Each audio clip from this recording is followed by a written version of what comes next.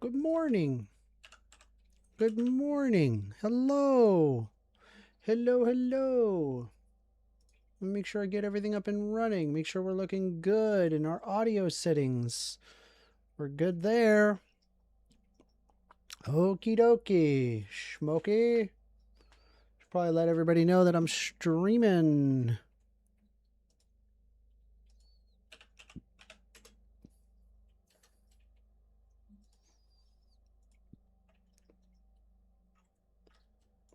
Copy link address. Add everybody.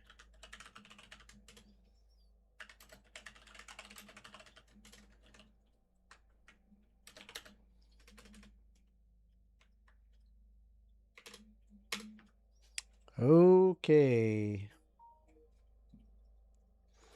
Bobro says hello first. Hello, Bobro. How you doing? I got jelly beans. It's my... Oh, there we go. My headphones. They weren't working.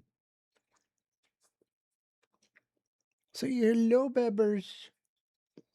Say hello.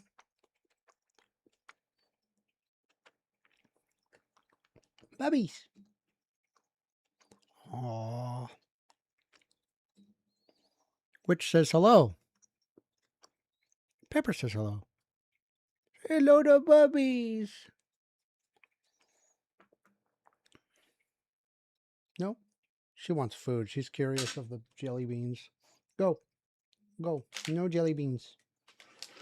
Jelly beans are not good for you, especially the licorice ones. You would not like them. All right. Well, we're taking calls. 202-998-5218. Let's call in. Let's have some discussions. I was debating whether or not I wanted to play Stalker 2 or Final Fantasy 14. I feel like Stalker 2 is a little more entertaining. Like from the viewer's angle. I don't know. We'll see. Bobro says he had a good cry watching an animated movie. Aw, that's nice. All right, let's take a look here. What do we got to do in this game? Look, there's a stash over there. Oh, and my laundry. Lovely, lovely. As soon as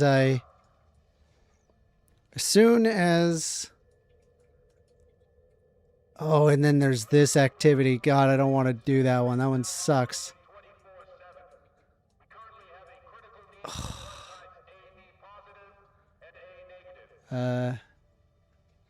Nick No Mercy says, hey all. Hello. Wandering Robot Studio says, play Doom 3. Give me a quick second. My laundry, I gotta get it over onto the dryer. It won't take me long. Just give me like a minute. Not even that. I know I just started, but I forgot about that I'm doing laundry.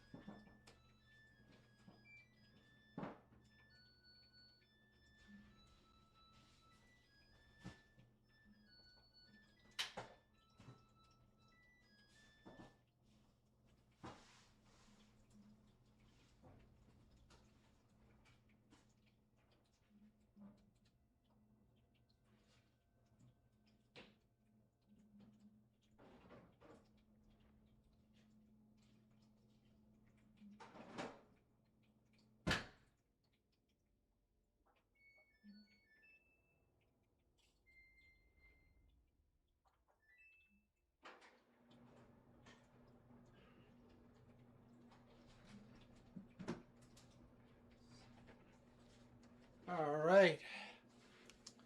Okay. Okay. I am back. Set a timer for an hour. Okay, so let's see what we got here. Vinny says, I had a leftist argue that the far left does not exist.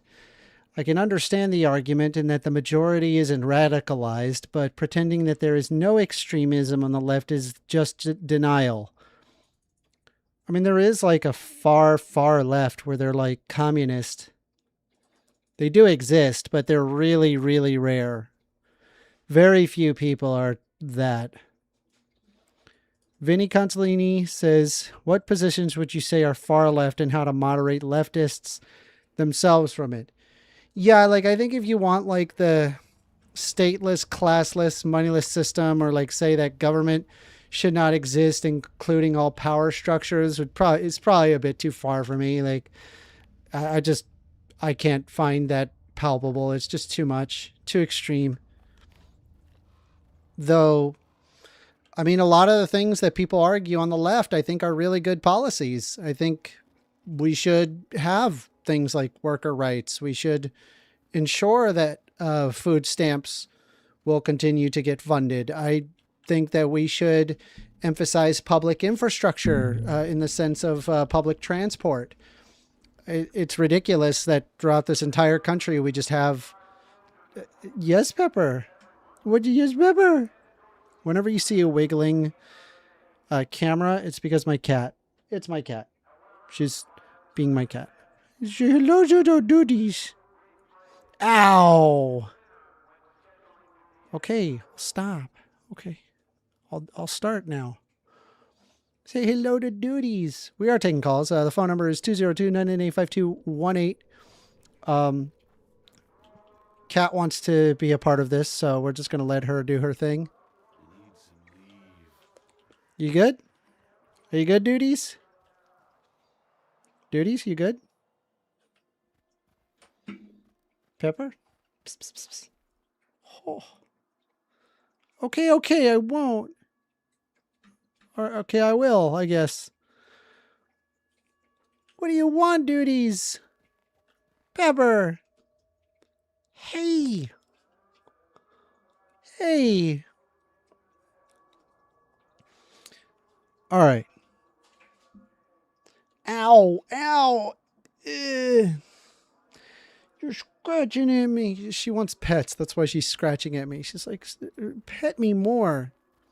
And because I have enabled that behavior by doing what she asks, it has resulted in my cat scratching me. Yes. I need to sleep. My character needs to sleep in this game. We got to head back. Oh, yes. Doom 3, somebody said. Doom 3 would be kind of cool. The only problem with Doom 3 is that for whatever reason, the flashlight is separate from the gun. And for whatever reason, the Doom 3 character just cannot find a roll of duct tape to just attach a flashlight to the gun. You have to like constantly swap between flashlight and gun. And like that game, it's like really dark. It's like a really, I don't mean like dark in terms of like, I don't know, like it's like a lot of blood and you know, dark storyline. It's more that it's physically dark. Like there's a lack of lighting, and the entire game you're just kind of like walking around with your flashlight. You see a demon and you have to like swap your flashlight into gun, and then you fire, and then you kind of do that the whole game. It's insane. I'm just like, dude, where's the roll of duct tape? I could solve this problem for you instantaneously. I don't know if y'all ever played Doom 3, but that is 100% what it's like. Where is the stairwell? Oh, it's over here.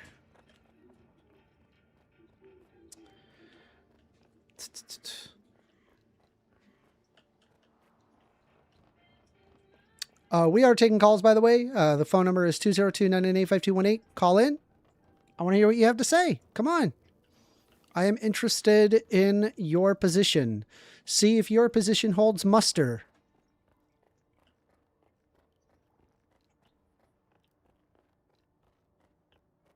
What's this guy doing here? Hi. Would you like to talk? See you later. Need rest.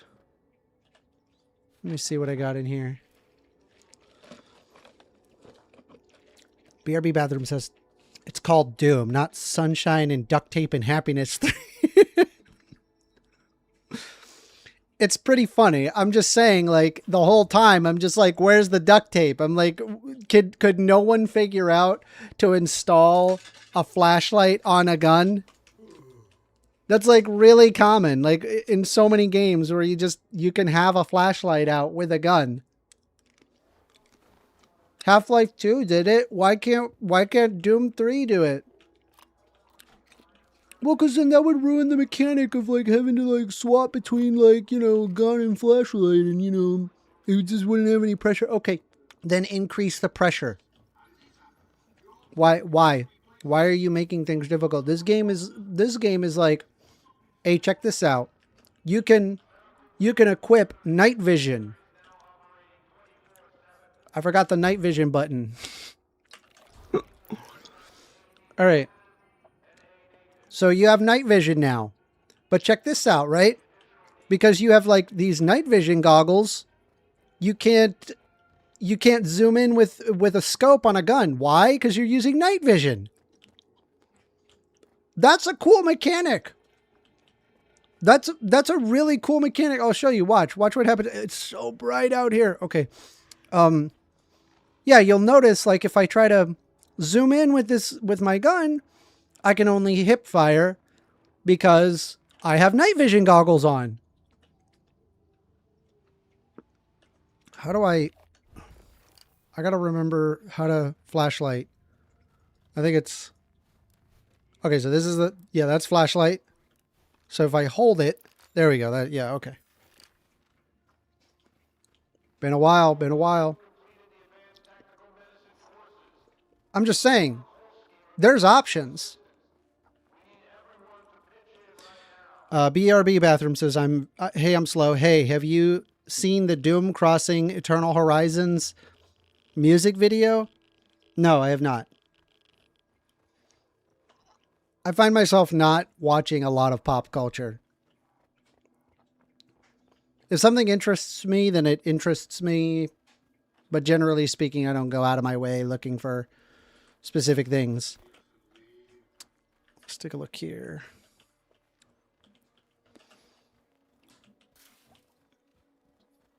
Right now, we're just kind of waiting for a debate to come up. If anybody who wants to come up and debate, the phone number is 202-998-5218. If not, then you're going to have to watch me play Stalker 2 and all of its glorious RTX 5090 graphics. I actually think I want to like make the window smaller. Would it be better if it was smaller and you could see the whole game? Tell me, chat. Would it be better if it was smaller and you could see the whole thing? Or better that it was bigger and it's like, what is going on with that side area? What the heck? Hold on a sec. That's weird. There's like an entire portion that's just like, okay. How's that? It still looks like that there's like a portion that's like, that's so odd. I wonder why it's doing that.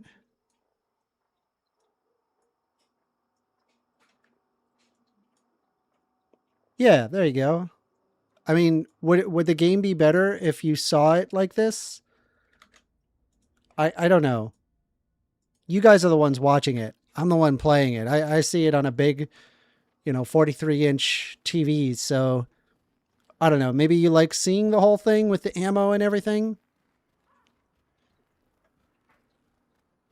Bobro says, I think so. And you could have notes up top or down below something when debating. It's probably not a bad idea. It's not a bad idea. We are 1 kilometer away from a stash. I like to have the full view. I don't mind it being smaller. Okay. All right, we'll give this a shot for a little while. I didn't realize I had been depriving you guys of glorious gameplay.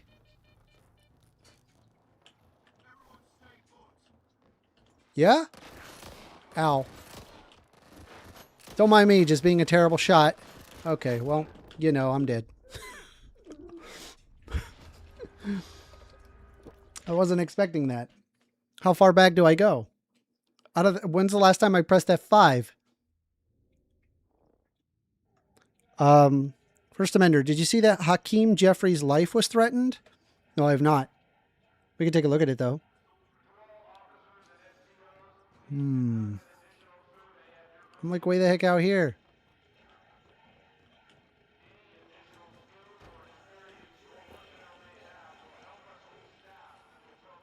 Also, secondly, curious, but last stream you'll notice that I did something very different from the rest of my streams in that it was all reading articles and learning about the news.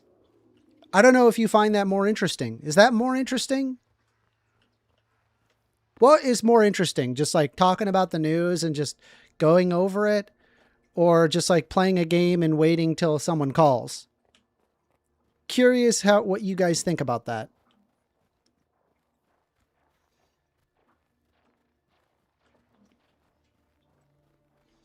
Let's take a look here. We've got...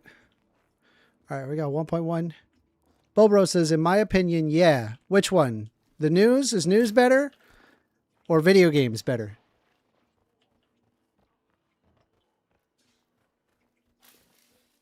I mean, I'm going to end up doing what I feel like doing that day, but just being aware of like what people want to watch, I think is probably good.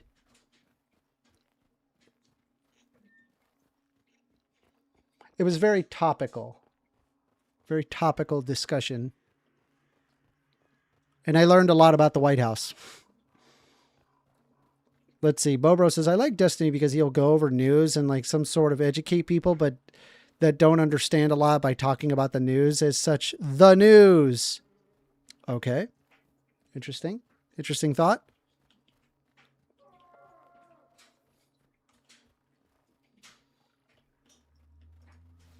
All right. So there's probably going to be some enemies over there. So let's see if we can get past this. Toss a screw. Just walk past that.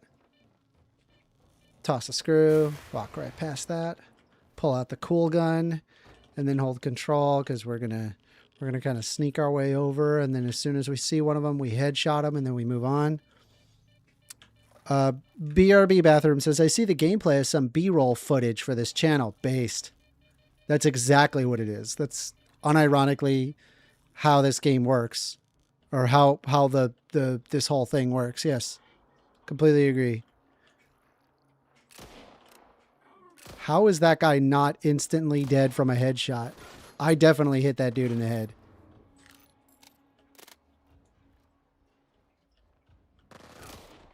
Yeah.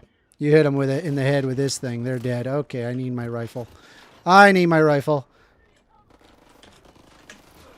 I definitely need my rifle for this.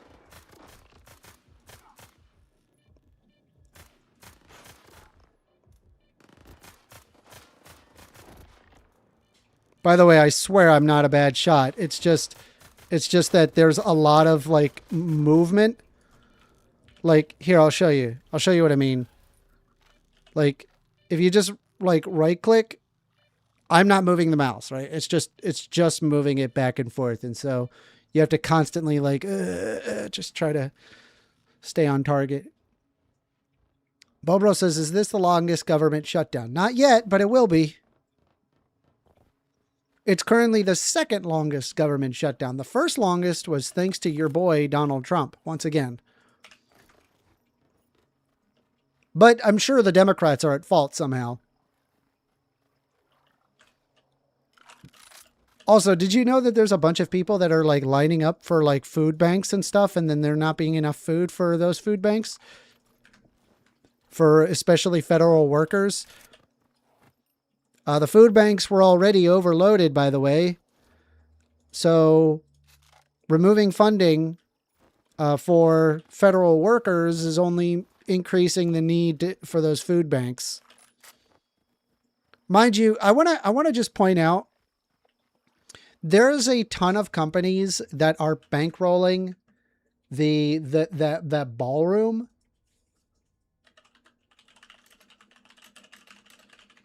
Let me see if I can find it. I'll find it.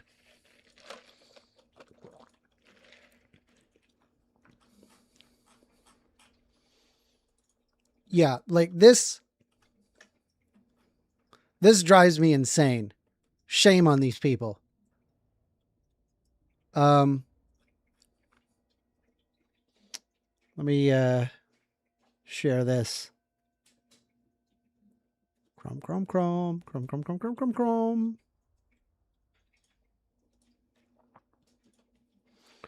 All right.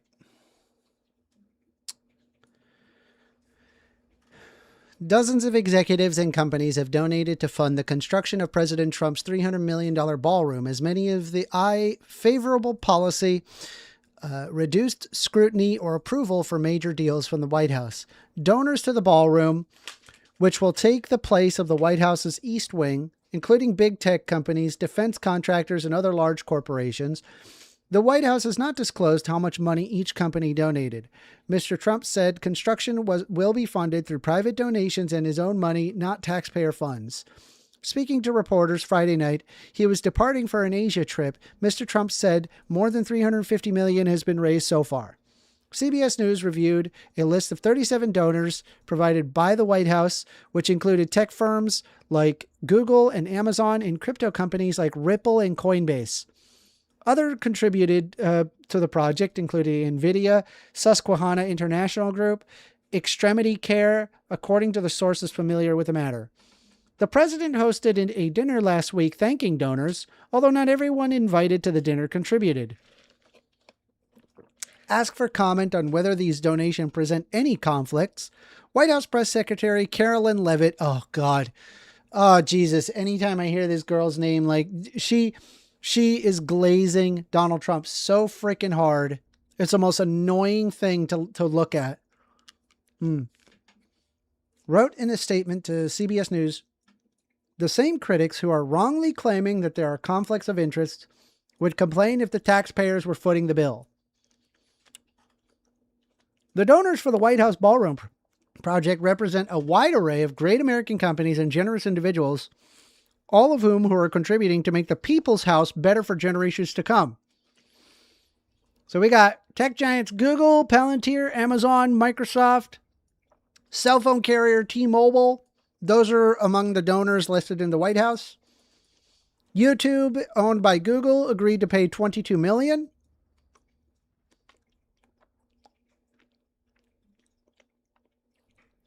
We're building a ballroom. Meanwhile, people are going hungry. I just want to point out, that's just what we're doing. Where people are going hungry right now. So rather than these big tech giants, rather than pouring their millions of dollars into, food banks, instead, they're like, we need to get that ballroom up and running so that way we get better special interests. Does anybody find this concerning? Anybody worried? Let's take a look. Let me see if I can find it.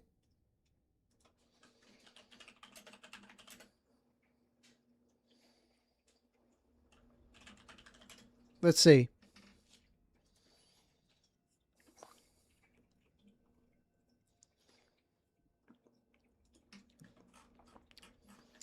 States worry about how to fill the gap in food aid ahead of the federal benefits halt. Officials in Louisiana, Vermont, and Virginia pledged Thursday to keep food aid flowing. Sorry, give me a sec. To keep food aid flowing to recipients in their states, even if the federal program is stalled next month because of the government shutdown. The fate of Supplemental Nutrition Assistance Program, or SNAP, which helps about 1 in 8 Americans buy groceries, is becoming a deep concern as it gets closer to November 1st, when the benefits could dry up without either a resolution or the federal government shutdown or other action. Other states have explored using their own funds to prop up the program, but have run into technical roadblocks, and it wasn't clear as to whether the 3 newly announced plans have answers for those. Legislative officials in Vermont say that they're waiting for word from the state administration on how the benefit would be delivered. Here's what to know. Some states are announcing plans, but details have been scarce. Virginia Governor Glenn Youngkin, a Republican, said that he's declaring a state of emergency to provide food benefits to SNAP beneficiaries. A spokesperson says details on how it would work coming later. Mind you, right, we've got tech companies putting their money, pouring their millions of dollars into what? A ballroom? What the hell is wrong with you people? I'm serious.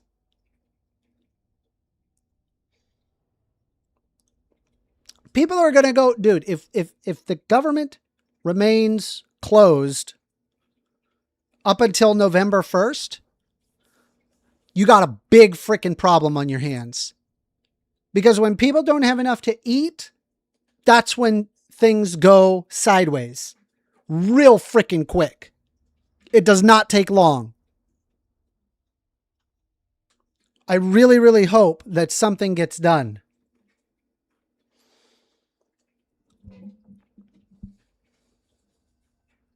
ExtremoMcCool says the ballroom can hold more people and host a variety of events. Dude, are you aware that 40 million people are going to go hungry if we don't do something about this SNAP benefits thing, and we're worried about a freaking ballroom?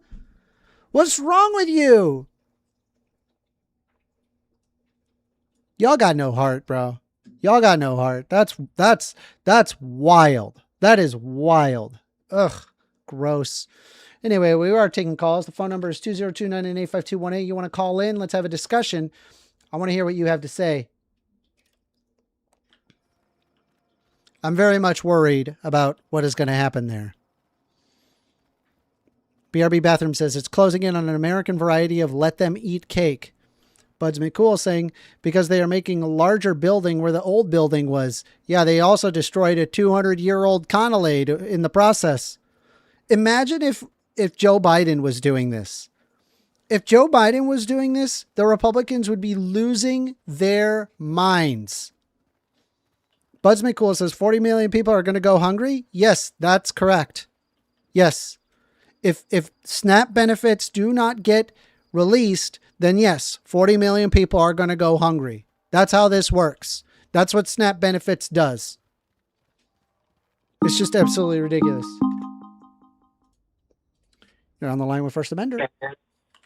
Man, Linda, you're talking a lot of shit right now, bro. What's up, Extremo?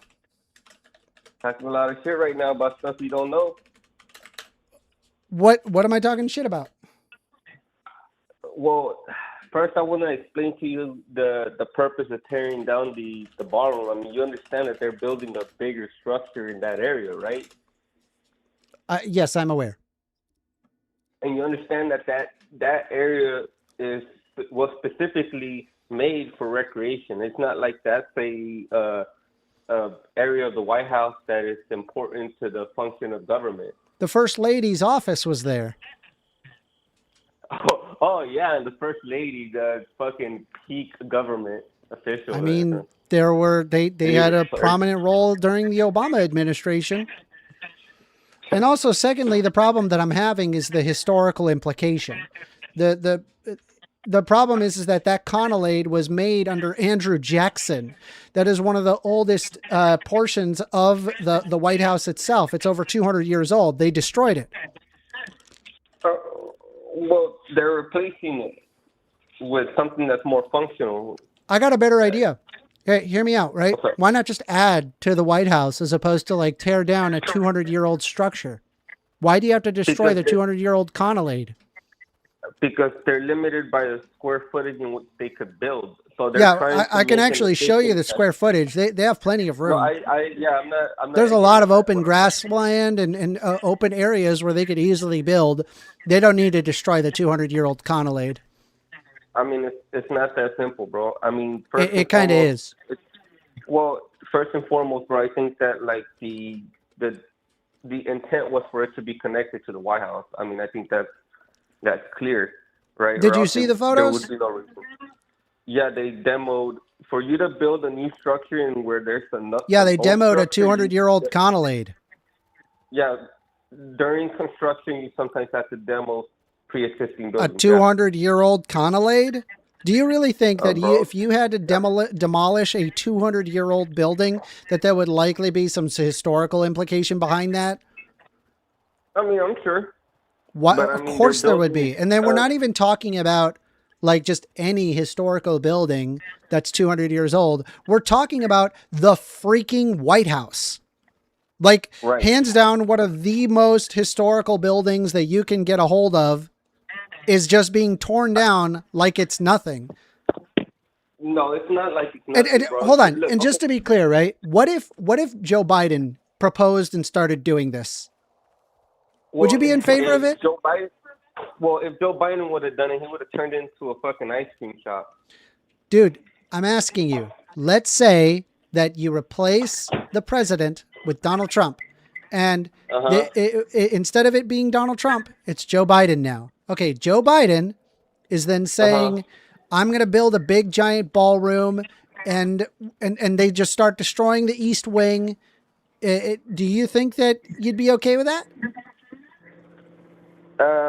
No, I feel like he would do it. It would cost him like twice as much, and it wouldn't get done. That's why I would be upset about it. That's why, not because they're destroying a 200-year-old Connellade. That has nothing to do with that. I really don't give a shit either way. Bro, I think you've got I think you've got the Trump delusion, bro. I think you're too lost in the sauce. I think anybody who's even remotely logical would look at that and go, "Yeah, I probably wouldn't like it. I wouldn't like the idea of a 200 of the White House being destroyed." I love how like you Republicans say that you're like that you guys are like very pro America, but then perfectly okay with stomping on everything that what America really is. I love it. It's the most hypocritical livelihood I can imagine. It's insane. I don't know what is more American than building more infrastructure, bro. I mean honestly. But over the White House? Yeah. Dude, that's idiotic. What are you talking about? Dude, hold up. Jesus Christ, bro. Let's go step by step here, bro. What do you think the intent? What do you think his intent is? You think his intent is? I want to fucking shit. I think he wasn't. He was upset that people had to sit outside in tents whenever there was like a big gathering. And he was like, he'd been talking about wanting a ballroom for decades. And the only solution that he has that's viable is to destroy a 200-year-old Connellade so that way he can leave his fucking legacy. I think he's a king. I think he likes to push his weight around, and there's a bunch of sycophants surrounding him that will just literally glaze him over in order to get what he wants. And he's getting what he wants, and he's perfectly okay with destroying the White House or America or pretty much anybody. And by the way, did you know he's actually suing the Department of Justice on this? Yes, he should. They harassed him. Yeah. To the tune of $230 million. Did you know that? Yeah, they should pay that motherfucker. Okay, yeah. So they pay him $230 million, and then he sits there and donates the $200 million it costs to build the fucking the ballroom, and then he pockets $30 million of it. And he's like, "Oh, I donated it." What a fucking asshole. And you defending him? You're an asshole too. I'm not defending him. I'm explaining to you the It makes no sense, dude. Come on. Dude, if Biden did the same exact thing, you would be freaking reeling. Of course you would. Dude, hold up, all right? I don't think you could operate in hypotheticals, bro. I really don't. First things first, bro. I don't need to work under hypothetical to explain the reasoning that the reasoning of why he is expanding the White House. First and foremost, bro, it's essentially his building. while he's there. That's also no. It's not his building. It's only his building for the next 3.5 years, and then that's it. Right. Well, it's other people's building. It's the people's building. It's the United States government's building. What are you talking about, Extremo? It's not his fucking house. That. But what planet are you on? His house while he's there. You said it yourself. And he's not the only person or president. Excuse me. He's not the only president that has done things to the White House, bro. Nope. He is the only president to have actively destroyed the White House in order to then, quote unquote, improve upon it. There has been, whenever it came to wanting to make improvements or renovations to the White House, it has always been there to preserve the external facade, not, and also build upon the external facade, not destroy the facade. That has never happened in the history of the White House. We went over the history of the White House on this channel. We talked about it at length. What we found is that there was a fire and the internal had gotten destroyed. They removed the destroyed char, and then they added they added a material on the inside. The external facade was maintained. They added more regarding the colonnades, and then the east wing and the west wing in the 1900s, and then there was a renovation project in the 1940s where they basically just improved the skeletal frame of the building itself. But the facade itself had never been destroyed. Never. It's never been done. Donald Trump is the first and only president to do that. Yeah, well, listen, all right, I'm not here to explain to you the reasoning of why he did it or to try to compare the renovations of the past. I can tell you, it's ego. It's a power trip. He wants to be the guy. That's it. That's what it is. Yeah, he's perfectly okay with stomping on the United States people, and on the White House. And I love the fucking Republican glazers, dude. You guys cannot stop getting brown out of your nose. Your face is so deep into his asshole that you can't even breathe. You're like, I love this. I can't get enough. Oh God, I got it. Oh, I need more. I need more of Donald Trump's asshole. He's literally shitting on your face, and you're like, this is great. This is the best thing ever. What's wrong with you people? Amanda, you are a typical liberal, bro. Holy crap, dude. This has nothing to do with the problem. The problem is that if a Democrat were doing this, you would be freaking the fuck out. And guess what? Do you know, if you think I'd be freaking the fuck out if a Democrat did this, you bet your sweet bippy I would. I would 100% be freaking out. Why? Because that had never been done in fucking history, and you're destroying 200-year-old freaking history. Why are you doing that? Well, if a Democrat had done it, no, that has never happened. Stop, Extremo. We went over the history. That has never happened. Never. Wait, not once. What are you talking? Wait, hold on. What are you talking about?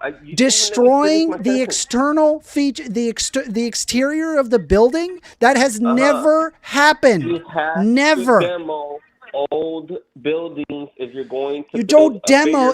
First of all, the East Wing is only from 1947, and that thing was built with like giant concrete and steel, dude. That thing was in perfect condition. There was no problem with the East Wing.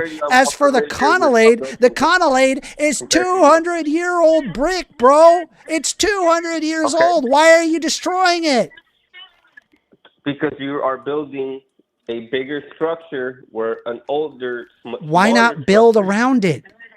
Because you can't. At bare minimum, right? You can maintain the colonnade, but not like any of this matters. Right? They already destroyed the colonnade as we know it. It's already done. No amount of complaint is going to bring back a 200-year-old colonnade. The problem that I have, Extremo, is your defense of it. You're defending it as if it's like that it's God's green gift on earth. We've got people that are fucking starving, and we got giant multinational corporations that want to be able to get benefits from from the Donald Trump administration. Meanwhile, by November 1st, people are going to start losing their SNAP benefits. And rather than us taking the time to donate to food banks and to try to like prepare for this, rather than doing that, they got to put their money in a fucking ballroom, dude.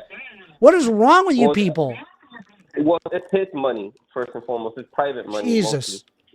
And then secondly, like, again, I'll have to restart the conversation because you start stepping out every time I bring up a point.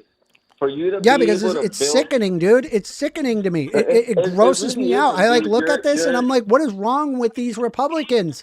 They have completely lost their mind. I mean, dude, there are things that I am critical of Trump. There are things that I'm not critical that are like. Why are you not critical towards? Why are you not critical to him destroying a 200-year-old colonnade? Why? Because he is going to rebuild a section of the. Why not build around it, Extremo? Okay, listen. You can build a ballroom that size around it. Shit, bro. You can't ask me a question and then spurg when I'm about to respond because why not build around it, Extremo? Why do you got to destroy a 200-year-old colonnade? The information that I can share with you about this. Why do you got to destroy a 200-year-old colonnade? Information that you're gonna get from like a fucking 20-year-old virgin. Why do you got to destroy a 200-year-old colonnade? All right, okay. So just don't spurg out in the middle of my explanation so that I can answer your question. All right, for you to build a bigger building in that area, you need to remove any pre-existing buildings because it's essentially the. Bro, we're not talking about some fucking derelict movie theater, bro. We're talking about the fucking White House. What's wrong with you? You know what, Amanda? You tell me why he has to tear down the old building to build. I don't know. I think it's ego. I think he's just got a big giant ego, and he can't stop. He can't stop. I think he's an authoritarian. I think he likes to force people to do things that he wants. He'd been talking about wanting a stupid ballroom for fucking weeks because I don't know. He has one in Mar-a-Lago. He's a very simple guy. He's not like a very intelligent human being. Well, he hosts a lot of people. That's for sure. And for sure. What's wrong with tents? No one was bothered by the tent thing. No one was bothered. No one even heard about the fucking tent thing until Donald Trump is sitting there. These tents. Oh God, it's terrible. Oh, it costs so much money. Better spend $200 million on a ballroom. That'll save money. What an idiot. $200 million is the fair Dude, amount. people are going to starve, and we're spending money on a ballroom. Bro. People are going to starve, bro. Quit being so hyperbolic, bro. Nobody's starving, dude. Not in America. Dude, not yet. Not yet. But if the government isn't funded and SNAP benefits run out, and that people are already flocking to those food banks. The food banks are already running out of food. What happens when SNAP benefits are gone? What happens then, Extremo? Why don't you put two and two together? Let's rub two brain cells together and figure out what happens, Extremo. Oh, well, that's very, that's very demeaning, but... What? I'm saying, dude, think about it. Well, I've thought about it, and I'm trying to respond, but then you spurred. Holy right? shit. So I literally haven't been able to get Think about it, dude. out. What happens when SNAP benefits run out, bro? On November 1st, what happens? We know it's not November 1st yet. You're like, oh, people aren't starving now. I mean, people aren't starving. I don't think people will be starving in November. November 1st, bro. What happens November 1st? I just said that. I don't think people will be starving in November. I don't think people will ever really be starving in America because we're the greatest fucking country in the world, way better than China. And what happens if you're wrong? I mean, you've been wrong and I've been wrong. Whenever you've been wrong, it was because you kept on hyperbolizing your view, bro. You kept on saying, "Oh, well, this extreme is gonna happen." All right, and whenever I was wrong, it's just because I was being silly. Okay, so the only way that I'm wrong is time come November 1st, the government they reach some sort of agreement to fund the government. That's the only way. That's up to the Democrats. That's up to the Democrats. That's not up to the Democrats. The Republicans refuse to engage with the Democrats wanting to get their expansion on the on the health care. Well, that's not the reason why I called, bro. I just called you to tell you, like, things that can explain the reasoning of why the expansion to the White Yeah, I House is still going don't on. get it. Still not understanding Okay, well, if you Why don't keep you on, help me this out? is like the fifth time I said this, that you keep on spurring out in the middle of my explanation, bro. You're never gonna get the information I'm giving you.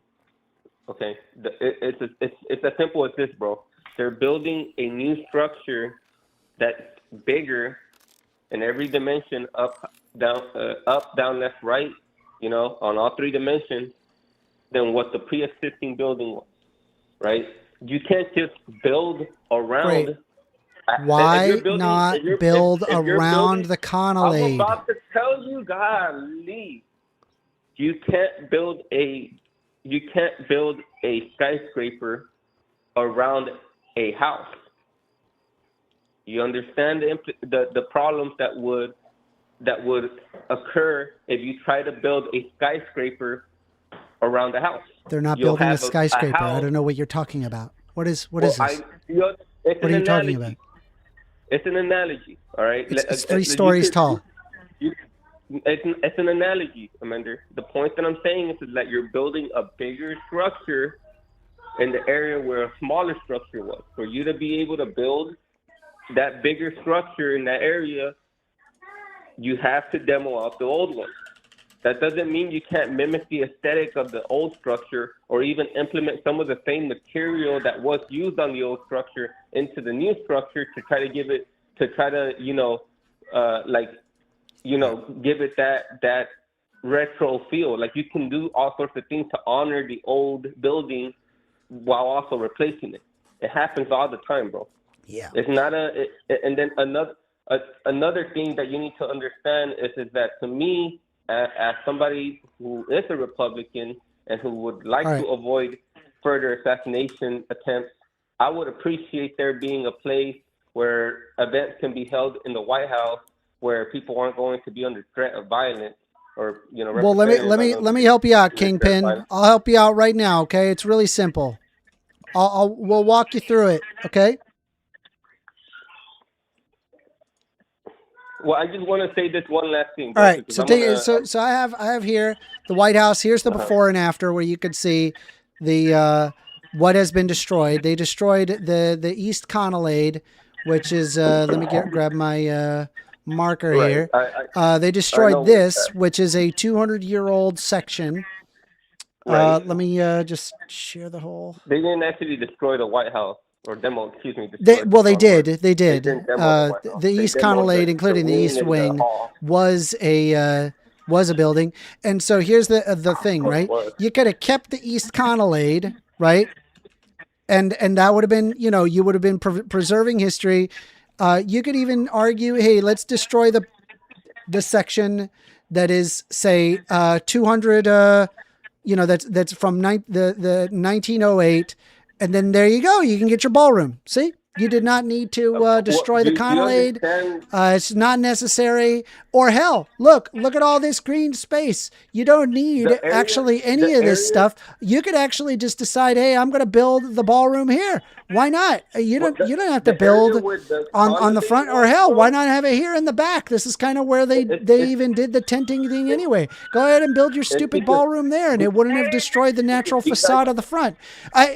There's all sorts of different options here, and rather than actually, not destroy the White House, their desire was to destroy the White House. And, I do find that to be very appropriate for this administration, destroying the White House directly. Well, they did. They destroyed the East Wing, and they destroyed the Colonnade, which is over 200 years old. That's what they did. They demoed it so that they could rebuild better, recreational area. And by the way, you would have been perfectly okay with this under the Obama administration or under a Biden administration if they did the exact same thing. Are you serious? Can I tell you why I wouldn't? Why? Because it wouldn't get if Obama would have started doing it, it would still be under construction. Not true. And if Biden did it, it would have costed 3 Also times not true. more. There were giant The infrastructure bills that were passed under Biden, and a lot of those projects did get completed, but unfortunately a lot of them did not because Donald Right. Trump defunded it. Okay, listen. So I don't know where you think like, you're that talking about a 300 politician that's been a politician for over 40 years, and you're going to tell me he has no idea how to get construction going? Are you serious? No, dude, he doesn't know jack shit about. Dude, I guarantee you, he doesn't know the difference between a miter saw and a jigsaw, bro. He doesn't know anything, bro. He doesn't know what. He doesn't need to. know construction He can at just all. provide the funding necessary and people build stuff. That's how that works. Yeah, but okay, no, dude, it's because you don't. You need to know about this shit for you to speak on it, bro. Like Jesus you Christ, earlier, Extremo. I believe it was Extremo. yesterday. You said that This is $200 fucking brain million rotted. was a lot of money for this type of project. Yeah, Dude, $200 million. $200 Yeah, that's way too much money. By the way, Dude, now you it's said $300 million. By the way, it said increased it's a- by $100 million 300 over the course of a week. 300 million It took a sounds pretty week reasonable. for them to go, oh yeah, it's not $200 million, it's $300 million. Yeah, 300 million right there. When I was looking at the numbers, bro, and doing the numbers myself, I was like, man, I was smoking a blunt and thinking about it. Let's try to calculate the cost. And labor alone, just in labor, bro, you're looking at about 100 million. Where the If the frick are you project getting is- that number? Where did you get that Dude. number? Dude, how many people? Okay, first and foremost, this project needs to be done within the year. All right, for a project of this magnitude to be done in a year, you need to hire the best of the fucking best. All right, you need to have a crack squad working every fucking week, and you need to have multiple crews working amongst each other during the same time, bro. How does that Just come in to labor 100 alone. million? All right, let's try to break it down from the very core, bro. You can do some simple math. I don't need to do it for you, bro. What do you think an electrician who's working on the White House gets paid an hour, bro?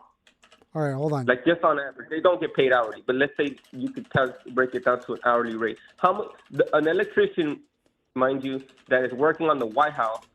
Not some fucking master electrician in the middle of Vermont. I'm talking about a bad motherfucker, bro.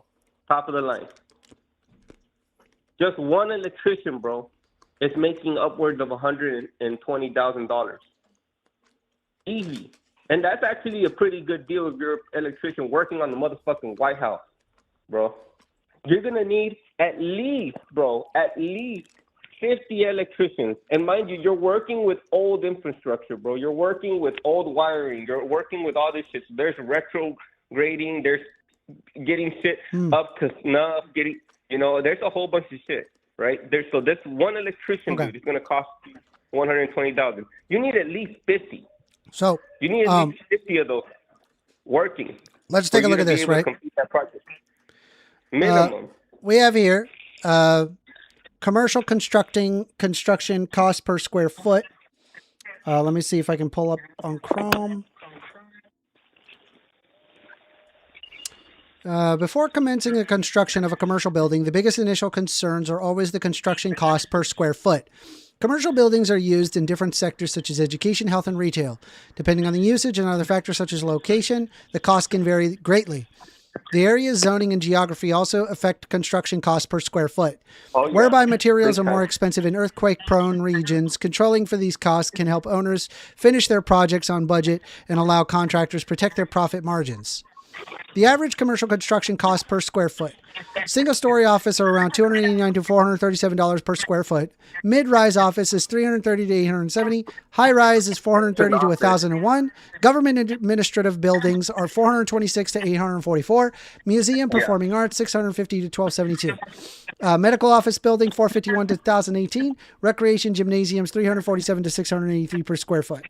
So, assuming, right, what is the high end, right? 844, right? 844 multiplied, 844 multiplied, what is it, 90,000?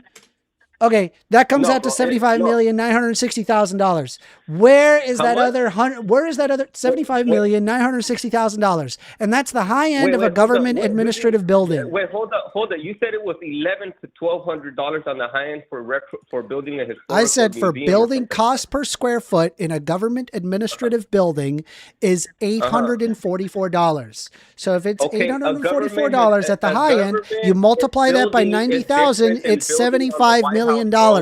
When Where you're is the building other a $200 million government- going? When you're building What a does that make any government building, freaking bro, sense? You're working. Well, first and foremost, 97 fucking or 75 fucking $1 million is like more than a third of the budget. But even then, Mind you, right? Just FYI, mind you, there's going to be people that are going to be going hungry. There's people going hungry right now because of the government shutdown, and we're worried about what? The ballroom? Nope. What are you worried about?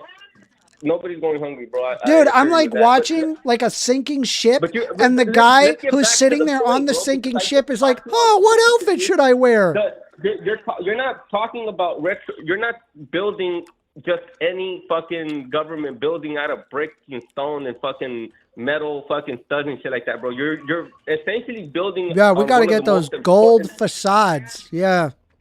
Well, no, you have to, right? But like that's not the point. Yeah. The point is that you're not building on just some everyday government building, dude. You're looking at least $1,200 a fucking square foot to build. All right. So this if it's building. $1,200 per square foot multiplied by 90,000, that's $108 million.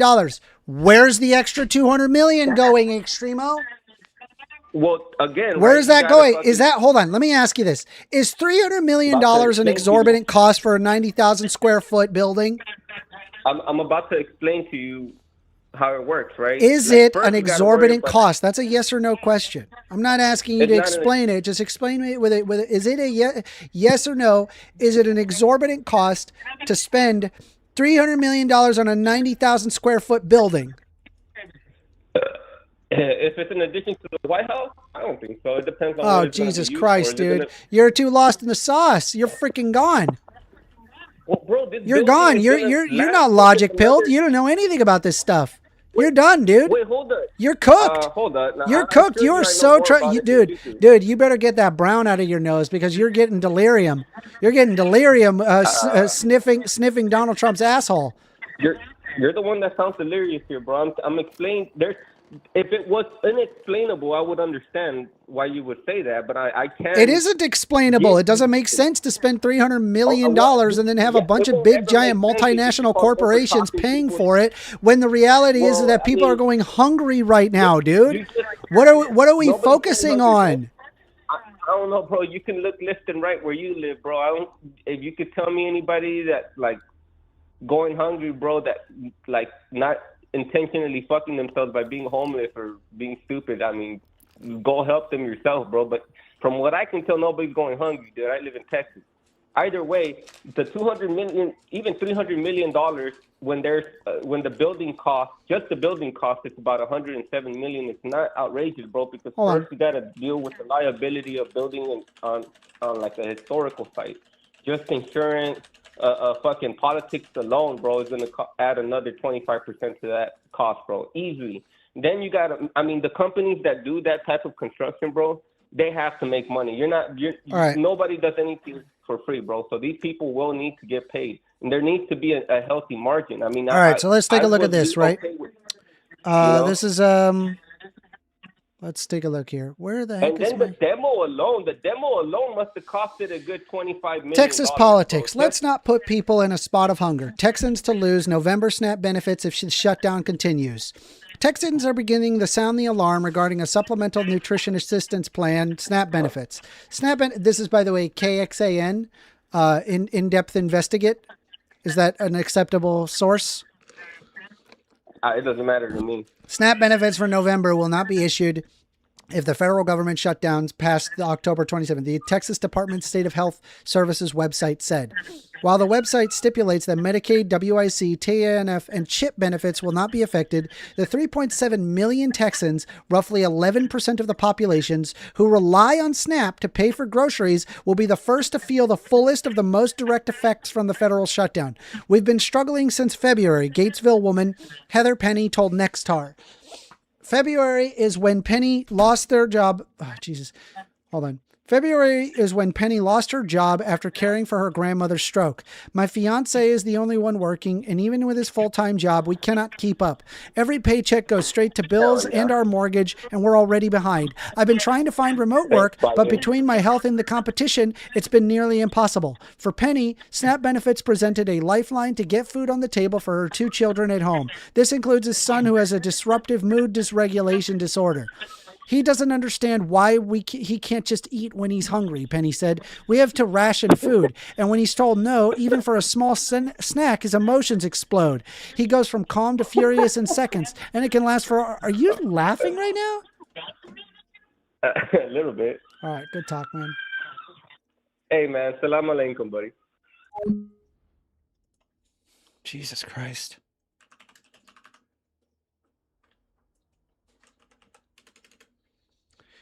We are taking calls. The number is 202-998-5218.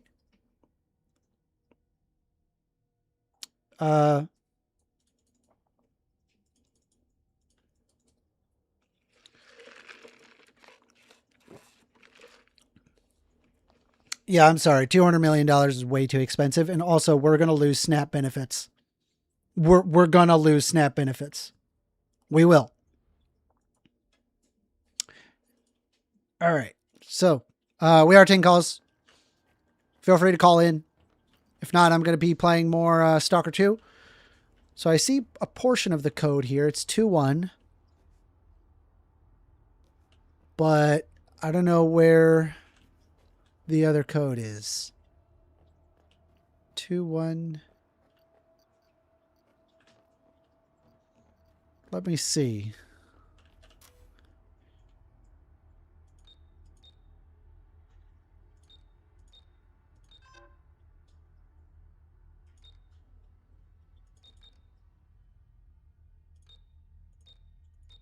Should I just...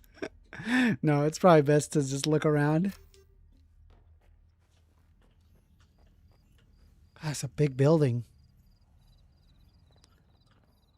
Let's see. Bud says, I'm an empathetic. I just think Dems are too impartial. I'll put money on the one dying of hunger if SNAP benefits end. Yeah, I don't want to see SNAP benefits end. I think you're gonna see a lot of riots if SNAP benefits, if it does come to that. It's gonna be bad. It will be really bad.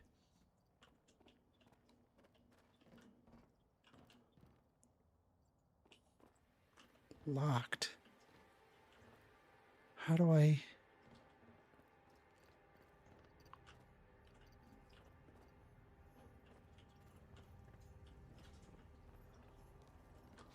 Trying to look around where this code is.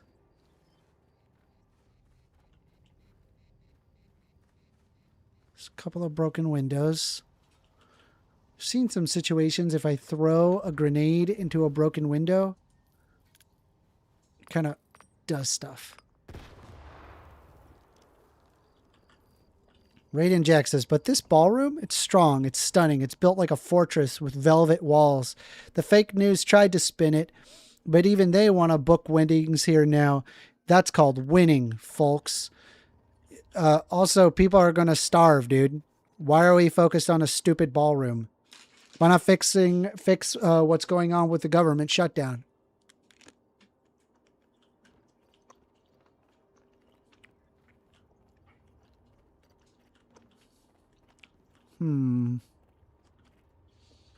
Code is 2-1.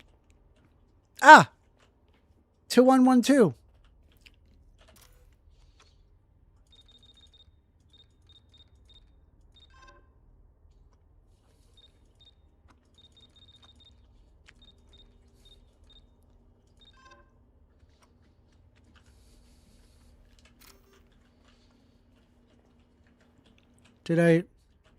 Am I reading that wrong?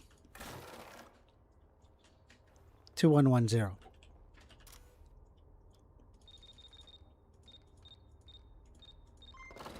There we go.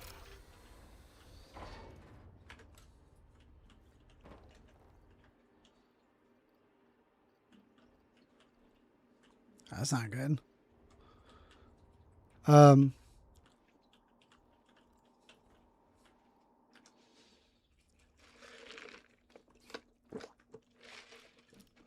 We are taking calls, by the way, 202-998-5218. Want to call in?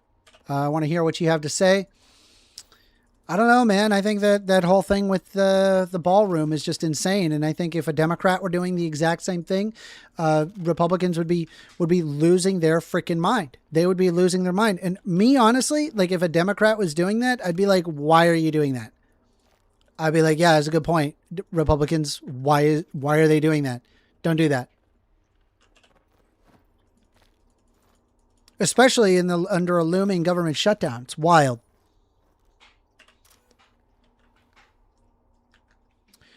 Raiden Jack says, they said people are going to starve because we built a ballroom. Starve? Can you believe that? The truth is we fed more guests at the ribbon cutting than the tents ever did in a year. Okay, I'm not saying that they are going to starve because they're building a ballroom. I'm saying that they are prioritizing a ballroom when SNAP beneficiaries will no longer receive SNAP benefits. Just FYI, that's 8% of the population. 8% of the population.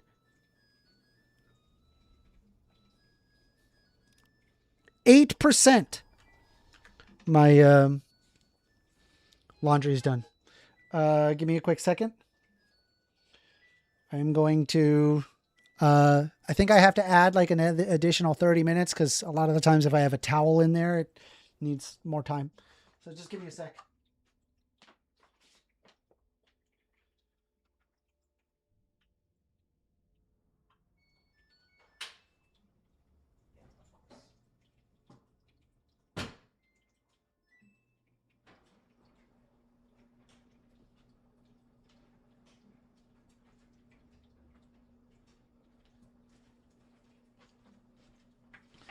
We are taking calls.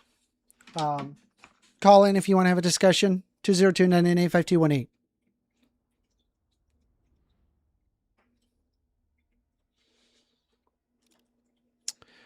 U.S. Horizon Watch says Republicans have the majority due to the will of the people. So I actually looked at like the math of it. Like in total, the amount of like Republican support is roughly about 35% of the population. It's just because Republicans showed up to vote as opposed to Democrats who voted just slightly less, which makes it seem like a majority of people believe in what Republicans have to say. And so it's not actually the will of the people. It's the will of 35% and wanting to upend basic rights out of those 35% of the people. I just want to let you know that you guys are the ones voting in authoritarianism, not Dems.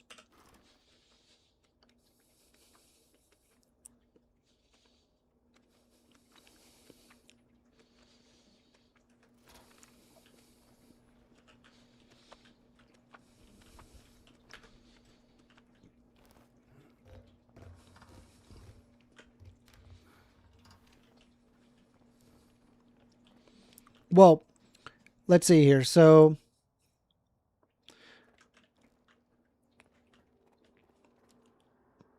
be realistic. The people who are contributing to Trump building a ballroom aren't going to contribute to the poor eating. It's not in their best interest. Completely agree. Completely agree with that. That's 100% the case, right? They curtail to an authoritarian because they know that they will benefit if they do that. They know that. That's why they do it. Feeding a bunch of people is not their priority. They want to line their own pockets, not help people. Helping people is a pastime that we just don't do anymore. Especially if you're a Christian, then you definitely don't like to help people. Horrendous. These people are monsters. I hate these people. I very much dislike them.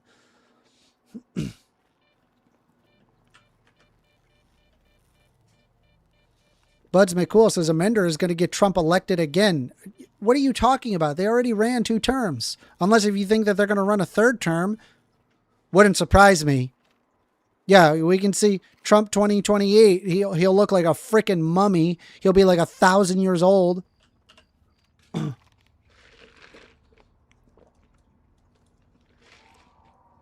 How do I get in this building?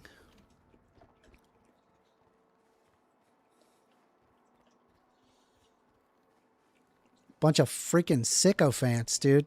Sycophants. They're just completely gone. They're so lost in the sauce. They don't get it. U.S. Horizon Watch says Republicans are showing that the Dems are willing to let Americans go hungry instead of Dems acting on a bipartisan manner. They're the ones asking for meetings. And Carolyn Levitt herself was sitting there saying Donald Trump's priority right now is the ballroom. You're on the line with First Amender. Hello. Sorry, this is Whiskey Eyes. How are you, man? How you doing, Whiskey? What do you want to talk about? The volume up. Can you hear me now? Yep. Beautiful. I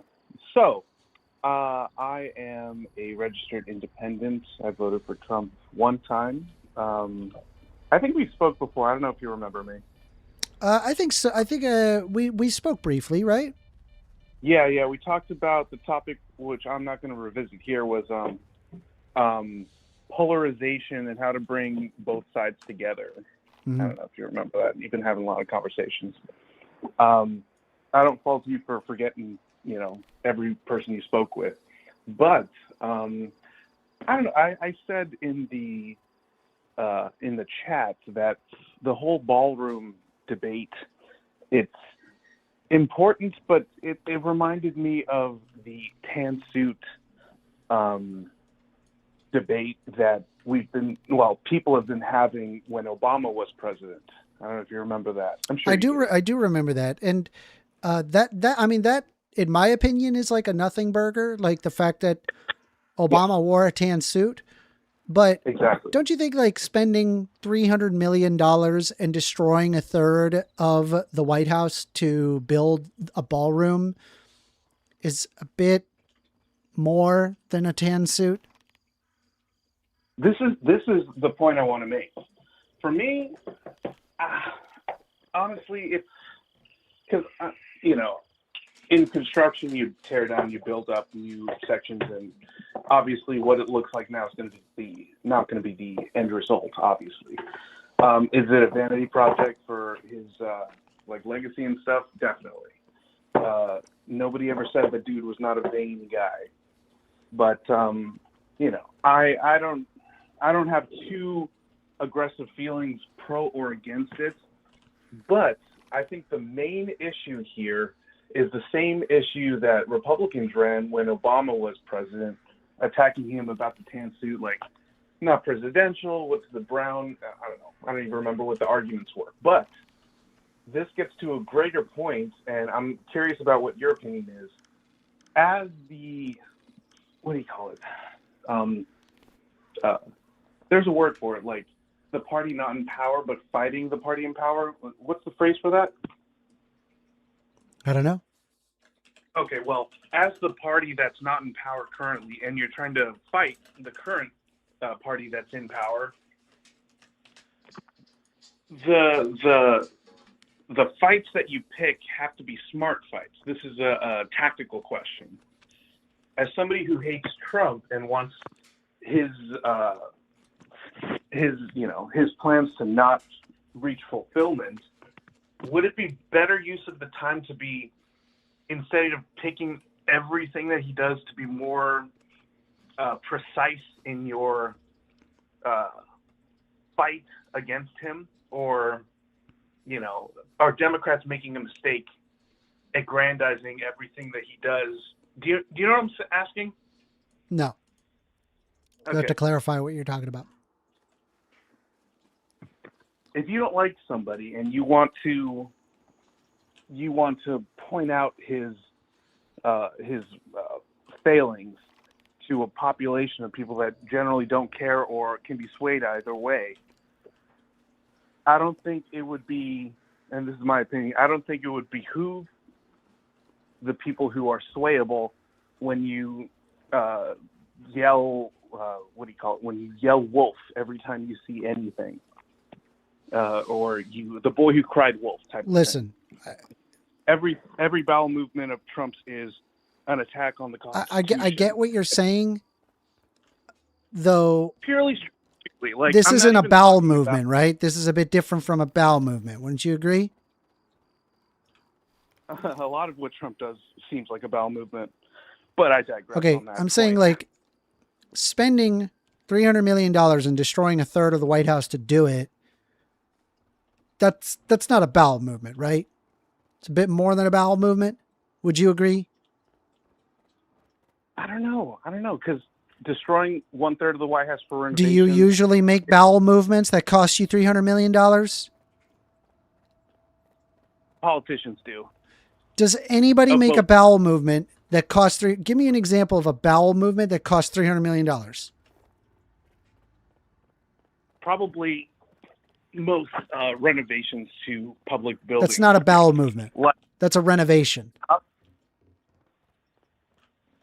This is a renovation as well, right? No, it's not. I'm saying, you're comparing the spending of $300 million and destroying a third of the White House, a bowel movement.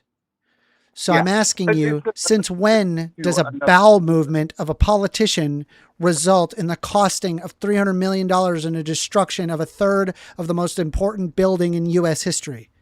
One of the most important buildings. I would say if we look at the history of renovations in not only the White House, but other public offices, government buildings, I'm sure that those were equivalent in terms. I don't even think it would cost that much if you were renovating Fort Knox. Mm-hmm. Okay, so this is just a price tag that. I think you said it yourself, a vanity project, while Correct. the government is currently shut down and people are going to lose their SNAP benefits time come November 1st. Don't you think that the priority should be, hey, let's focus on getting the government up and running again instead of your stupid ballroom? Okay, so you are tying both of those issues together, yeah? Yeah, well, because one of them is obviously more important to me. To me, what's more important is that the government continues running, and our service members get paid, our teachers get paid, people get paid, working for the U.S. government, and we can keep humming along, as opposed to a ballroom. A ballroom isn't going to affect you or really anybody else, for that matter, in a positive way. Correct. It's a giant waste of time. Why not focus on getting the government up and running? Why is the priority a ballroom? So I see what you're saying with this. You're saying that due to the timing of the renovation, it's optically, fortuitous to tie this to the government shutdown and say, like, they don't care about the regular people. They just want to build this palace or whatever. That's essentially the argument. Well, specifically, I don't know about everybody else, but specifically Donald Trump wanting to curtail for his vanity over the American people, 100%. Donald Trump has been doing that his entire life. People just haven't even realized that that's what he has been doing. He has always favored himself over people. Always. There hasn't been a single time where he's been like, I'm going to help the people at expense to myself. Mm-hmm. Yeah. I'm thinking about the tactical approach, the strategic approach. Is there what do you call it? Is there a moment, or is there not a crisis, but an example of Trump doing something bad that you would say, this is not even worth fighting about because there are bigger battles? Or is every battle worth fighting? I don't know. Maybe there's an example of a battle where it's not worth fighting. I don't know. Maybe because I don't know. If you let's say you're in a relationship with somebody, this is a terrible off the cuff example, but say you're in a relationship with somebody and you guys nitpick everything that the other person does. No, I agree with you. Pick on your them. battles. I'm perfectly okay with that. I'm going to pick this battle. Yeah. It's $300 million. It's a lot of money, and people are going to starve right now. People are unironically going to lose their SNAP benefits if nothing is done. Okay, good. That's a battle worth fighting for. We've agreed that you think that this is a battle worth fighting for. Now, the bigger point, say you agree that this is worth the battle. So the main point in politics is to, I would say 33%, I could be completely off, but maybe you could correct me. 33% of the people are right or lean right-ish. 33% are left or lean left-ish. And there's a 33 in the middle that could lean either way depending on what the topic is. Now, the people on the right and left, their main purpose is to get out the vote of those people in the middle and to convince the people in the middle that their side is worth, voting for or supporting in any given topic. The Democrats currently are the least popular they've been since they polled. And this, and we have to take into account, this is Democrats who are also unhappy with how the Democrat leadership is. So it's not people hating Democrats. It's also Democrats saying, well, they should do better. So it's not that everybody's abandoned the Democratic Party. But for the independents and the people that are in the middle, the best way to approach Trump, is it the best way to approach Trump fighting every single battle that there is? Because old adage, the boy who cried wolf, people are going to... I think if somebody does something wrong, then you should fight against it. That's just on principle what I would do. So it's more a philosophical right-wrong thing as opposed to a strategic get people on our side approach. I mean, I'm not the Democratic. I'm not the Democratic Party. I'm only myself. I push against things that I think are wrong. I point out the reasons why they are wrong. And I'm just curious, do you find it appropriate to be spending $300 million when we're going to lose SNAP benefits time come November? Do you find that appropriate? Do you think leaders should do that? In terms of the financial stuff, I'm less hawkish. I'm pretty good with the government spending money. Do you know what SNAP benefits are? Yeah. Okay. And how it feeds 8% of America's population? Mm-hmm. Yeah. Helps people. You think that's something worth keeping? If you were asking my opinion, I think they could do both. But both that's what? Just me. They could pay for the SNAP benefits and pay for the ballroom. But I'm not in those rooms, and people are dragging their feet on both Well, I just want to let you know, the current priority is the ballroom. They're not prioritizing the government shutdown. Well, if my opinion, if I were there, I'd be one of the people saying, ¿Por qué no los dos? Why not both? But Well, if you talk like that, they get you deported.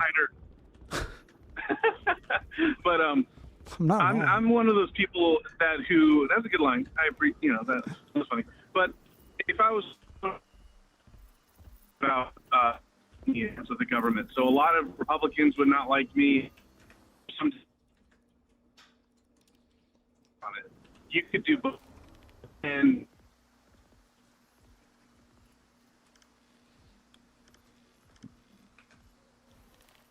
not hypocrisy with Trump. I don't know. You cut out. Toward your side of the thing, like people who hate Trump will hate Trump. People who love Trump will love Trump.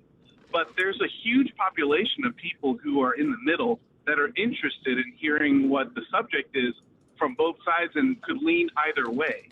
And I think if Democrats focus so much on these petty things, as important and as $300 million is not a petty thing. In terms of the U.S. government, with the amount of money that America has, $300 million is not petty. For me, personally, if I had $300 million, that would be much more than I own. But for the U.S. government, For the U.S. government, $300 million is level. nothing to cough at. That would be the entire budget for all sorts of different departments, right? Substantial departments. Mm-hmm. Okay, you don't see my point of how this All right. fighting on every battle could dissuade future Democratic voters from getting on your side. So, You don't think that's accurate? I'm sorry, repeat that. You don't think that attacking Trump on every point can actually do a disservice towards the resistance against Trump? No, To I the think you should moderate attack him middle? for what when he does something bad, and it turns out almost everything he does and touches is bad. Okay, so, all right. I don't think that's a recipe for success in the electoral sense. Yeah. Because Republicans can, attach themselves to defending silly things and engage in that conversation. Yeah, I Or mean, they like, could say, considering the fact that, like, this guy literally tried to create an insurrection on January 6th, goes on to then finance for his vanity projects, wants to get rid of funding for anything that is even remotely considered DEI, calls people who are Antifa terrorists, starts sending in the National Guard troops under people who are protesting. This is not a leader. This is a dictator. Donald Trump is a dictator. And by the way, he fires anybody who disagrees with him in any way, shape, or form. This is a horrible human being. He shouldn't be anywhere near a seat of power. He shouldn't be anywhere close to it, but there he is. And you guys are like, well, maybe, hear me out though. Don't you think that we should not be fighting every little thing that Donald Trump does? Don't you think that reduces your effectiveness? Dude, what are you defending? Who is the person that you're defending? A literal dictator that is listing American citizens as terrorists. okay, You think that, like, what do you mean? Like, what am I going to argue? Like, oh man, I guess I got to work on my rhetoric. What are you talking about? This guy listed American citizens as terrorists. Fuck this guy. This guy's a monster. We have to stop him. Would you consider people that rushed the during January 6th terrorist stuff? Yes. Okay. Yes, because they tried to incite an insurrection on the United States of America and stop the electoral process. Yes. So it's possible for Americans to be terroristic. Yes. What do you call it? But since when did Antifa go to a Capitol building and destroy it? Since when did that happen? Since when did they ever do an insurrection? When did that happen? Yeah. Okay. That never happened. The answer is that never happened. I've seen them destroy things like police police buildings. I've seen them react to the Black Lives Matter protest. This is nowhere close to storming the Capitol and wanting to kill politicians that are running it. The difference is night and day, dude. If you step back from the detail, you will see the underlying strokes that true Americans can be terrorists, domestic terrorists. It's possible for them to be. So your only problem is those specific people. Let me ask you this. Is Antifa terrorists? Depends on the person. Are they? Is it? No. I'm not asking depends on the person. Donald Trump says Antifa are terrorists. Do you agree? Categorically, no. Great. But fabulous. We agree. Okay. It's kind of fascistic-y to sit there and say Antifa is not terrorists, right? It's kind of fascisty, right? Because what is Antifa? What is Antifa? It's a group of people that are very left of center. Why do they call it? What is Antifa? What does that mean? What does it mean to be Antifa?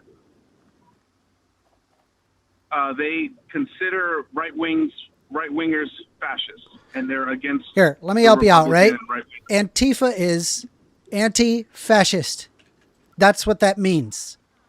So if you're anti-Antifa, what does that make you?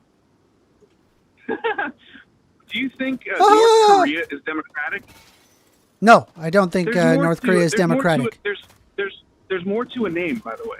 I agree. You have to look I at agree. the And individual and their actions, are there okay? I like don't like extremist that argument. are there extremist people that are Antifa? Yeah. Are there people like me that are Antifa? Yeah.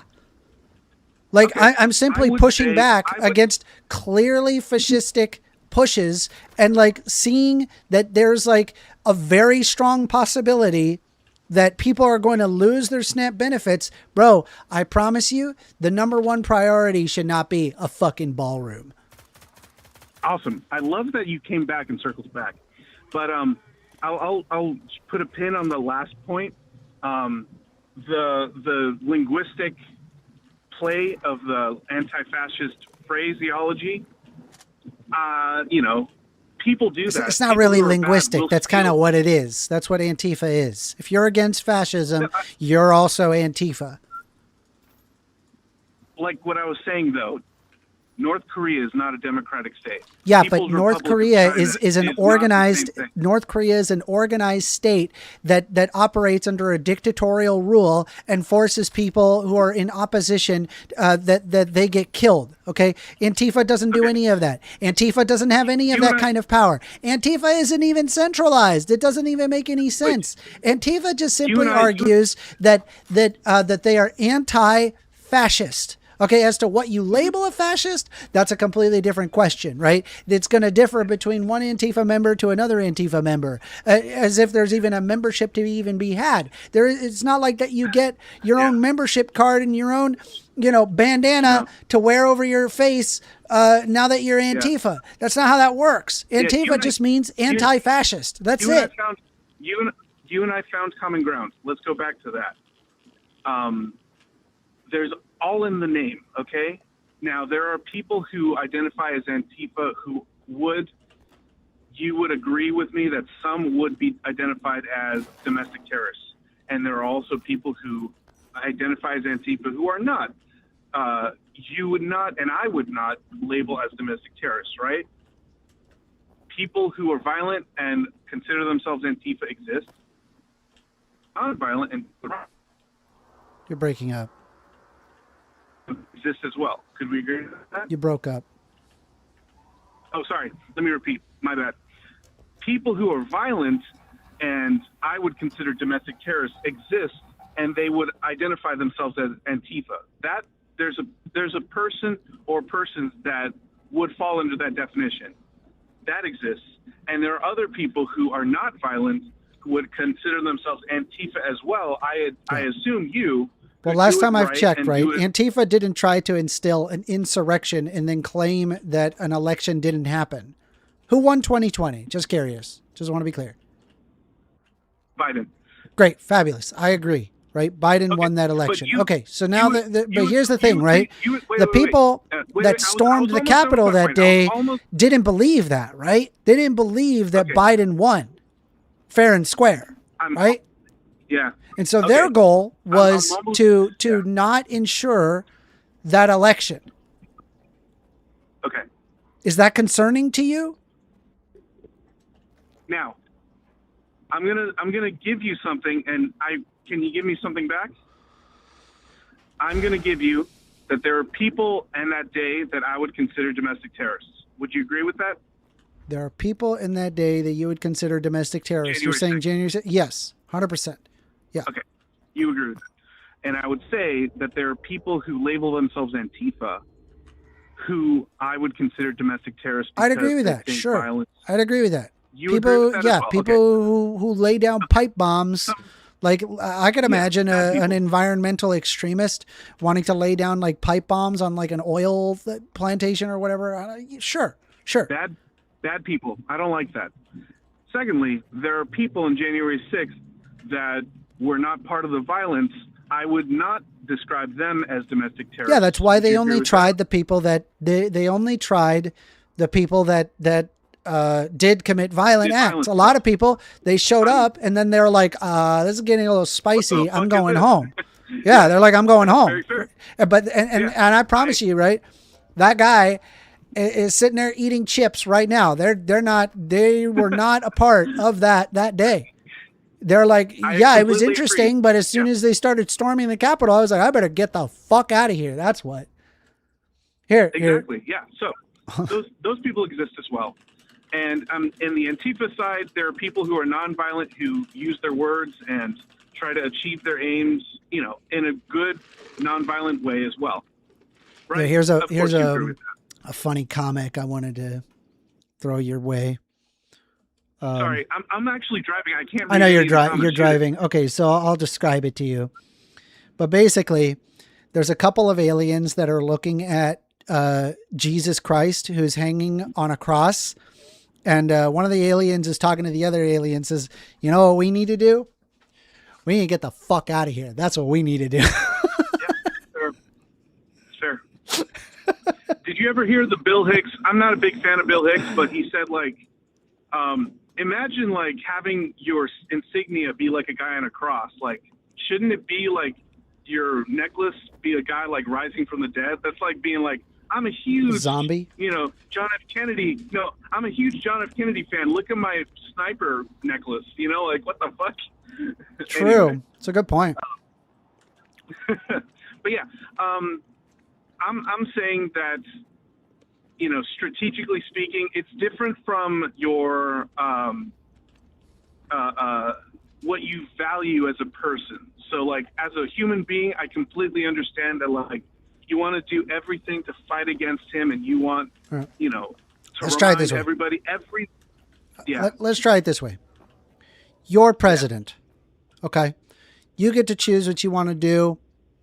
And so right now, you've got the government shutdown that's currently happening and potential plans for a ballroom. Which one are you prioritizing? Just out of curiosity. Like I said, both. You'd prioritize both. I think I'd prioritize. No, I'm saying you can only focus on one at a time. Which one should be the priority here? Honestly, I could chew and walk at the same time. I would do both. So they're okay, you got to spend all of your time focusing on this ballroom, or you got to spend all of your time trying to negotiate with these gross Democrats. I don't like the adjectives. Or whatever. I don't know. I'm just trying to frame it in the Republican way. No need for adjectives like that. All right, you got to negotiate with these Democrats to keep the government running, or you gotta work on this ballroom. Is the president? Pick one or the other. Come on, just pick one or the other. To me, it's instantaneous. I prefer people be fed, but based. Based. I would say both are achievable. Maybe, saying, maybe, but at the same time, it's like money. I don't know. Maybe throw your priorities at the literal impending doom that we're staring down at. Like I said before, if I were one of the senators or if I was in a place of power, I'd be Republican or Democrat. I would be the one saying we can do both. So if I had to guess, right?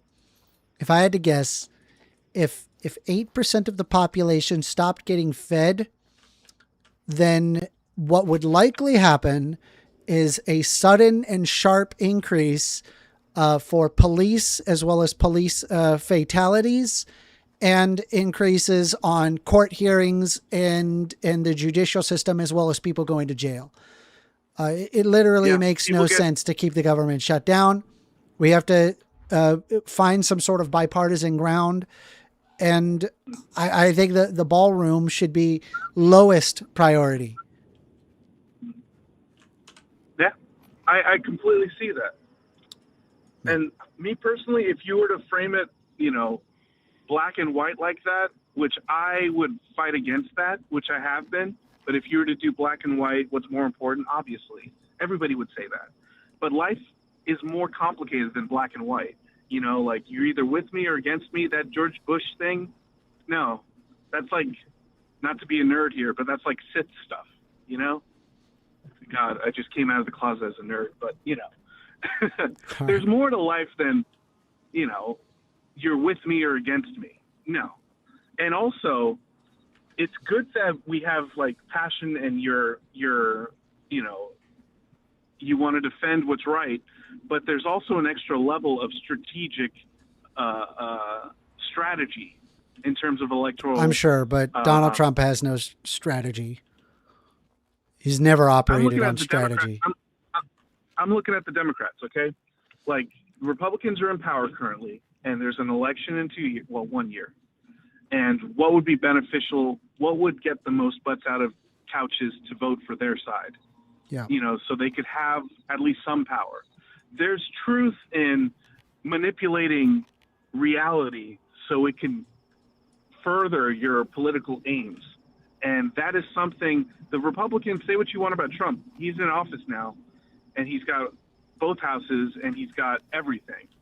And I think sticking to your guns and like, this is just right. This has not been working for the Democratic Party for, I don't know, some time. And I think there needs to be some reconfiguration on how to approach politics, because for Democrats to have more power, they've got to be better at fighting. You'd agree with me on that, right? I know you're not a politician. I agree. No, I agree. It makes sense. So, anyway, like, we're already past the 30-minute mark, right. so I'm going to give you your final thoughts, well, and then we're going to move on. My last thing is I love chatting with you. I'm a whiskey eyes. I enjoy talking with you. You're a very smart dude. And I like that you and I see things differently. It makes things interesting. And I hope people that listen think it's kind of interesting.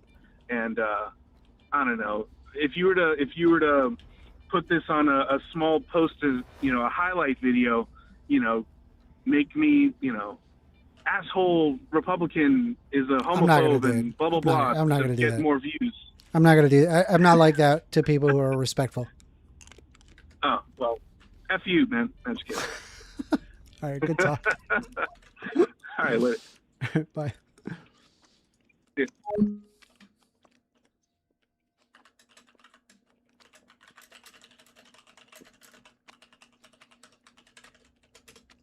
All right. That was Whiskey, everybody, saying, what should we prioritize?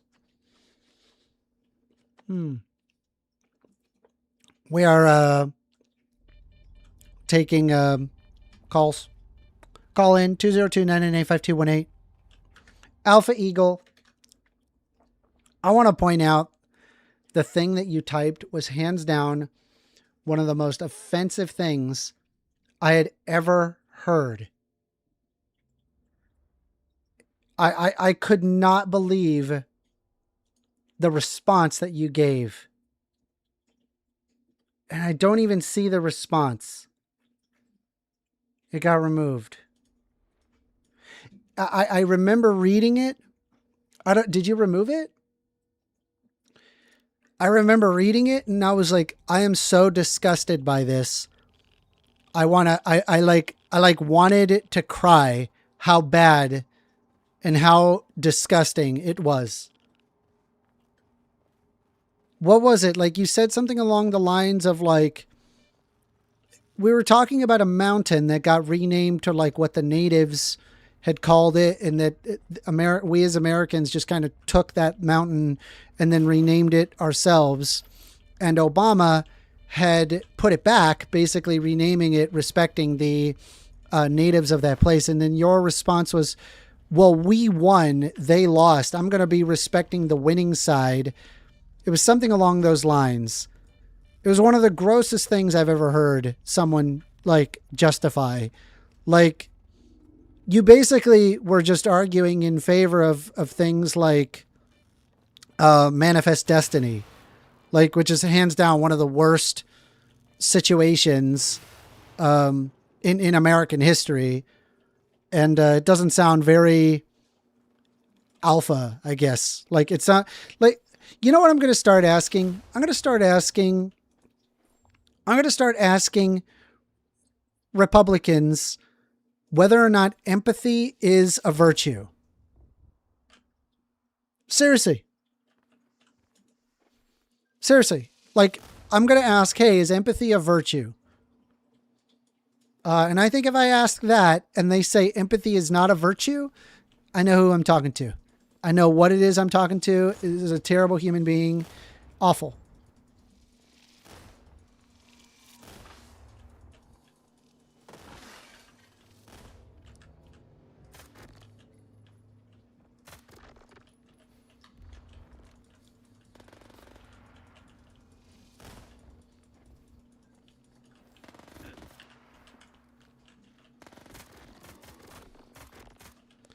Let's see. Briscoe says, well, we are talking about a mender here. AWOL, no telling what he's going to find offensive. It's true. There's all sorts of things that I would find offensive. I don't know, dude. Like, fucking, like, be a better person. I don't know what to tell you. Be a better person. Like, just, like, focus and realize, like, oh, you know, maybe not everything's about me. Maybe things are about other people as well. And I should consider people's feelings and how they feel about certain things. And I'm not going to be a dick or an asshole to people, you know?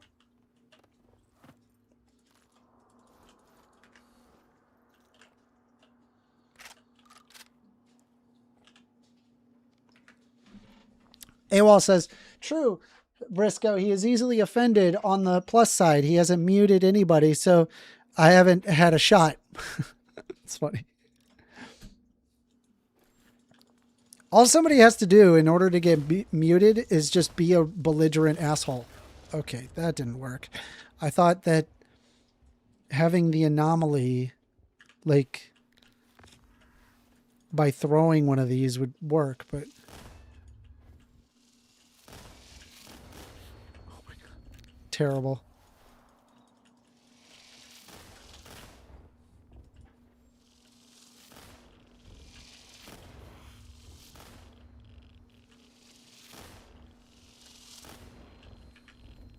Terrible. I hate this anomaly. Gotta get off of this grassland. All right.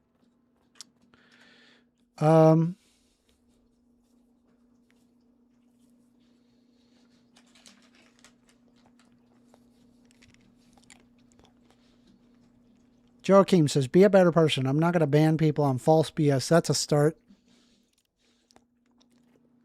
Dude, I banned the racist because he thought that black people were inferior to white people. Like, I'm sorry, we're not going to be on the same wavelength at all. And we're not going to have constructive dialogue if that's your predicate. Like, I'm sorry, it's just not going to be possible. We're just not going to be able to agree at all. Even a little bit.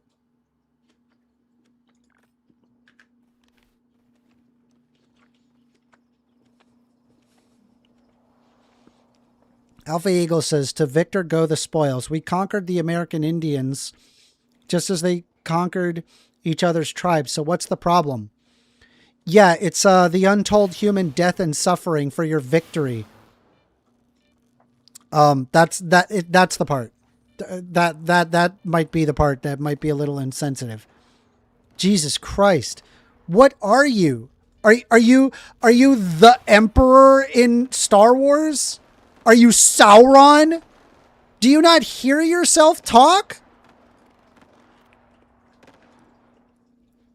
Alpha Eagle goes, to the victor go the spoil. Dude, I'm just imagining this guy with like a scar on his eye, and he's like, to the victor go the spoils. What is wrong with you? You realize that you're in your 20s? And by the way, you sound like this when you're talking. What do you mean to the victor go the spoils? Who the fuck are you, Scarface? Jesus.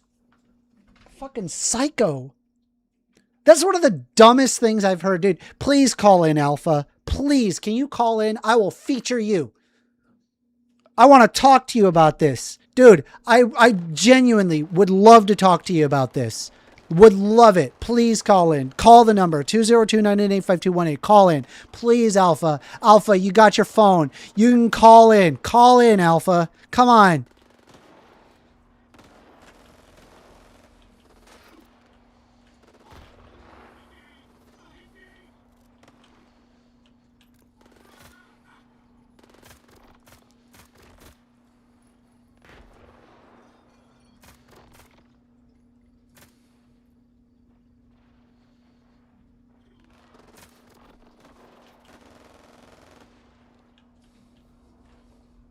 Briscoe says, yeah, call him so he can ban you, Alpha. I'm not going to freaking ban you as long as you can, like, have a discussion, right? Just maybe not say that, like, blacks are inferior to whites. That's kind of like, yeah, that's ban-worthy, bro. I'm not your platform to, like, argue your race realism. Alpha Eagle says, so the American Indians were wrong for conquering each other? Are they the bad guys for conquering each other? I think if, like, an American Indian went after another American Indian, like taking their land forcefully and, like, murdering their men, women, and children in order to take land, then yeah, they're the bad guy. That doesn't mean you have permission to do it too. Alpha, can you call in? Call the number. It's 202-998-5218. Call in. You can call in. Come on. I would love to have a conversation with you, Alpha. Would you prefer over Discord? We could do it over Discord. Whatever you got to do. Whatever you prefer.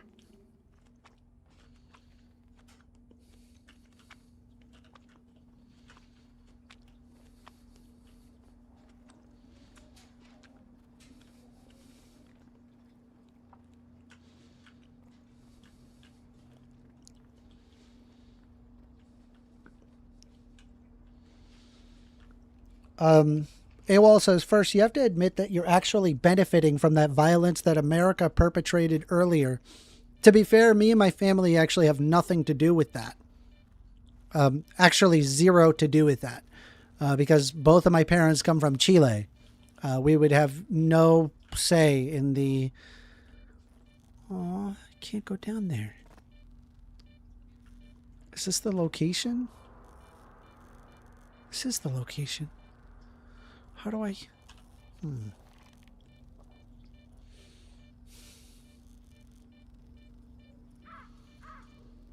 got to be a way. Let's go check out the commissary store. Why not?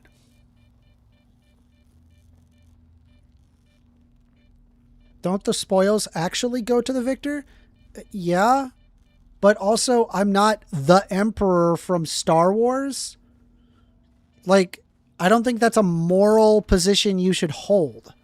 Like, I'm more of a Sweden kind of guy. Like, you know, just kind of leave people alone and not get involved. To the spoils go the victor? I suppose so. If you want to be living in, like, Mad Max, sure. But I'd be like, well, why do I want to hurt those people? I don't want to hurt those people. Just for what? For land? I don't want to hurt those people. I want to engage in trade with those people. That's what I want. I don't want to hurt them. That's the difference.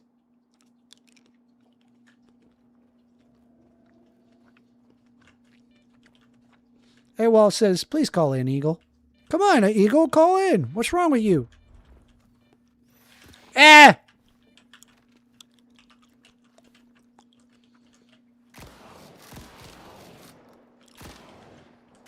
Oh my God, there's so many of them. Damn it. And there's freaking enemies outside. Lovely. Just lovely. Just lovely.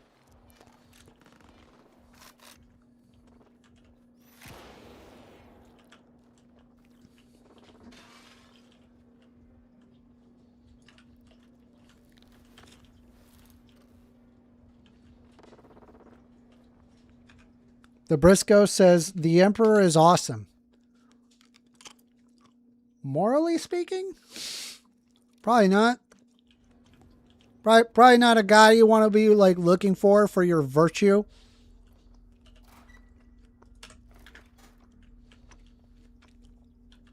Y'all are valueless buffoons, bro.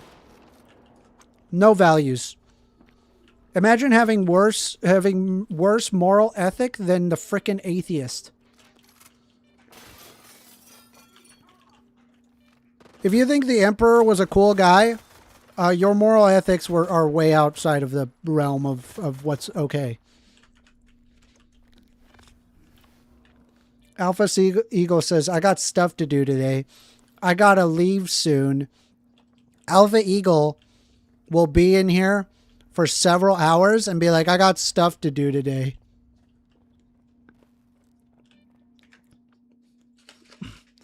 Joachim says, stupid American, stop using Sweden as your place of wonderful place. Is that even a sentence? Sweden is quite nice. So are most Nordic countries. And they kind of just like leave people alone. You know? I'm here for that.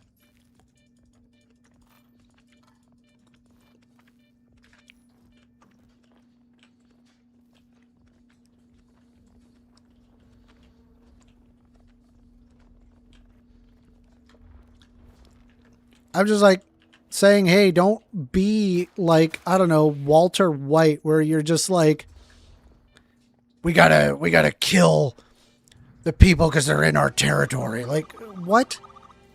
Thimecat just subscribed. Thank you for the subscribe, Thimecat. I really appreciate it. I'm a very small YouTuber, by the way. Any amount of subscribers, man, that's huge for me. Why did I die? That was up there, not down there. Dang it. I died.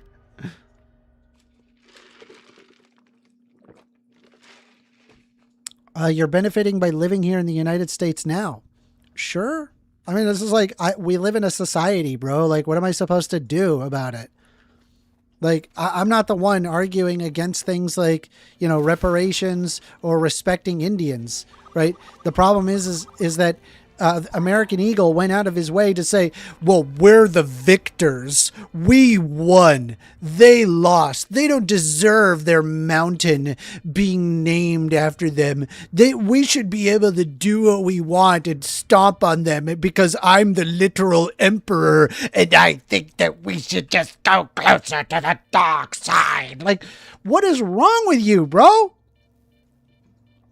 Holy shit. Holy cannoli. Your morals are so off kilter. It's wild to me. Wild. Ooh. We've got an anomaly. Oh, yes. This. Hi. How you doing? What's up, dude? Is he dead? Any more? Yep.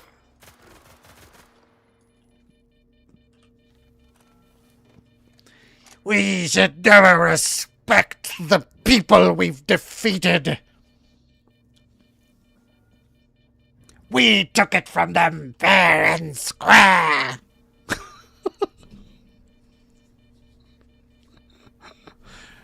All right, Psycho. All right, Stalin. Like, what are you? By the way, right, we're talking about somebody that literally sounds like this. To the victor go the spoils, after all. My name is Alpha Eagle. Like, what? What are you, dude? Fucking psychopath. Okay, there's an anomaly right here. Gimme. Oh, I died. Alpha Eagle says, so you don't want the U.S. to exist? Dude, exactly. Dude, exactly. Dude, you got it. You did it. You figured it out. That's exactly correct. I definitely don't want the U.S. to exist. When the fuck did I say that? When did I even imply that? You're just making that up in your head. Jesus Christ. The Briscoe says Amender supports bullying. I think if your mentality or your moral compass can be akin to the emperor, maybe a little bullying is needed. Maybe a little bullying is needed.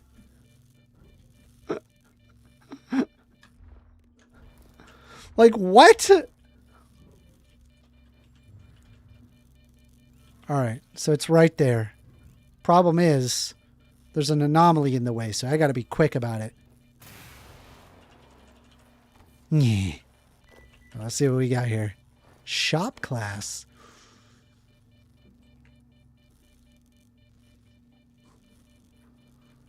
If the bolts are removed from the core of the artifact, it takes approximately a week for them to grow back. Okay. All right, well, we did that. It's kind of a cool play. What the heck, dude? I wasn't even close to that anomaly.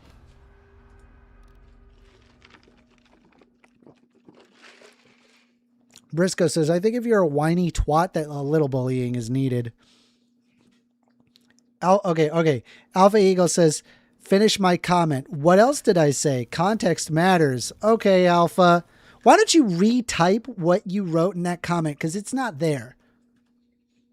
So you do not want the U.S. to exist? The conquering of the American Indians had to happen for the U.S. to exist. Nothing personal.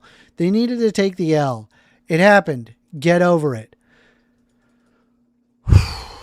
You're talking about like 400 years of like subjugation and like death and suffering and forceful opposition and removal out of people's property.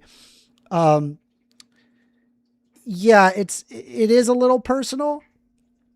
And thankfully the United States do apply reparations towards Native Americans. I love how you just like consolidated like 400 or 500 years worth of American history of nothing but death and suffering, mind you, resulting in just tons of death. You're going to tell me take the L? What is wrong with you, dude? Are you the emperor? Are you just like, I don't know, are you like the Sith or like, are you Sauron or something? I'm just saying we should go to the Shire and kill them all because they're not strong enough for us to live. What are you, dude? Why are you a Breaking Bad supervillain and you sound like this? Holy shit, dude. Jojitsu says, what do you say the argument that the natives were doing the same thing to each other in regards of killing? That's also bad.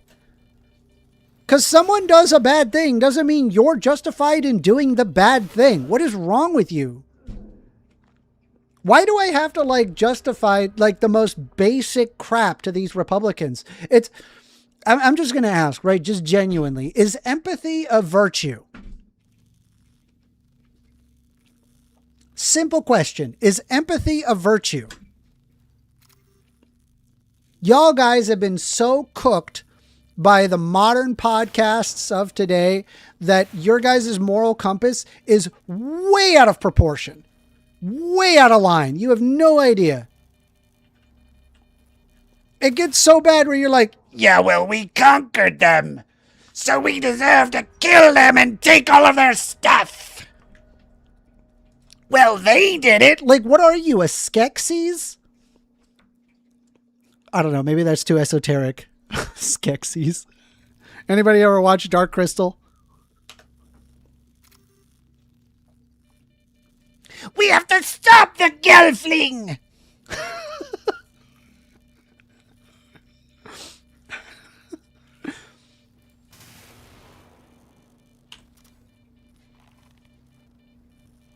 I'm trying to find this spot. I can't find it. I'm looking. An effort is being made, and I cannot find it. And I keep getting hit by these things. The zoning is insane. I think I just need to get the hell out of here.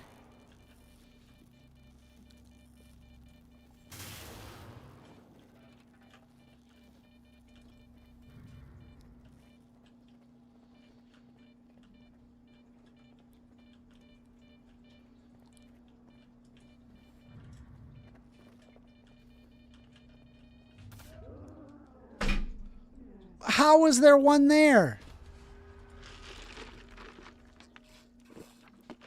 Nick No Mercy says, love me some empathy. Based. Make empathy popular again. Make empathy a good thing again. Because, holy crap, dude, these Republicans are psychotic. We are taking calls, by the way. The phone number is 202-998-5218. Call in. I want to hear what you have to say. I do.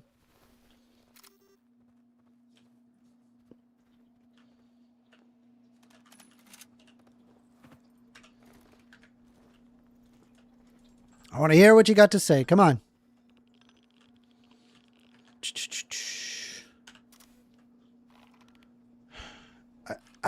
I'm trying to find where this anomaly is, but I cannot find a single underground anything here at all.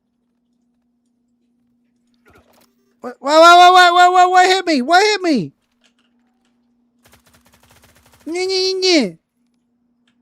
Don't hit me. Okay. All right. Maybe this looks like a storm drain. I'm going to go check it. We're just going to check that.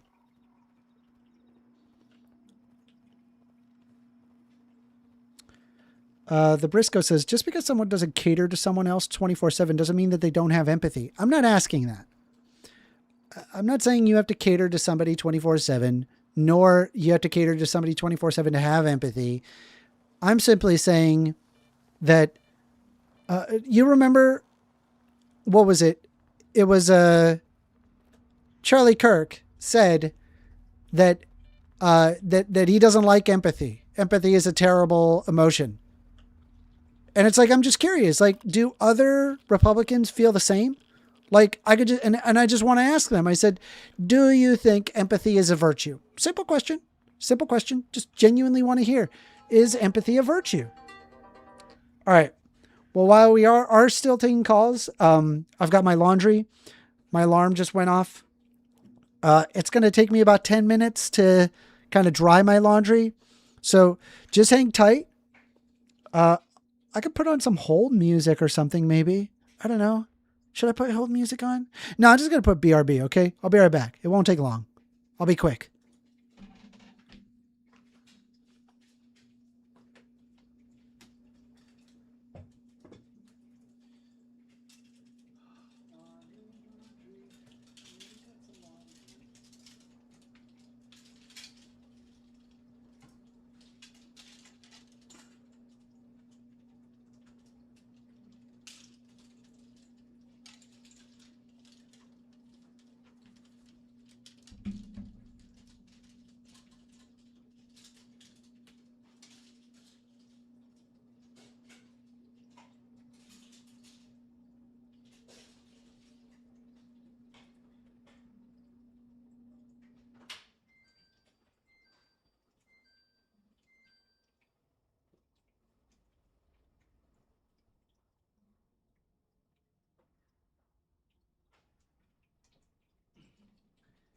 To the victor go the spoils of war. Like, all right, dude.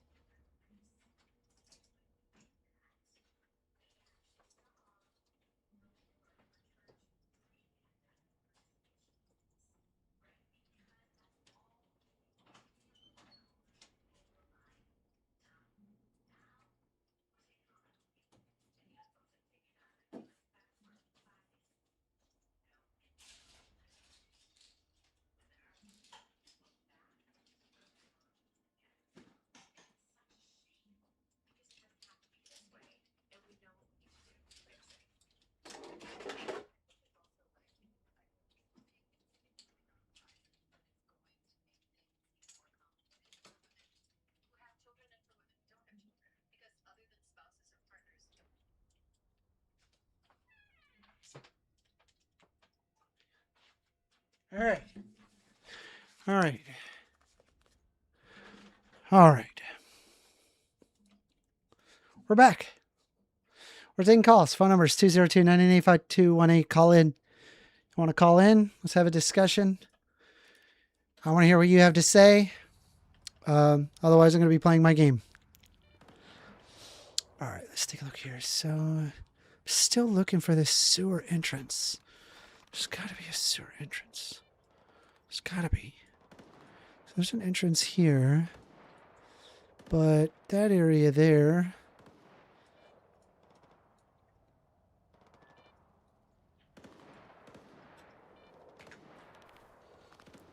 check that other area.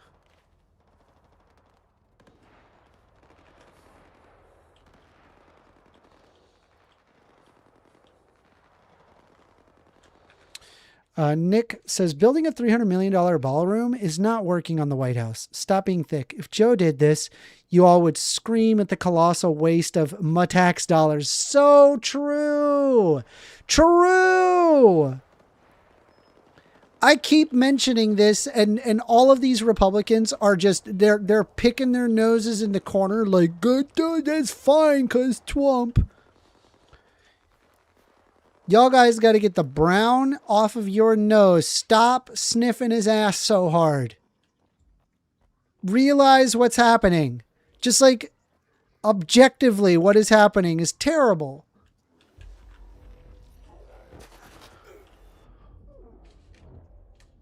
What just killed me? That was so fast.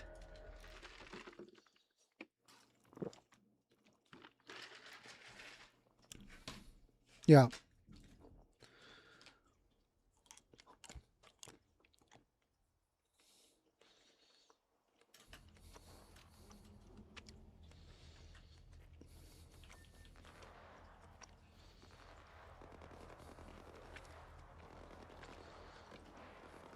All right.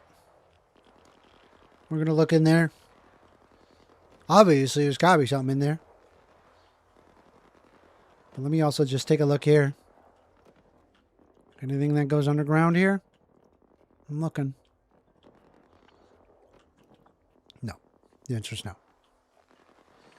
We're going to go in here. There's probably some sort of a monster in here that's kind of nasty. Let's put on our night vision, see what we get. Not seeing anything moving.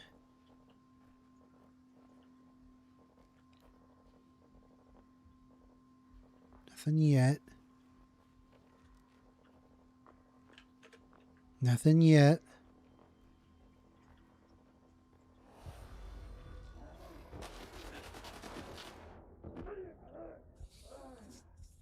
I didn't even see it.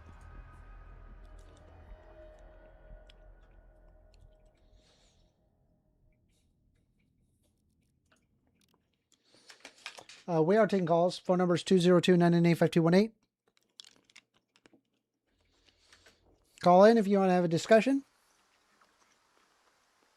I'm a hardcore bona fide soy boy liberal.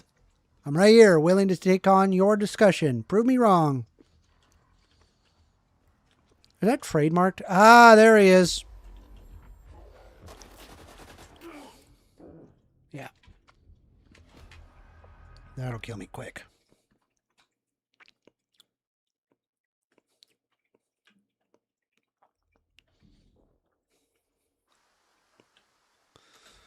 All right. Pull out the grenade, throw it.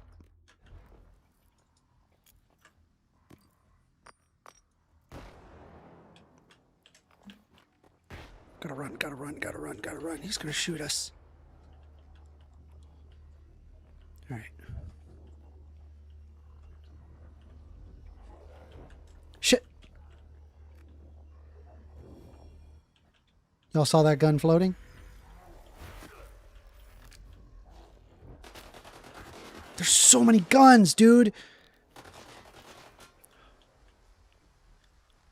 That damn thing's got a lot of guns. A lot of guns in there. Maybe there's a way to... Is there a way around him? Or can I throw a grenade through this window? maybe?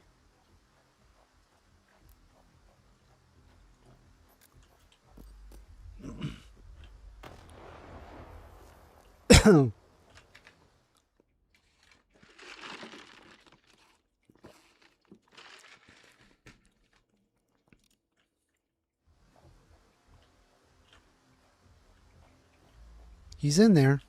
Just gotta kill him.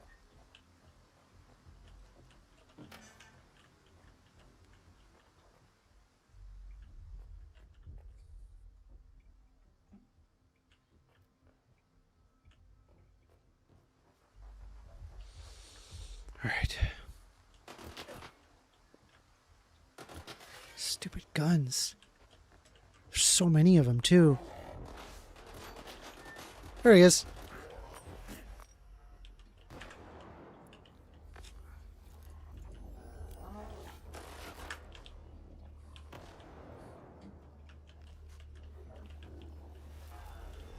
Huh.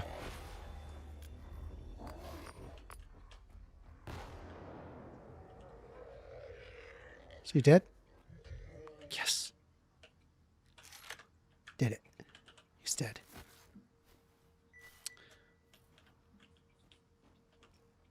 Burrito.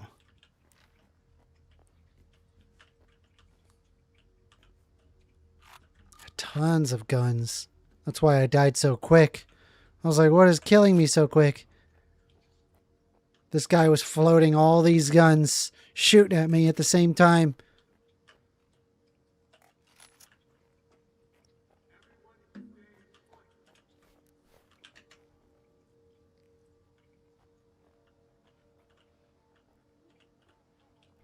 Enemy? There he is.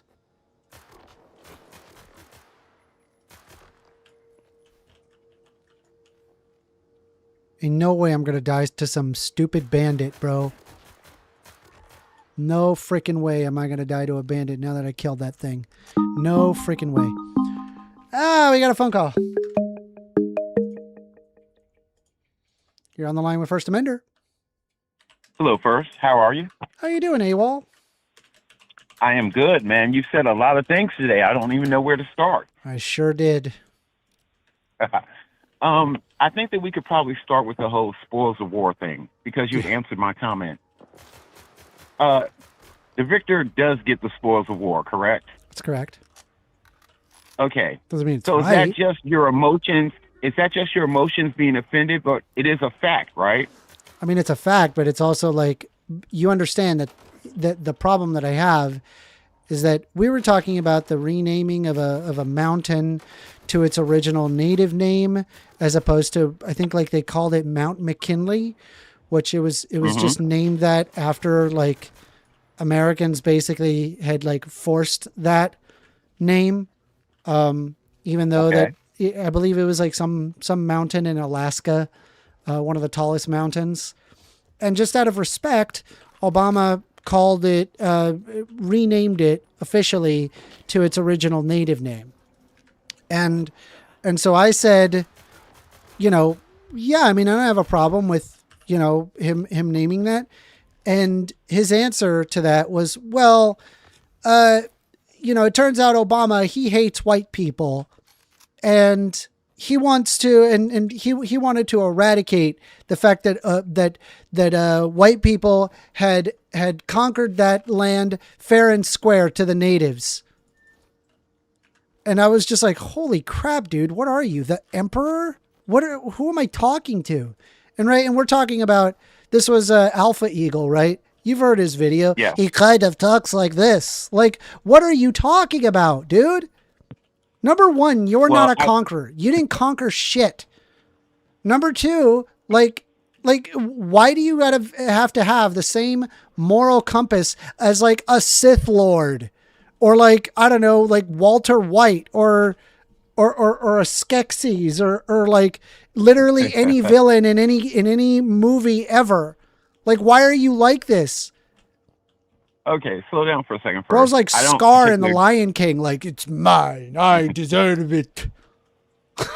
Okay, so I mean, I don't completely agree with that point of view, but I am curious about at least another question. how do you feel about like them restoring Civil War Confederate statues and things of that nature? Oh, Do horrendous. you They think should that's not, appropriate? we should completely tear those down. 100%. 100%. Okay. 100%. Now I'm just going by your logic here. We won that war, correct? Yes. Okay, and that's why we were tearing those statues Yeah. down. The problem is what they mean, what those statues are, and what they stand for. Right. What do they It's stand also for first? it's I'm also the curious. fact that and here I'll provide this for you. Here I'll show you. Mhm.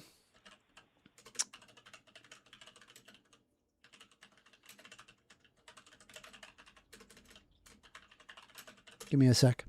It'll take me a bit. So I don't know, man. Every time you pull up something, it takes like 5 minutes out of the debate. it's okay. Chill. Calm down. Relax. So what I have here is the Whose Heritage 150 Years of Confederate Iconography. So the dedication of Confederate monuments and the use of Confederate names and other iconography began shortly after the Civil War had ended in 1865. But two distinct periods saw significant spikes. The first began around 1900 as Southern states were enacting Jim Crow laws to disenfranchise African Americans and resegregate society after several decades of integration that followed the Reconstruction. It lasted well into the 1920s, a period that also saw a strong revival of the Ku Klux Klan. Many of these monuments were sponsored by the United Daughters of the Confederacy.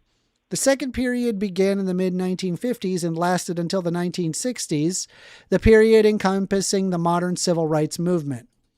While new monument activity had died down, since the 1980s and the Sons of Confederate Veterans had continued to erect new monuments.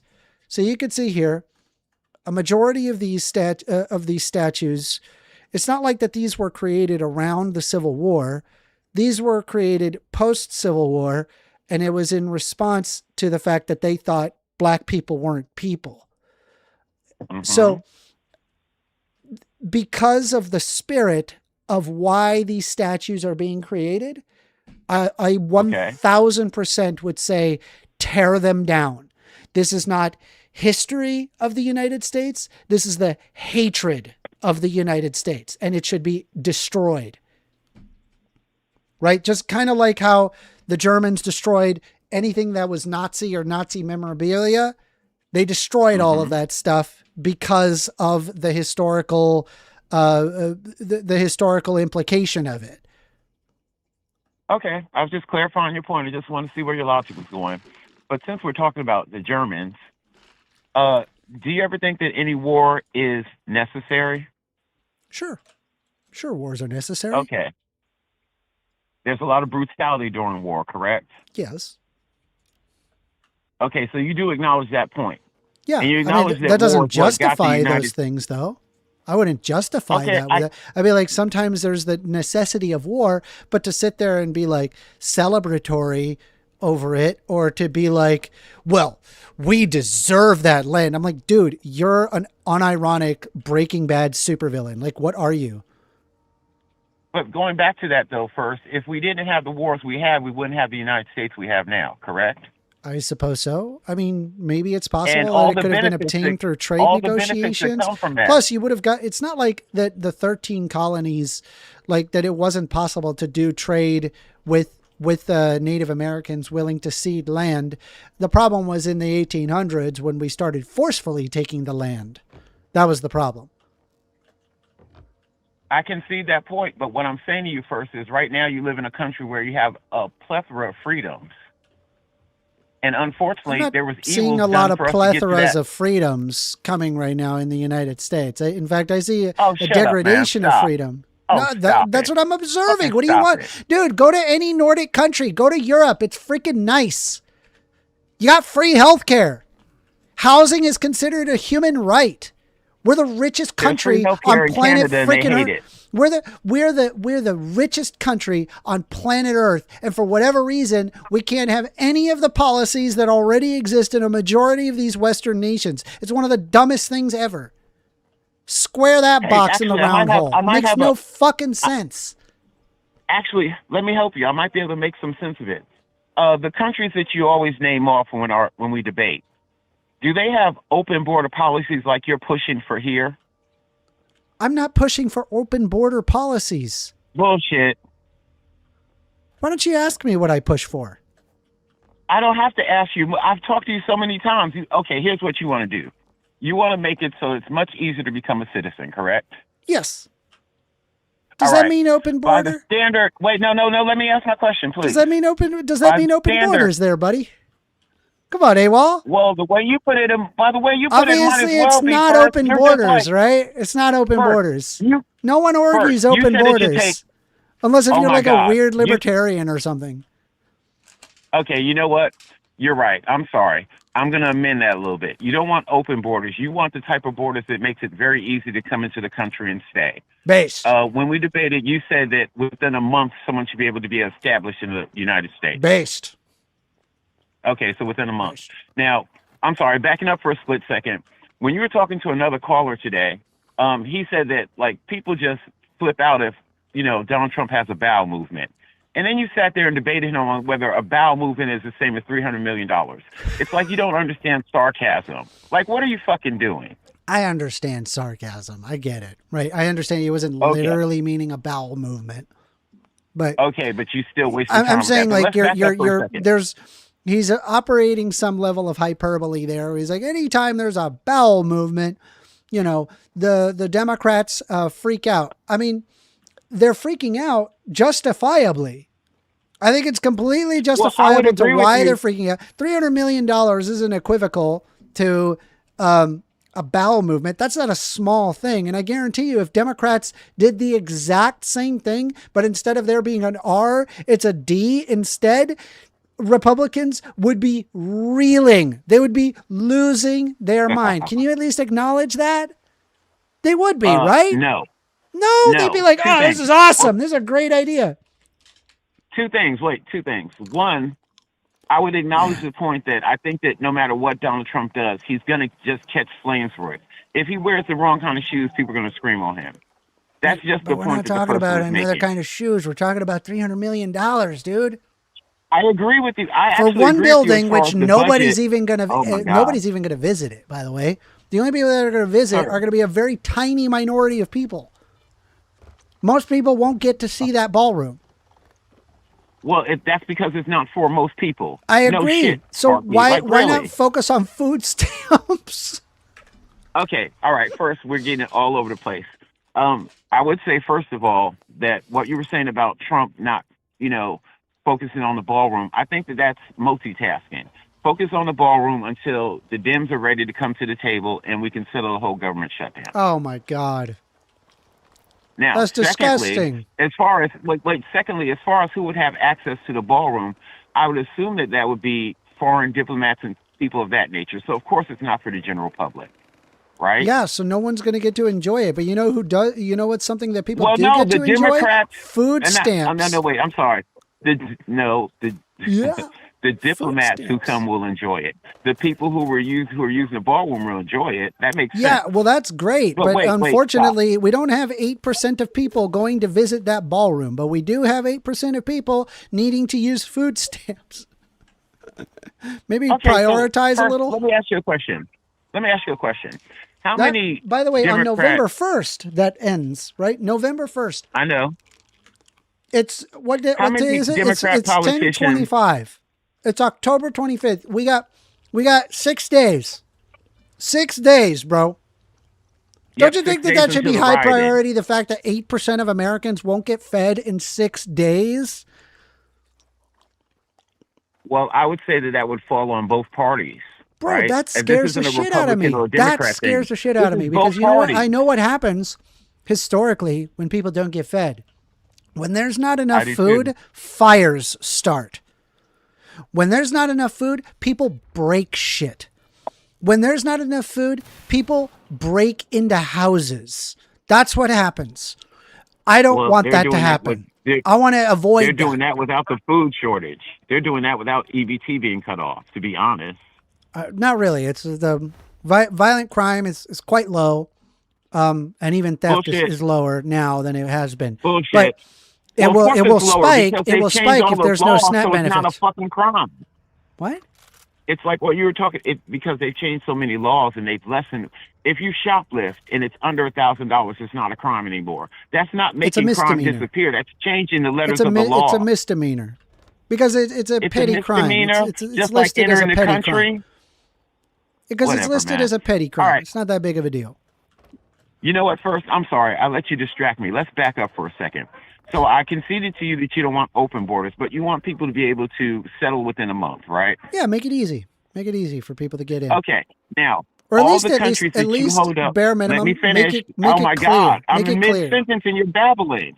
I'm just saying, make Sir. it clear, right? Like if you plan on making it difficult or like, have higher criteria, make it clear as day so that way a regular person can understand it without a lawyer. Okay, fair enough. Now, all the countries that you uphold when we debate, how many of them have a policy to enter their country that's what you're proposing? Yeah, there's a bunch. Really? Yeah, there's clear I think you're ways to blatantly get lying in. right now, sir. They I give you think you're lying. step-by-step instructions. Tell me what it takes to become a citizen of Sweden. I know the Netherlands. I don't know Sweden. I'd have to look that up. Okay, fair enough then. What does it take to become a citizen in the Netherlands? You gotta What you have to did you revoke say? you have to revoke your citizenship. You have to contact your embassy. There's some paperwork that you have to file. You generally have to have like a sponsor, like somebody who's willing to sponsor you, or somebody that you're married to, or you're in a relationship with, to help you with the sponsorship. And within a few months, you can become a citizen. So if that's the case first, and these countries have so many other advantages that we don't have, why is everyone pouring in here? They're escaping, actually. They're not pouring in here Okay, anymore. well, same. Okay, They well, used to be you know what, pouring in that's here, fine but then. then Why are they all the Trump escaping administration here, made then? this an openly hostile place to live, so people Why tend are they to all know. escaping here, sir? They're not. Why here? Why not Switzerland? Well, Why not the Netherlands? refugees, they used to come here, and then they're not anymore because we're just blatantly disregarding Geneva Convention standards in accepting asylum seekers. Answer my question first. Why aren't these nations that you talk about having people influx of people trying to get into them? Because it's difficult to become a citizen of those countries. Motherfucker, I just brought up the fact. I'm sorry, I'm cussing you.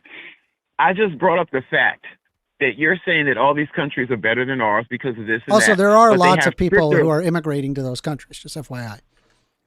Okay, but you just admitted that they have stricter immigration laws to get in. It's Maybe difficult that's to one of become the a reasons why citizen, they're but able yes, to keep- they indeed Oh do my come in God. as refugees. Let me finish to the those countries. sentence. I'm sorry first. Say that again because I was in the middle of talking and you cut me off so I didn't hear everything you said. Oh, there are people that are going to those countries. I'm sure there are first. But what I'm saying to you is if you say that these countries have a higher level of restrictions to get into them, maybe that's why they're able to keep up the level that you love so much because they actually have a higher restriction. Does that make sense? No. I would need to Okay, see. I would need to see Switzerland. data to see if that's in fact the case. I don't believe you, because Well, I do understand empirically, data, but empirically you can based use on your common economic sense too, metrics. can't you? No, because economic metrics go against what you're saying. Like our understanding, How our so? current modern Please. understanding of it. Well, because when you have immigrants coming into a country, it actually benefits the economy and that they actually contribute economically, especially if you have like an aging population like the United States. So what would happen when you have immigrants coming into the country, it would actually better society, not make it worse. Well, in that case, why don't they loosen up some of their restrictions so that they can have an influx of new citizens? They did. Oh, they Regarding the did? refugee crisis. Yep. We're talking about the Netherlands, Switzerland, Yep. any of those places? Yep. So they are accepting a lot of people there. It's not changing their society in any way. They're doing great. They're very high quality of living standards. Okay, sir, I kind of think you're full of shit today, man. I'm not. Being honest with you. Okay, so let me ask you a question. You went to the Netherlands, right? Loved it there. It was great. Okay. What was the racial demographic there? How much diversity did you see? A lot. There's a lot of Muslims. There were a lot of black people. There were a lot of white people. It's nice, even mix. It's very similar to what I would see in the United States, just less Mexicans and more Muslims. Okay. Replace Mexicans with Muslims. There you go. That's the Netherlands. Okay. So did you ever answer my question as to why people are fleeing here to the United States instead of there? Yes. I'm sorry, what was your answer? It depends on what part of the country that you're coming from. It comes down to like personal choice. Maybe you have a sponsor in the Netherlands. Maybe you're an EU member. It's easier for them to come to, say, those countries. But since we're not even accepting any asylum seekers, there's nobody coming to the United States, despite what Geneva Convention standards tell you. Mm-hmm. Okay, fair enough. First, let's move on to the next thing. Let's talk about empathy. Yeah. Do you think empathy is a virtue? Yes, it is. Good. But me and you debated this, and I also think it can be a weakness. Would you agree with that? I don't like to frame it that way. Of course you don't, because you're always trying to be politically correct and say the nice thing instead of just pragmatic and logically. Well, people can use your empathy against you, can they not? I'm sure somebody could be Machiavellian. Sure. Yeah, I get away from those people. It doesn't even take them being Machiavellian to do that, sir. The last example we used when me and you talked about this was I was talking about someone picking up someone who's hitchhiking and then getting robbed. Do you remember that? Yeah. Okay. So what I said to you was that your empathy is what made you pull over and stop for that person because you saw that they needed aid. But your logic should also say that you're putting yourself in a dangerous situation.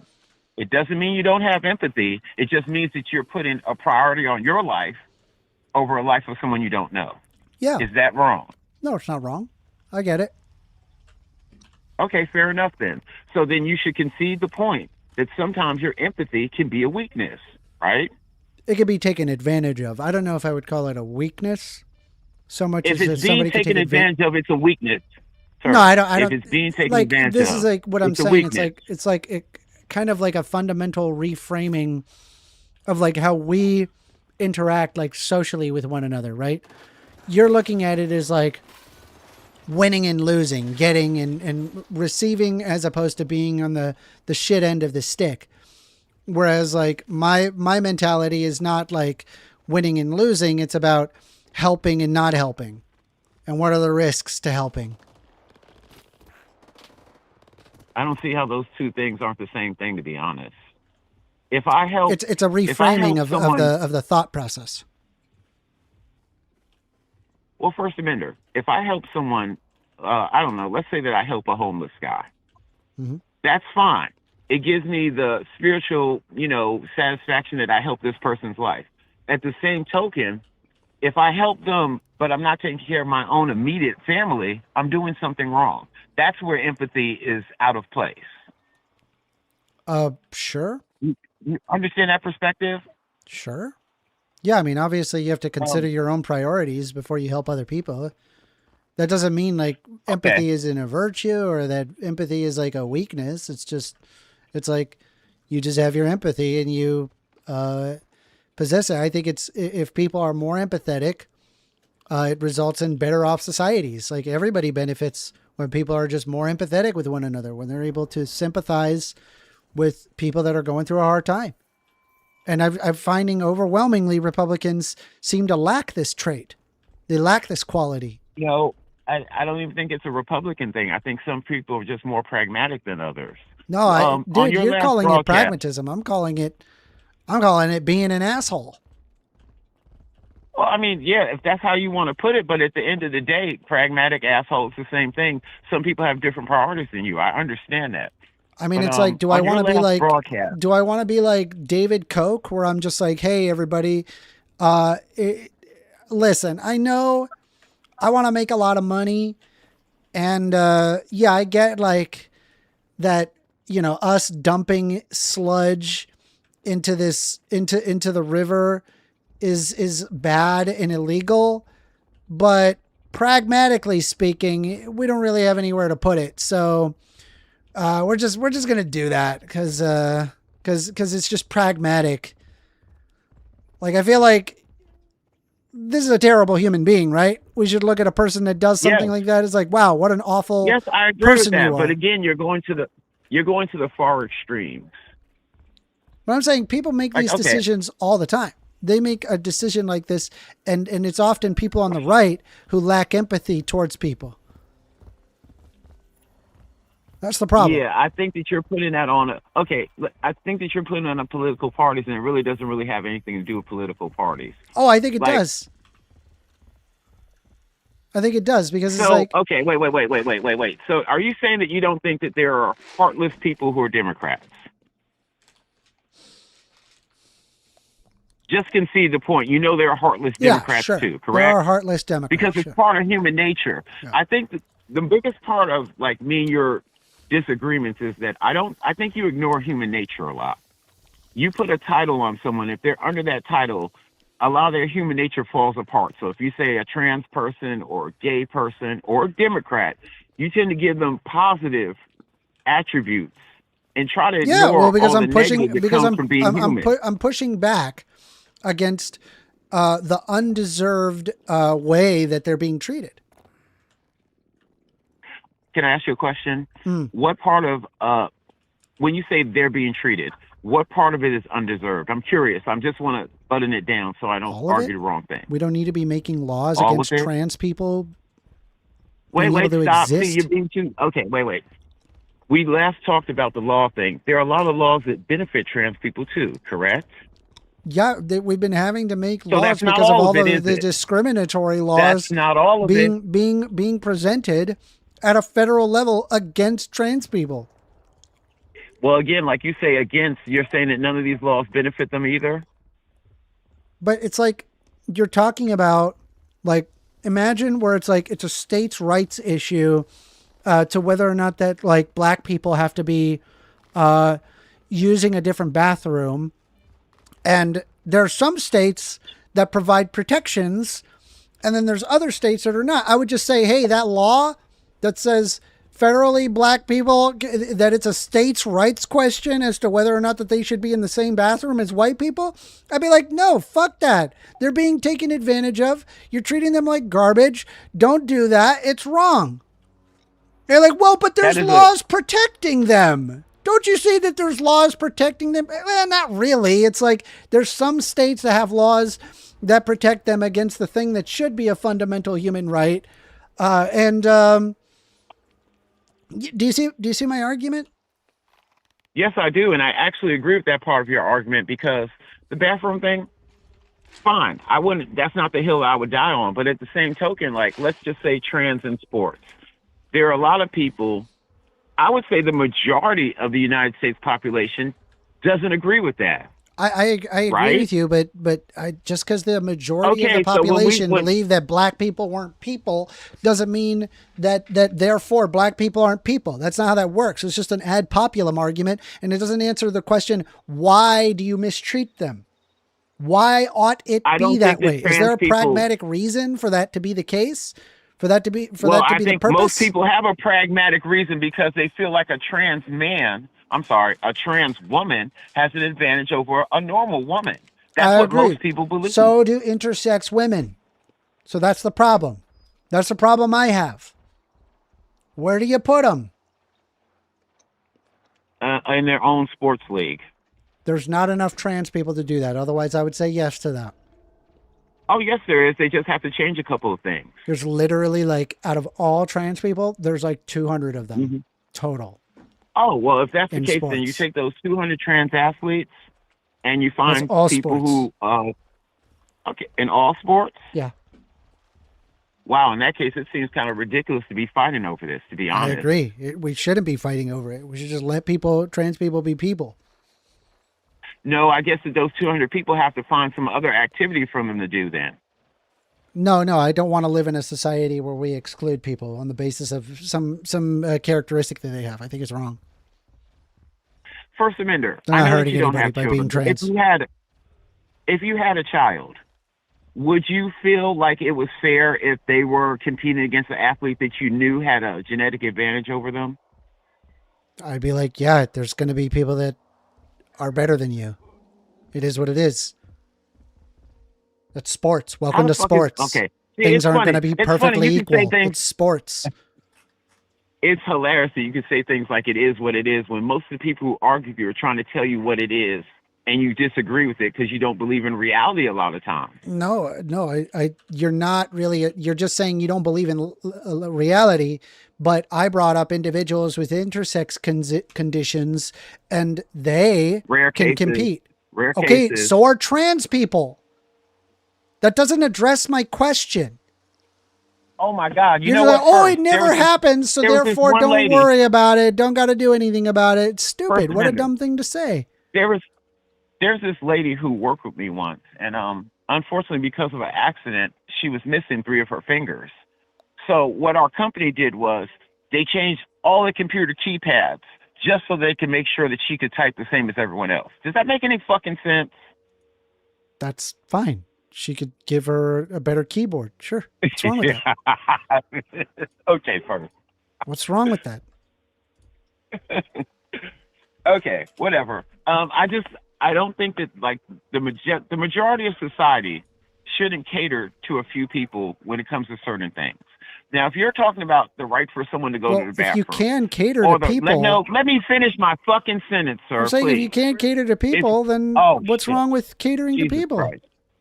Just because it's Let a me finish minority the doesn't sen- mean you don't You're care. asking me a Honestly, question black about the people are the sentence I haven't minority. Why finished. do we cater to black people? Motherfucker here. Why do we cater to black people? They're the minority. So as I was saying before I was interrupted, if you want to cater to somebody, you don't change all society for this small portion of one part of something. Yeah, you do. So We as do I that was all the saying, time. Shut up first. Shut We up, man. do that Seriously. all Let me the finish the sentence. time. First, shut up. Let me make the example and then you can dispute it, right? Okay.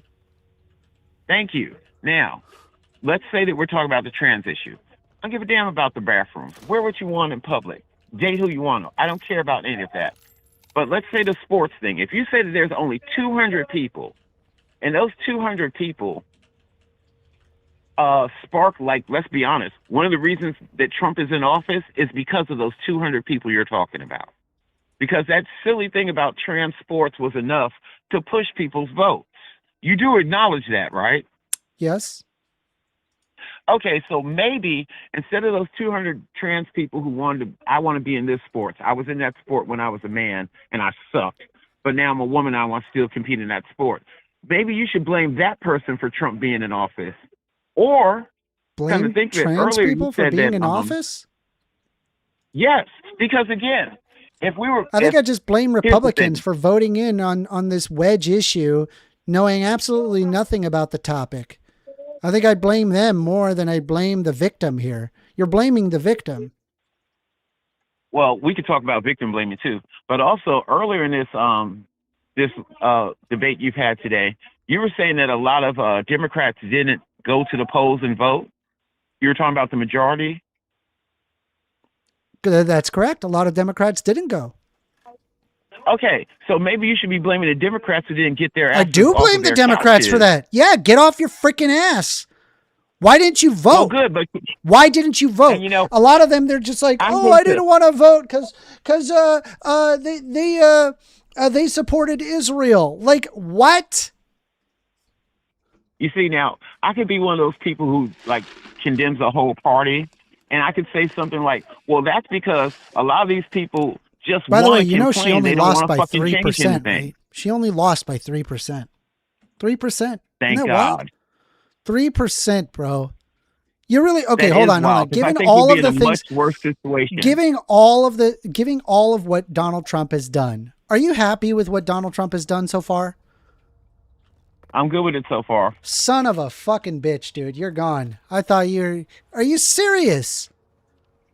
I mean, that's not me saying that everything he's done People is are perfect, going to but I be don't going think that the hungry world- November 1st. That's not on Donald Trump. That's on How both is- political parties. What do you mean, dude? Enter negotiation. Be a man. What are you talking about? Motherfucker. They've been Stop, asking stop. for negotiation, and Donald Trump won't do it. Where were the negotiations before the government shutdown, sir? What? There were always negotiations during government shutdowns. Donald Okay, Trump, wait, the let me ask you first a question. presidency Did he the- had, he wanted the wall so bad, he was willing to shut down the government for 3 freaking months. The longest government shutdown in American history.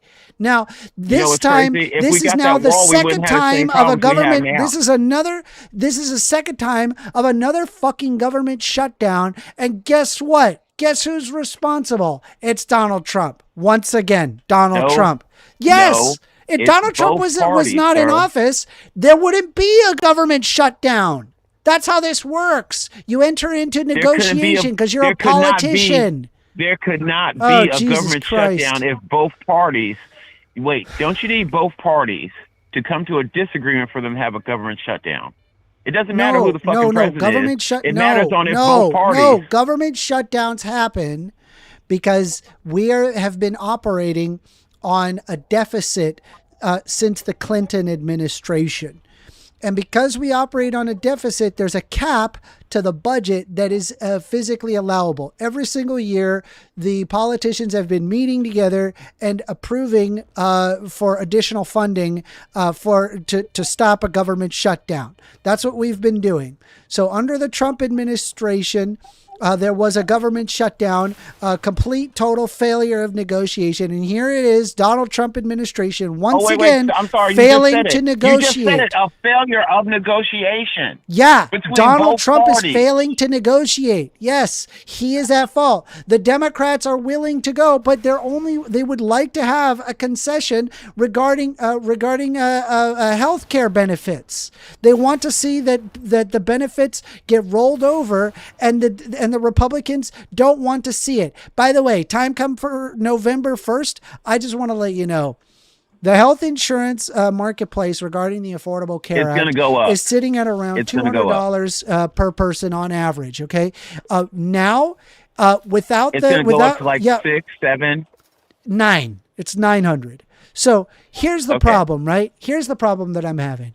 Okay, Yeah. the majority of people who are actually recipients of the Affordable Care Act are overwhelmingly the Bible Belt. It's overwhelming. And so Okay. I'll be honest with you. I just want to see it fucking burn. I want to watch these fucking Republicans reel. I want them to fucking feel it in their wallet because they're never going to understand reason until it affects them directly. And then they're going to have to wonder who is causing the problem. Is it the Democrats or is it the Republicans?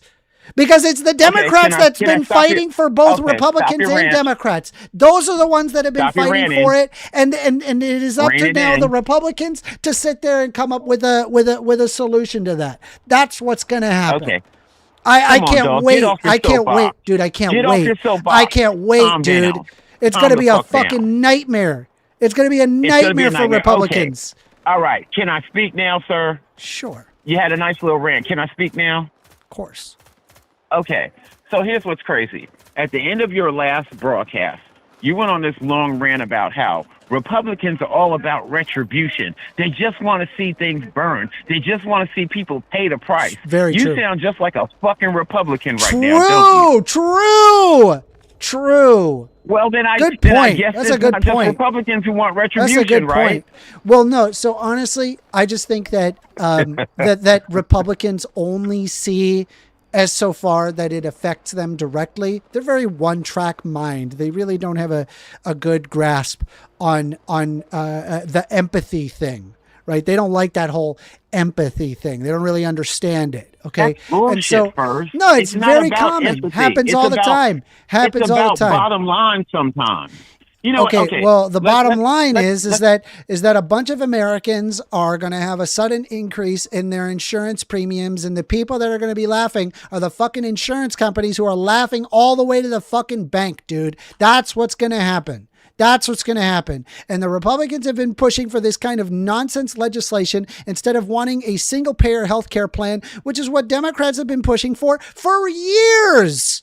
It's so Wait a minute. annoying. So wait, did you Republicans think? overwhelmingly Wait, did you find favor Obamacare insurance was companies. was Republicans have been Obamacare a success in your mind? Yes, it was. It takes care of. I think it's 27 million Americans were then able to afford their health insurance because of the Affordable Care Act. It was because of the Affordable Care Act that insurance companies could no longer deny people based on pre-existing conditions. This saved millions of people. Millions of people were able to get health insurance, whereas before they were not. In fact, some of the top people that could not receive health care was women. And the reason why was because having a pregnancy and having a child was considered a pre-existing condition. Having a being pregnant was a pre-existing condition. And so they would charge women $600 a month because they possessed a pre-existing condition. That's insane. We should reel that in. The Affordable Care Act did exactly that. And the Republicans are like, oh, government bad. We should give more money to insurance companies. Fuck you. Fuck these policies. Now, it's making society worse, dude. Okay. Now, were there problems with the Affordable Care Act? Yes. Yes. Were there flaws in it, correct? Yes. From our last conversation, not to bring Charlie Kirk into this, but I was making the point to you that you can find a system that has a flaw in it, but that doesn't mean you want to destroy the whole system. Yes. Do you agree with that point now? Yes. Of course I agree with that. So you do agree with it. So then you're saying that Charlie Kirk didn't want to destroy the whole Civil Rights Act. He wanted to amend it. What the fuck are you talking about? What does that have anything to do with what I was just talking about? Well, Holy I just shit. walked you to it first.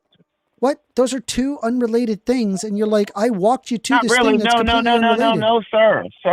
No. What I You asked just you did was, that. What do you mean? I just asked Are you okay? Do you admit that? Are you drunk? Did you drink something? Okay. No, I haven't had any shots because you haven't muted anybody today. It's part of our board game for when we were listening to your debate. Well, let me give you a mute. Should I give you a mute so that way you could drink something? Well, first, if you freely admit that a problem can be in a system and you want to amend it, that's possible. But when we talked about the Charlie Kirk and Civil Rights Act, you said that because he wanted to change any parts of it, Charlie Kirk and the Civil Rights it. Act and what he said regarding the Civil Rights Act is completely different to talking about the Affordable Care Act and wanting to make amendments to the Affordable Care Act. The only way that the Affordable Care Act was going to get passed was that Republicans had to be in line with it. The Democrats on their own could not pass the Affordable Care Act. It required bipartisan legislation to do so. A lot of Republicans had insurance companies to answer for regarding their campaign financing. And so Republicans were unwilling to do so unless that there were certain consolidations towards insurance companies to be able to make more money. And so Democrats added that in. Now, does that mean, therefore, bad legislation, we should get rid of it? Actually, no. In fact, it's quite common that you can pass a big, giant piece of legislation with consolidations and then later on present amendments to then change that legislation. This is a feature of what it's like to be operating in a democratic system. Is the Affordable Care Act perfect? Okay. Absolutely not. But it for sure can apply modifications to it in the future to make it better. Okay, wait. Which stop. is what Democrats fight for, by the way. Oh my God, stop. You just fucking talked for like a minute straight. And I'm just commenting on what you just said, okay? If you say that the Affordable Care Act might have a problem in it and we can amend it, why can you not give that same grace to someone saying the Civil Rights Act has a bunch of great things to it, but there's something we can amend? All right, cool. Then I would ask, what do you want to amend in the Civil Rights Act? Well, see, that's odd because you've never brought up that fucking question every time we've talked about this. Unfortunately, yeah, because I know what the implication is. The reality is that it's ultimately going to be, hey, let's take away rights from black people so that way we could discriminate black people. And I'm just so curious, what possible piece of legislation? No, okay, all right, let's go over it, right? Because I'm ignorant. I have no idea what I'm hey, talking yo, about. I don't give Let's- a fuck if no, you get. I I'm don't give so a shit ignorant. if you Hold get on, hold mad on. first. List. Okay, list. No, of no, no, the, no. Before you start ranting, Civil Rights let me tell you Act. exactly why I said it. Let me tell you why I said it. Because actually, if you watch more about that interview with that whole pilot thing, the DEI that he was really going at was the advantage that trans people were getting out of some of it. Right. And I think that's why you're so irate about it, because he wasn't attacking black people's rights. He was talking about trans issues and trans people who are getting ahead with DEI. So that's probably the real root of why you're so angry about it. So let's why don't we go over it, right? Let's say so. I want to hear what part you would like to amend. Okay. You ready? Yeah, shoot. All right. The first one is. Oh, wait. I'm sorry. under- Wait, let me just say one more quick thing. Just wait. This is one quick thing. Seriously. During that interview, he was focusing on trans people in sports. That's what he was talking about amending. That's Just not what he so was. you know. That's not what he was talking about, by the way. Motherfucker, you can look it up. He said You that can he look called it it up. Don't tell me. DEI. He didn't like. Well, he because he it was does- he under does- he said it that was we under the made a envelope of mistake because it's DEI. a What are you DEI. talking about? It was under the All right. envelope of So DEI. what do we amend regarding the Civil Rights Act of Oh, my God. 1964? All right. Number one, you have public accommodations. You are prohibited discrimination in places like hotels, restaurants, and theaters serving the public. Would you change that at all? That has nothing to do with it. That's Has nothing part to of do the with Civil it. Rights Act of 1964. I'm asking you, would you change that? Of course not, because Great. that's All right, not what cool. we're arguing about. We can move to the next one. Employment. Banning discrimination in employment practices, including hiring, firing, and promotion. It establishes the Equal Employment Opportunity Commission to investigate complaints. What would you change about that, if anything at all? I wouldn't change anything about that. Great. Okay. But I Voter can freely registration. concede that because that's Well, not let's what we're go for arguing. it. Hold on. I want to go for it. Voter registration. They are prohibited the unequal application of voter registration requirements. I don't have a single problem with that. All right, desegregation of public schools. Just let me know. Giving Let me the know when U.S. you get to Attorney DEI General and trans authority. people in sport. Yeah. So desegregation of public schools gave the U.S. Attorney General the authority to sue to force desegregation of schools. I don't quite understand. First, you're asking me about things that I'm not contesting you on. No, I'm Now, bringing if up you can the get to, points if you can get of to the that, Voting if Rights you can Act get of to what that has to 1965. do with trans I'm sorry, people in the sports, Civil Rights Act of then we can debate it. 1964. I'm referring to the Civil Rights Act of 1964 and what should be amended. So I'm going through each bullet point so we understand what is restricted in the Civil Rights Act of 1964. Okay. Okay, Next one. indulge me. Indulge me one more question. Okay. Did you actually watch what he was saying about how DEI was used for trans individuals? No. No? Federally Then why the assisted- fuck are you vehemently arguing with me if you federally didn't assisted- fucking watch it, sir? Federally assisted programs. They ban discrimination in You're any arguing program about something receiving that no one's federal arguing. financial assistance. This leads to federal funds being cut from segregated institutions. Are you in favor of changing that? No, I'm not. And as I've already said, Fabulous. you can probably go down that whole Guess fucking what, list, and I right? would say I don't have a problem with it. Guess what, bro? You went through the whole list. It turns out No shit, and I didn't even there see isn't a that whole single list. What are you goddamn talking thing about? When that did I you concede? disagree When- with the Civil Rights Act of 1964. So if somebody says, hey, everybody, I want to amend the Civil Rights Act of 1964, what they're talking about is how to discriminate fuckers like you, dude. That's what they want to do. No. That's what they're saying. Listen to That's me. what they argue. Shut up. That's why I'm pushing Shut back up. against it. We're in psycho You're land wrong. and we pretend like it's okay to want to amend the Civil Rights Act of 1964. Holy Sir, you're shit. wrong. Dude, I If went you- through the whole if you've list. already- What do you want if to you change about already- the Civil Rights wait, Act of stop. 1964? Stop. Your answer was, Stop. I don't want to change anything about the Civil Rights Act of 1964. There's no changes that you would make. Any change would ultimately result in the discrimination of minorities. That's what it does. Holy Wow. shit. I tell you, short We're guys. 47 up on a minutes fucking in, by the soapbox. way. All right. Are you, Hell yeah. I'm No, sorry. I'm Where are we at? 5'11". I'm 5'11". I'm not short. Oh, I'm 6'6", so I don't give a shit about your little short ass height. But anyway, what's our time frame? Where are we at? We're 47 minutes in. We're 17 minutes past. No. Okay, first, I enjoyed arguing you as usual. You're wrong about a lot of things, but you made some good points too. All right, Fair good enough? talk. Good talk. All right, man. Later. All right, bye.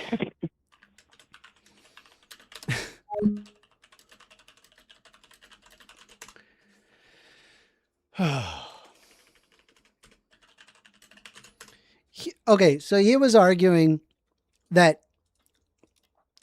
Charlie Kirk didn't want to end the Civil Rights Act of 1964. He wanted to change the Civil Rights Act of 1964 on the basis of transness. Okay, problem number one. The Civil Rights Act of 1964 doesn't say dick about trans people. Second of all, he's like, he didn't want to remove it. He wanted to change it. Okay, great. Let's pull up the policies of the Civil Rights Act of 1964 and figure out what we want to change. It turns out Awol doesn't want to change dick about it, which fair enough. I wouldn't want to change dick about it either. Why? Because to change anything about it would result in the discrimination of all sorts of minorities. So maybe not change it. So what do you want to change, Charlie Kirk? Bruh. Awol, if you're 6'6", do you at least have a six-pack? Because I have a six-pack. I do. I have a six-pack.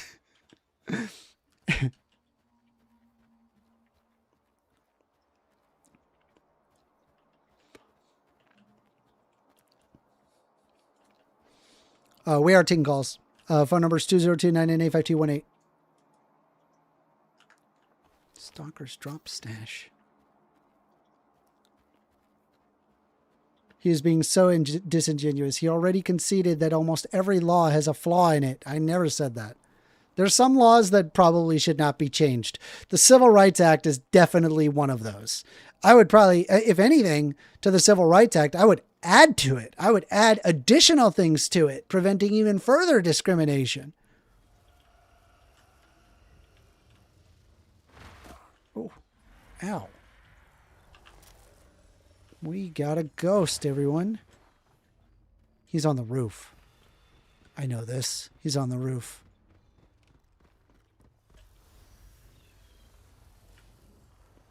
He's on the roof for sure. I got this. He's dead. He's dead. He will be dead. Ow! I need to get up there before he kills me. He's right there. He's right there. He's right there. Come on, come on, come on. Heal, heal, heal, heal, heal.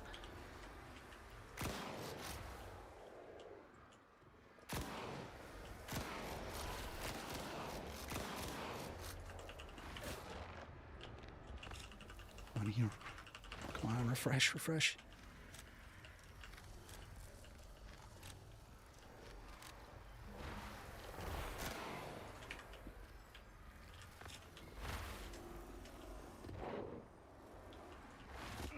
Damn it, bro. This guy's hitting hard.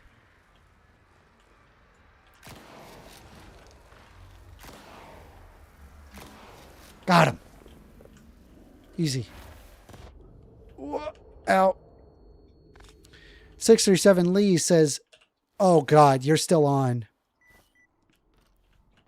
Alpha Eagle says, pull up the full Charlie Kirk video that Awol Thoughts was talking about. Sure, link it. I'll watch it. Why not?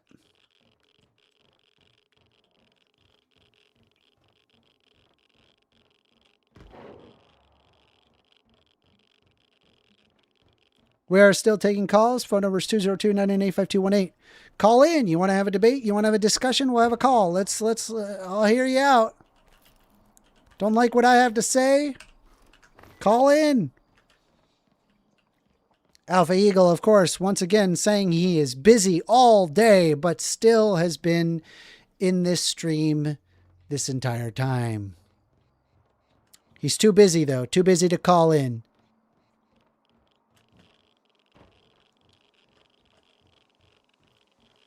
Not very alpha if you think if you think about it.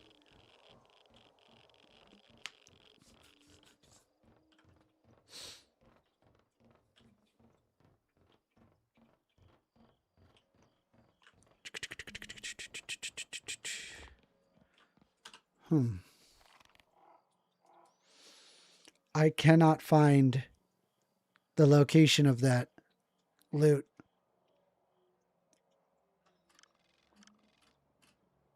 Maybe I'll check back at the vehicle park. I've checked it multiple times. Why would there be anything there now?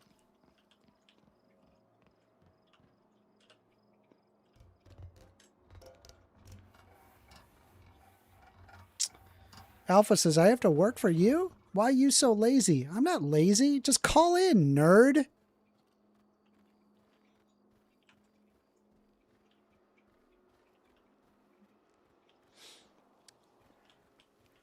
Call in then. Alpha says, no, I had stuff to do. I left and did the stuff and came back. Okay, call in.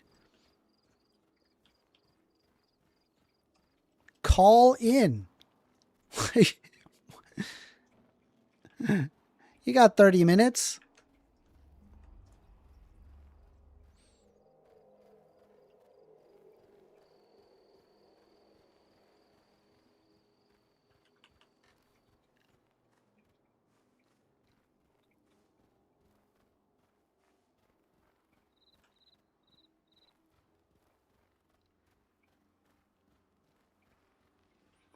The Briscoe says, I mean, it really is pointless calling into you and pretending to debate you, so you can't really blame Alpha.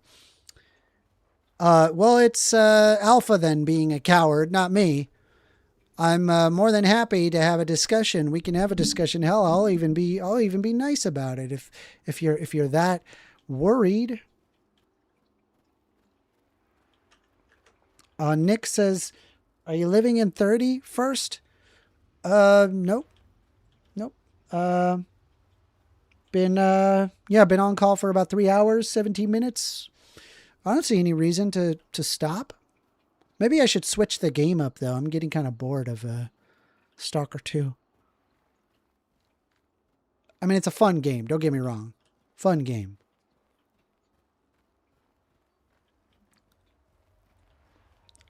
I want to find this spot and I can't seem to find the frickin' thing. It's so annoying.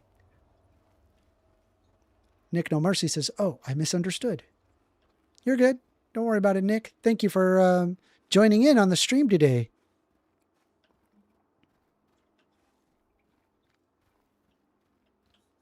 How do I get through here? What the...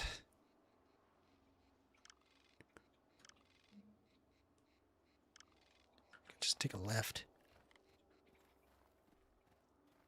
The Duca.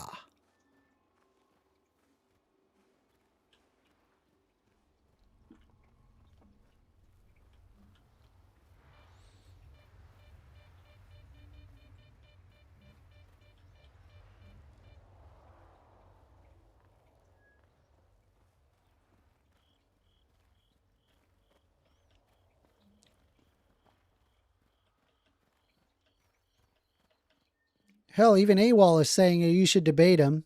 Come on, call in. We are 10 calls. Phone number is 202-998-5218. Call in. Let's have a discussion. We don't have to debate. We could just discuss back and forth. I won't bite your head off.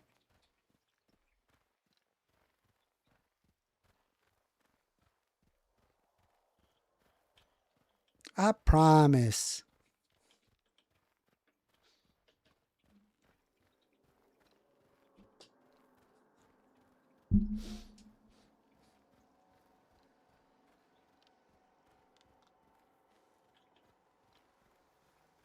You know what I'm craving today? I think I want a steak. A nice steak. Sit down at a restaurant, just eat a steak. Probably hit up the Longhorn Steakhouse and just sit down and eat a fucking steak. Doesn't that sound awesome? I want a steak.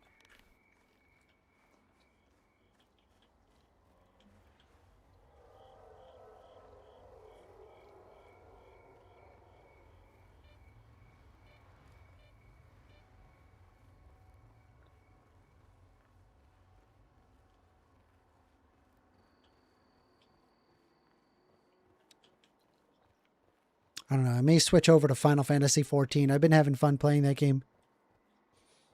Awol says, LMAO, lying liars is funny, Briscoe. Lying liars. Like as in you're lying on the ground and you're also lying at the same time? That sounds like fun. Hold on. I'm going to be a lying liar right now. Hold on. I'm going to do it. I'm going to do it. Though I'll be a little quiet. Ugh. Donald Trump is a good president.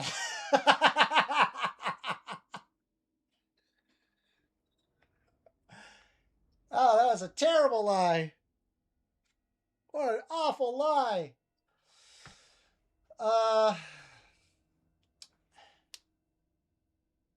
Chuck Schumer is an effective candidate.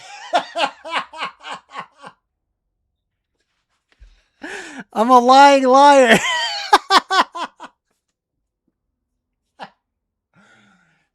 I'm doing it.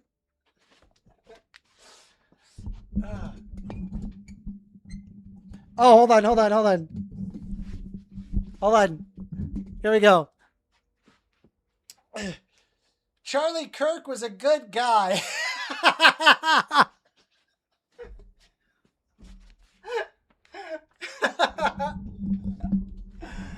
Oh my God. That's funny. Now that's funny. There, I was a lying liar just for you. Just for you, I was a lying liar.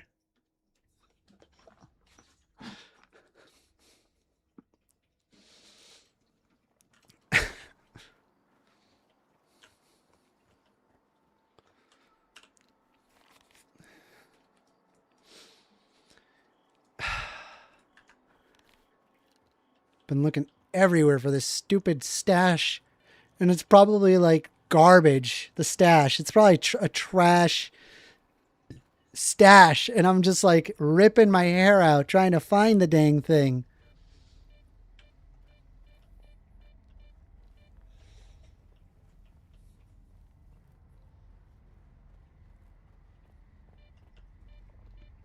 Shooting star, pretty.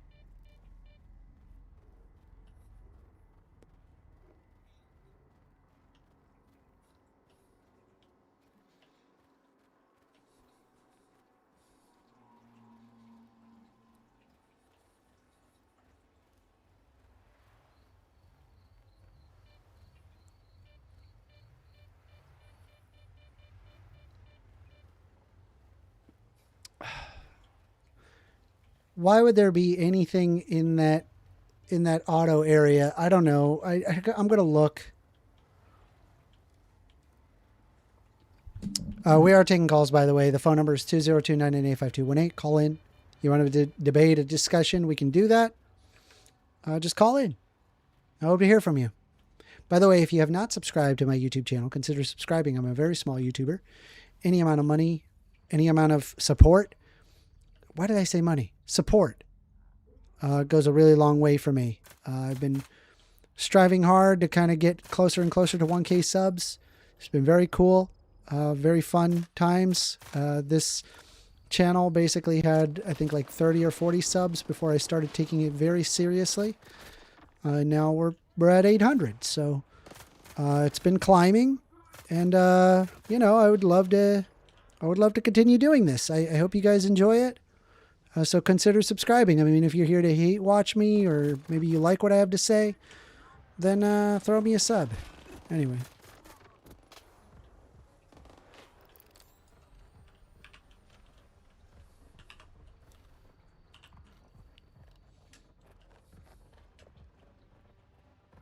You did great in your debates against the Wilsons, by the way. Thank you, Nick. Thank you. I appreciate that.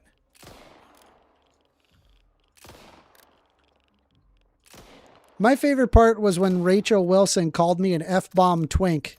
Little F-bomb.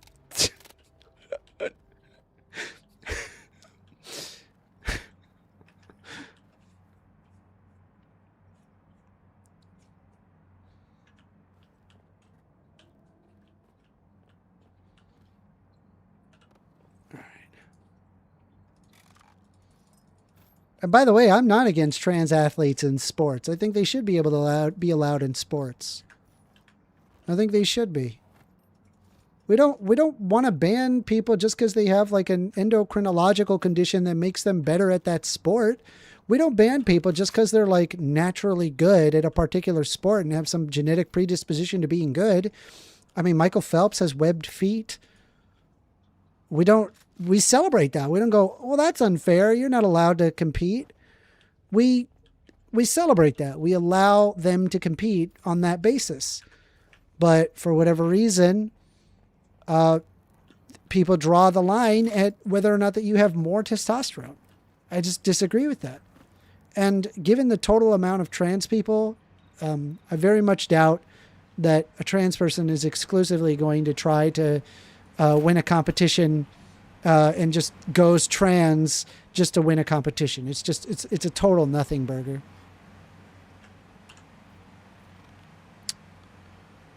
My weapon is broken. I need to repair my weapon. Where is I gotta go all the way to Malachite? Fuck.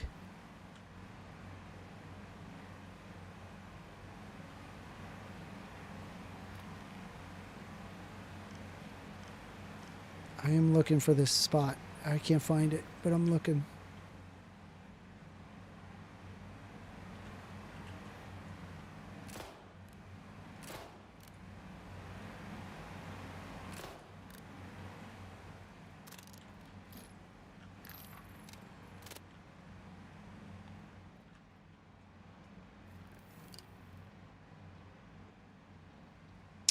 Well, at least there's 3 interviews where you address the point where you brought it up. Either you didn't watch them or you're effing lying. Oh, talking about the interviews with Charlie Kirk. I love how like you made me like watch like several hours. Like you asked for me to watch Charlie Kirk, and so I spent the time to watch like several hours. And not only did I agree with my initial stance, I doubled down on it. I became like more confident in the hateful shit that he says.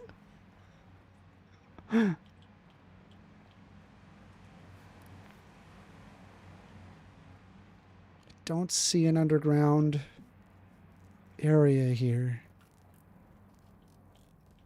I'm looking though. Oh, hi. What's up, Buggy?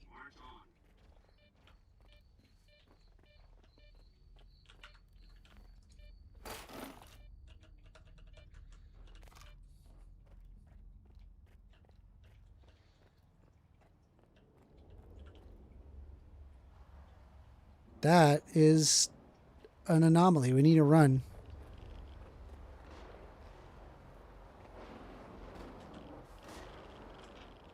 Crap, where's the way down? No, no, no, no, no, no. Where do we go?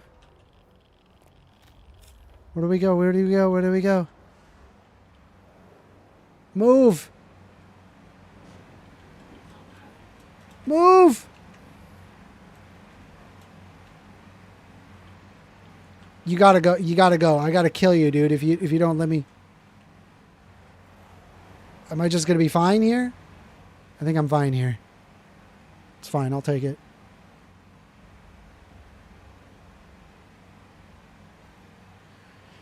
Yeah, you doubled down because everything you said. I'm sorry. The Briscoe says, yeah, you doubled down because everything you said goes through a woke filter in your head and fucks with your judgment. As opposed to you, right, who has nothing wrong with your judgment whatsoever. By the way, the Briscoe, the guy, if I recall, the guy who unironically argued that black people are inferior to white people, you said he wasn't racist. Face it, you're just a hate watcher. You're not in reality. You're not. I'm sorry.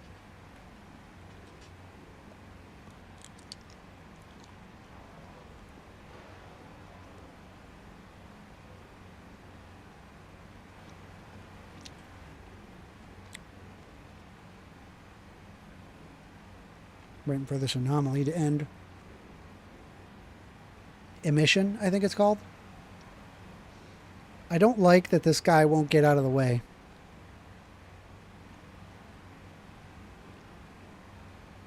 Nick No Mercy says, you got any future debates lined up for modern day debate? Not currently. We've got some smaller channels that we're going to. And we will be having future modern day debate stuff. It's just a matter of if James picks me.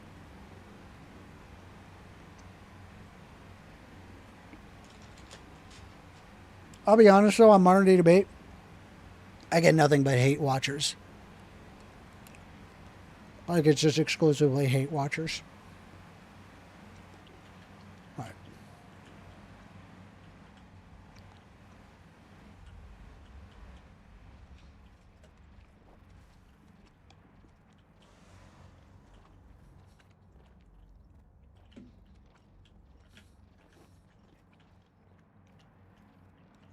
I do not think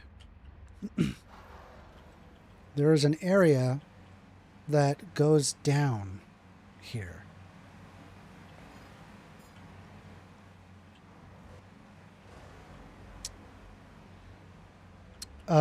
Nick No Mercy says, oh, I can tell. It's dreadful reading all the crap they say. Yeah, it's pretty awful. I'm thinking over time, we'll get more and more people who kind of are more sane, I guess. I think we could find more people like that. I mean, why not?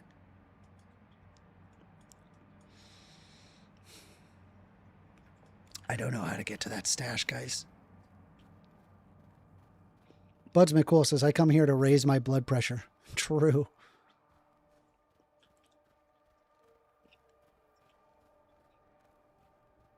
I don't know. Maybe I'll switch up to Final Fantasy 14 because I'm having a hell of a time trying to find this anomaly. The anomaly is here, or the stash is here, but it's underground.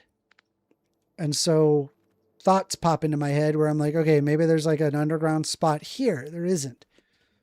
I looked all throughout this whole area. There is no underground area. I checked here. I checked here. I checked here. I can't seem to, I checked the street here. I don't know where the hell the underground area is. I can't find it. I'm looking. I've been looking and I can't find it.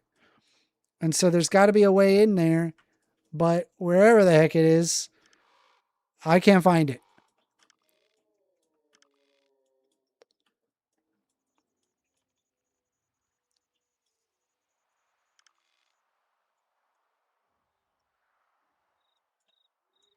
Maybe here?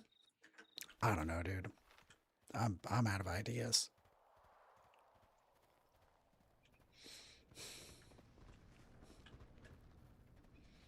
What world in FF14 are you in, Amender? I don't remember. Awol says, Bud, I think Amender is a good guy with good intention. That doesn't make him correct. I think I'm right. Yeah. Nick No Mercy says, Final Fantasy has awesome music. Their composers are top shelf. Dude, true. Very true. Another game that I would love to play while streaming, Final Fantasy X.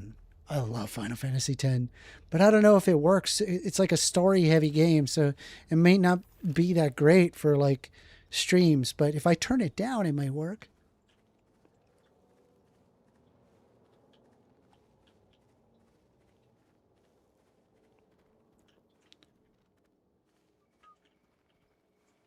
The Briscoe says, well, I think I'm right, Amender. Okay, then call in. Call in. Let's prove your muster. Awol says, screw FF, play Baldur's Gate 3. I've not played it. It looks good, though.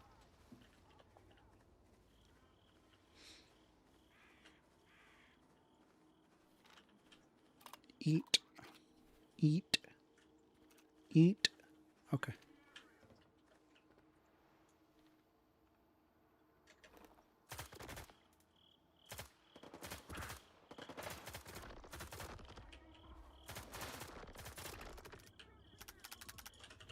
That's right, this thing's broken.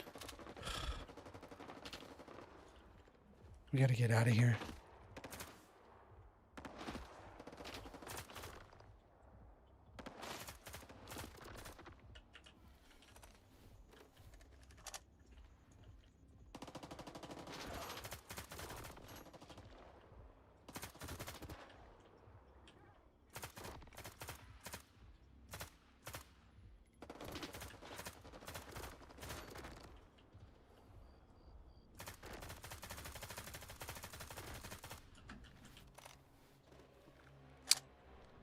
Alpha Eagle says, that's what I thought. You can't refute Charlie Kirk.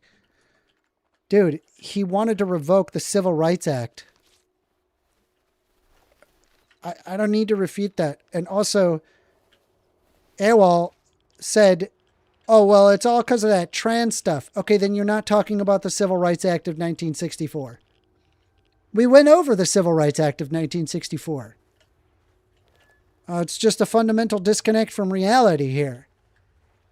Charlie Kirk wasn't in reality.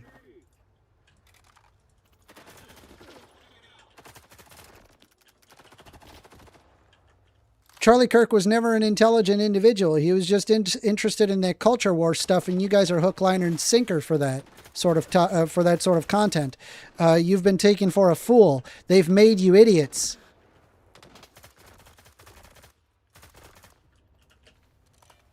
I'm telling you, man, you got to read a book. Read a book. Read a book. Read a motherfucking book. Alpha Eagle says, I sent you the video. Did you watch it? What? Where? Where did you send me a video? Where? I've refuted Charlie Kirk many times and the horrible crap he says. Terrible human being. And I hate pretending like that. Oh, you know, he's such a good guy. Just because a guy died doesn't mean he's automatically a freaking martyr or a good guy. No, he's a terrible human being.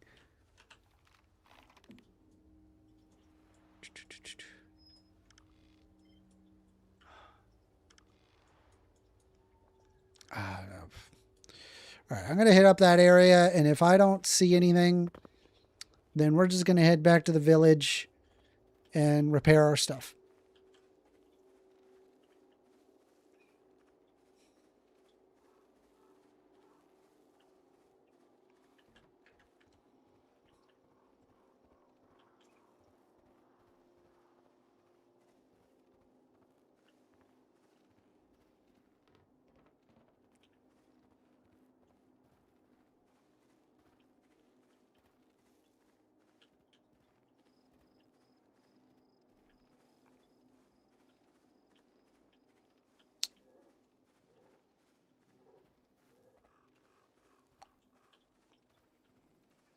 How do I... Can I even get in there? I don't know if I can even get in there. It's looking like it's completely blocked off.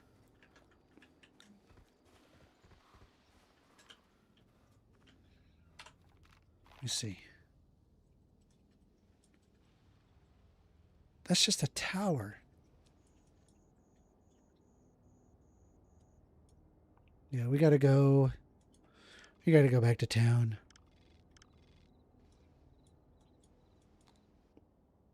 Which is all the way the hell over there. Jesus.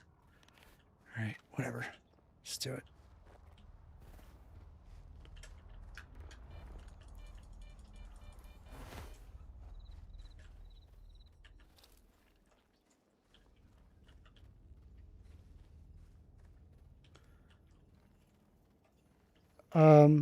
The terrible human being helped a lot more people than you did in your life. If anything, he hurt people. He turned an entire generation of kids to argue far right wing ideology that ultimately dehumanizes entire groups of people.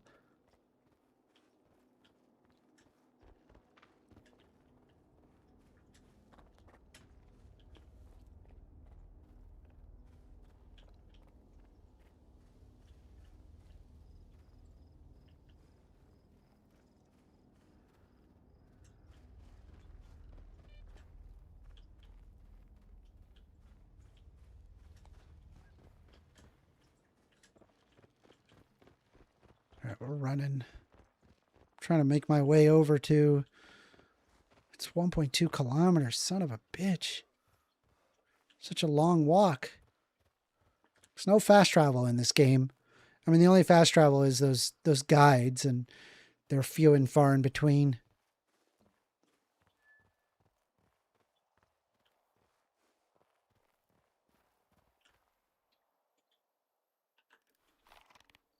How do I get out of here?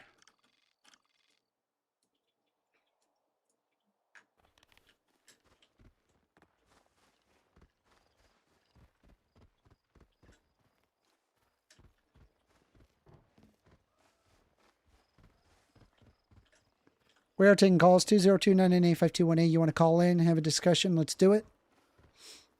I'll hear you out.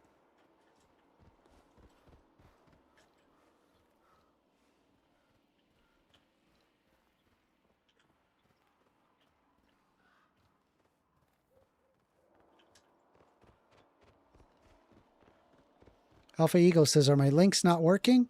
If you're trying to send a link directly through YouTube, I'm pretty sure YouTube blocks that. You can send it to my Discord or link me on my Discord, discord.gg/First Amender.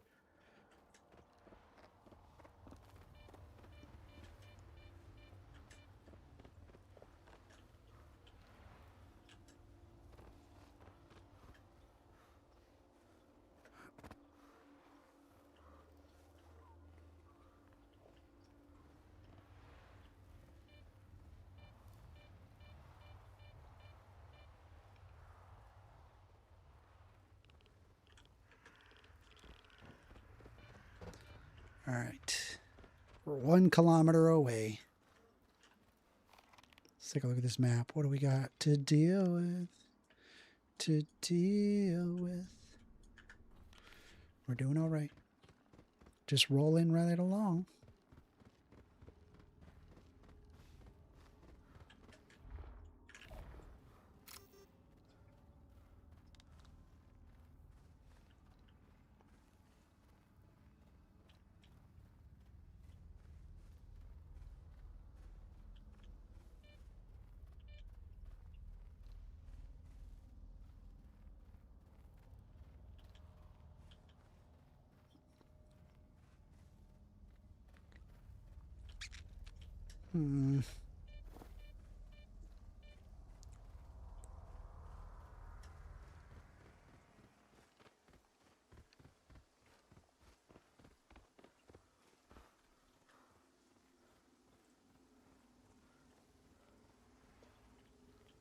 Are you going to call in, Alpha? Come on, call in. You got so much to say.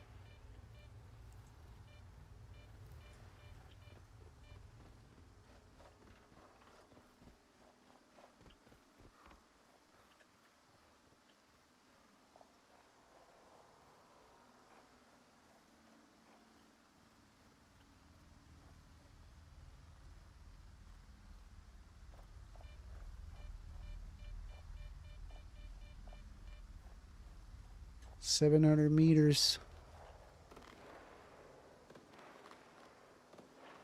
I don't think we need to fight that. We could just keep going.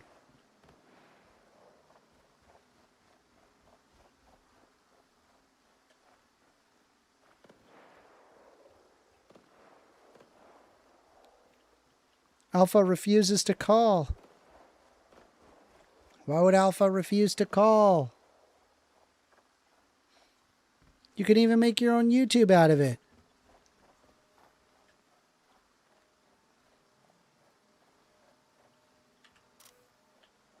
Oh, shoot. I need food. Hey, we got an anomaly. I told you, I don't give strangers my number. Oh, I got you covered. That's actually really easy. All you got to do is *67 and then dial the number. That's all you have to do. *67, dial the number. That means you're anonymous. Nobody can hear. Nobody can tell what your number is. So now you have no excuse.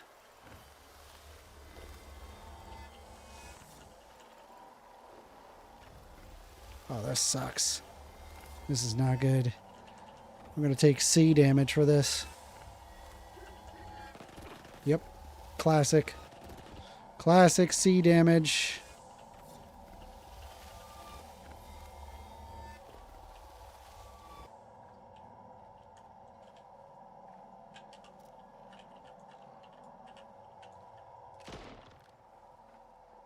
Let me shoot this thing.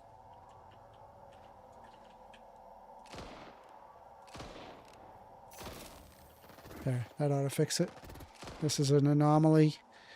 You can see right here, they're invisible. Watch. Yep. Classic.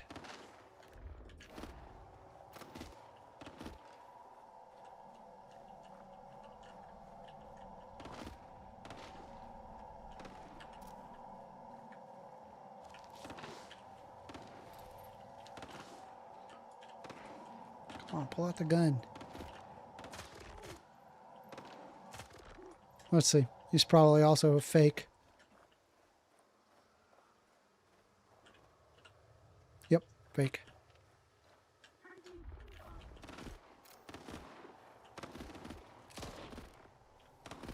It's basically a giant waste of ammo. All right, come on, load your freaking gun.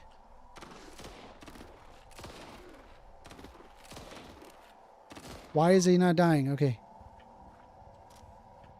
Excalidriller says, bro, what game you playing? This is Stalker 2. Stalker 2, great game.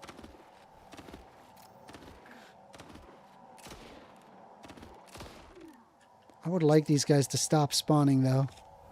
Be very grateful. I can hear the noise.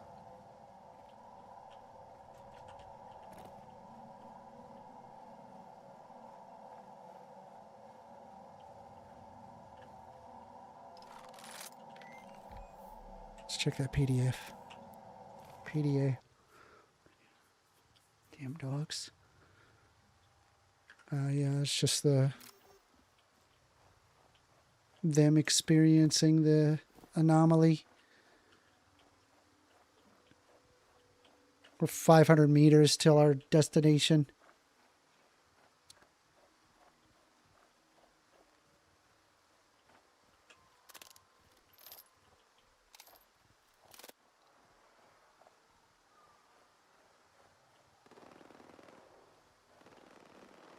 Forever Rain says AWOL, but Trump deserves to be under a microscope. Dude is shiesty. Completely agree with you. Completely agree with you. You should look at everything that guy does in a critical lens. 100%. 100%. And that's not Trump derangement syndrome. That's just using your brain and realizing, oh, this guy does not have my interests at heart. The fact that he wants his ballroom for his own vanity project instead of focusing on how to not shut down the government, which, by the way, it's the second longest shutdown in history, only superseded by the first shutdown, which he also caused.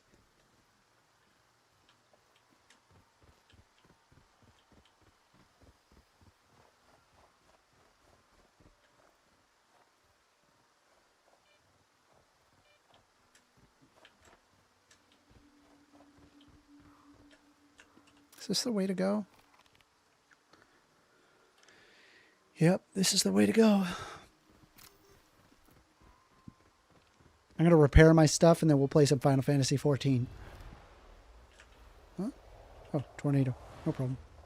Normal.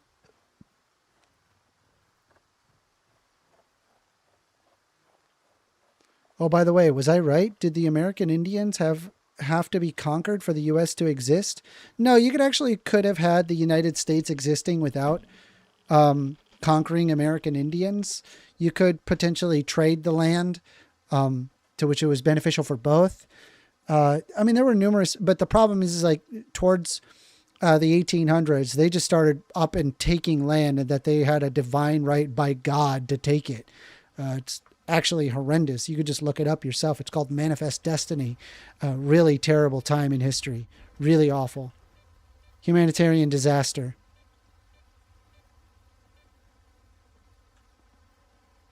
Excalidriller says, that's just politicians in general. Don't trust politicians in general. Don't trust politicians. Also, super don't trust Trump. Like, Trump is probably about as bad as it gets when it comes to, politicians and how much they lie to you.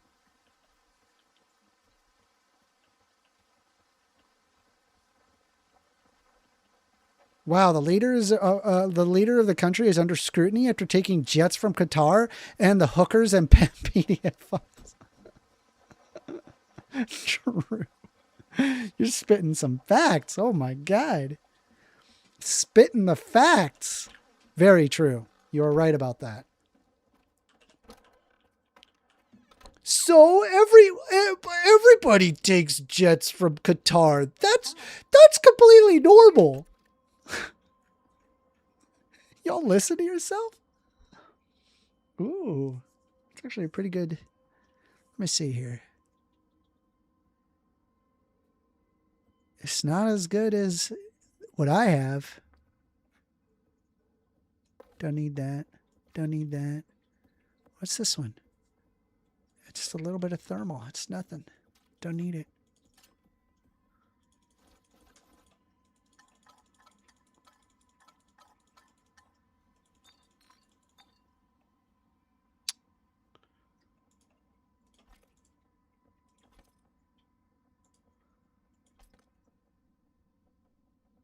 There's this one, and then we got the shotgun shells. And these. Okay, so these are the ones I want to keep. Sell those. Keep these. Sell this. Don't need that. Don't need this. Oh my, there's even a whole other one. All right, here we go. God, look how many of those I have. So.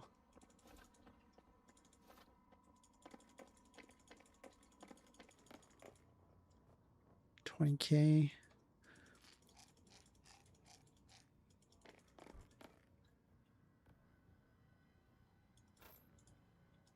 Sell all.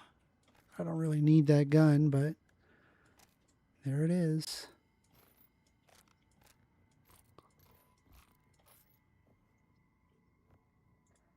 Sell that, sell that, sell that.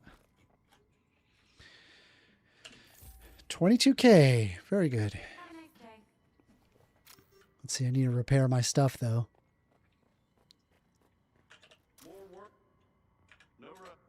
22K minus 39K. Not good. Not good. I'm definitely down. Down. We're down. Then again, I was out there for a while, and it's not like I was picking up a lot of loot, so it is what it is. All right. Give me one quick second.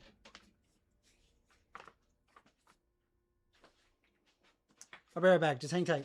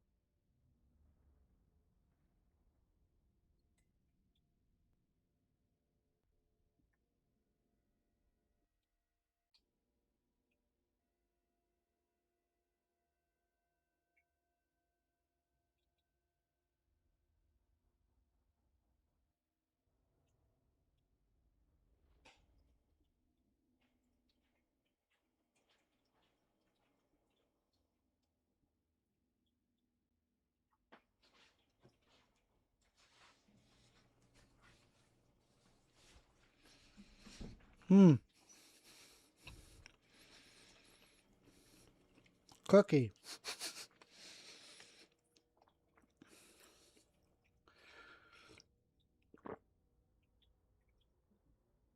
All right. Final Fantasy 14. Let's do it. Let's do some of that Final Fantasy 14.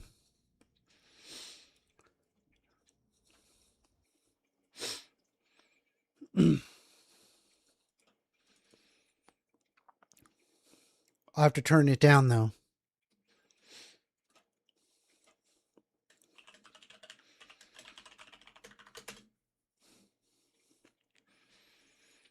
Hang tight. Loading the game right now.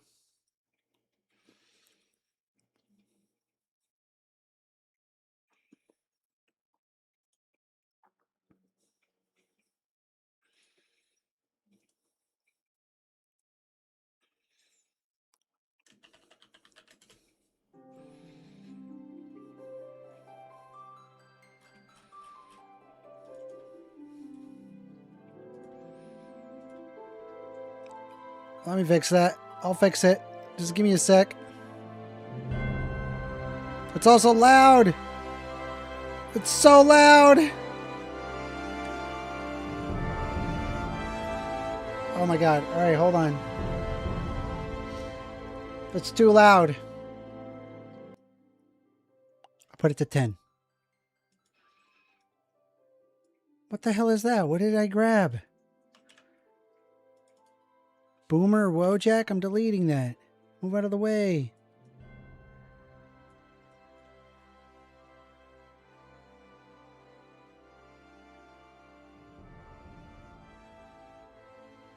Where is it? There it is.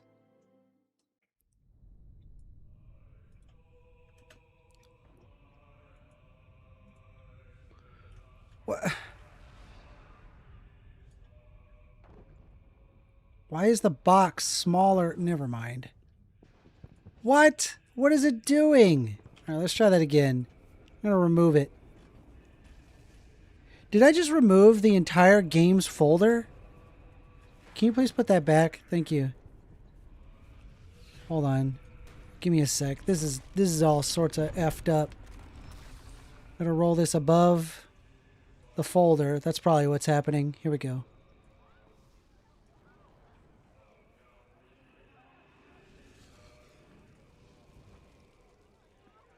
There we go.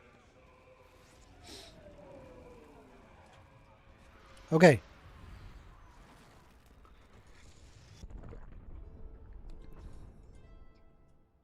What happened? What the heck just happened? I think I know why.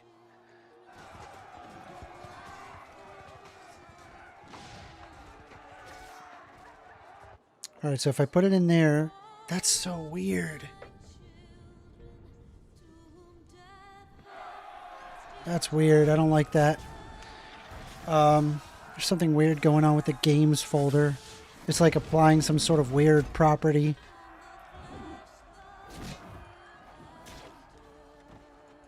Let me remove the grouping. I'm going to ungroup. It's fine. I'll just deal with it.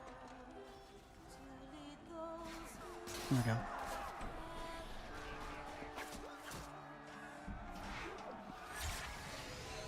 Excadrilla says, yo, First Amender, do you play Hollow Knight? I do.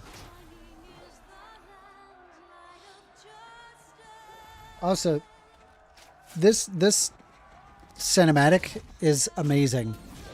Like, can we just like acknowledge this cinematic is incredible? And listen to the music.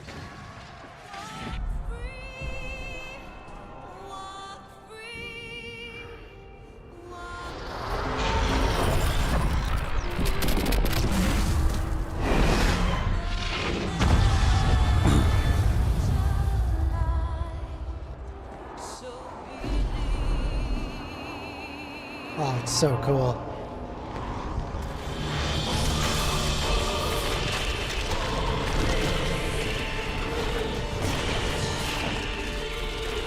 Bruh.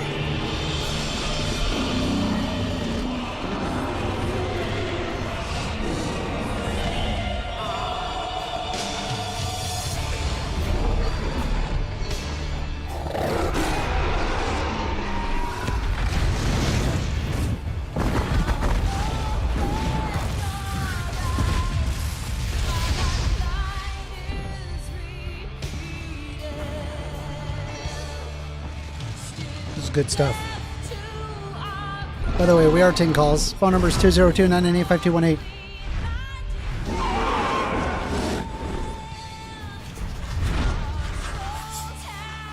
J99A James says, still waiting on a mender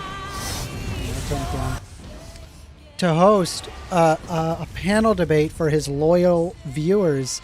I would love to do that. You guys want to do that now? I'll do it now. Bobro versus whoever. Bobro versus AWOL. Bobro versus AWOL on Discord. Let's do it. We're doing it. You guys want to do it? Bobro versus AWOL.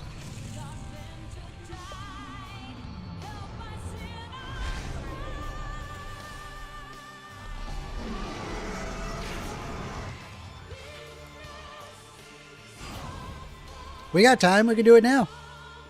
I got time. Oh yeah, this is the part where the old man gives a face. He goes like I don't know how to. He's like, you'll see the face. It's a very meme worthy face.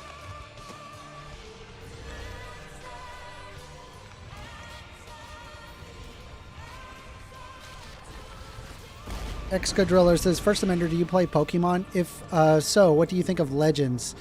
Bro, I'm a Pokemon Red kind of a guy. It's been so long since I've played Pokemon. I mean, I could. Honestly, playing Pokemon Red would be a pretty legit game to play. Briscoe says, pick good topics. We'll do the trans debate. AWOL versus Bobro. There's the face. All right. Let's play the game. Let's just play the game. It's fine. Let's start. Okay, I'm in the Crystal Data Center. There you go. I'm in the Crystal Data Center. The Marlboro is where I'm in. Okay, there's 16 people in queue. All right, we have to wait.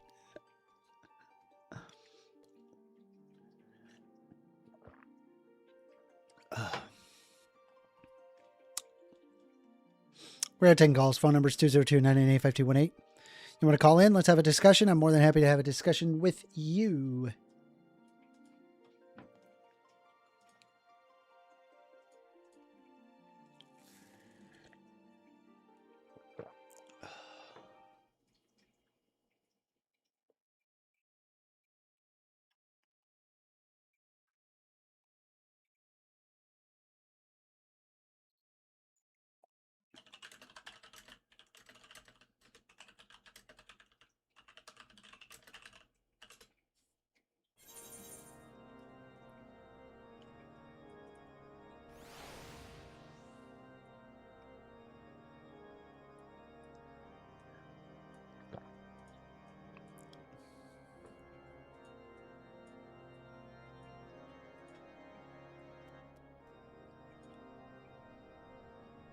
All right. Is the game too loud? Let me know if the game's too loud. In which case, I'll turn it down. I feel like I'm going to get raided in this game because it's like an MMO. So like there's a non-zero chance that somebody just starts loading up their game and starts trying to find me.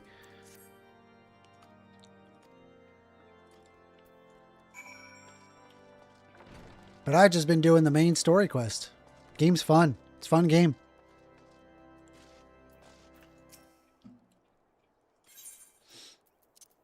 Hand item. Show the bloody encyclical to Prunilla.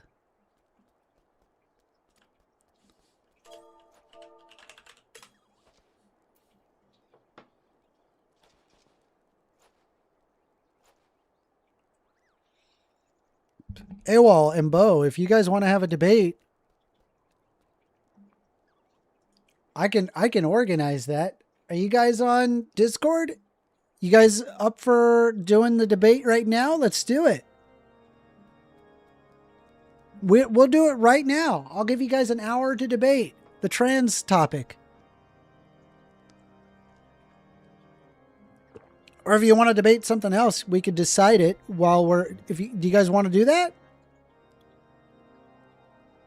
You guys got time to do it now? Seriously.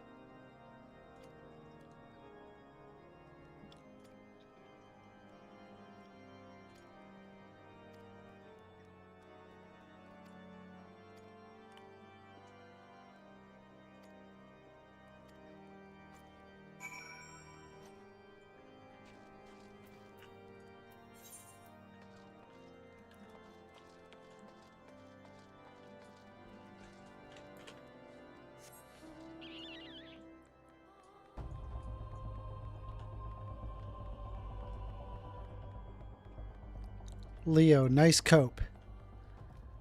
Leo says, "K, bud. It doesn't matter. It is already on its way out and it won't last. Talk to me in 10 years. The new it's a new ideology stemming from the 60s before they were synonymous. I don't know what you're talking about.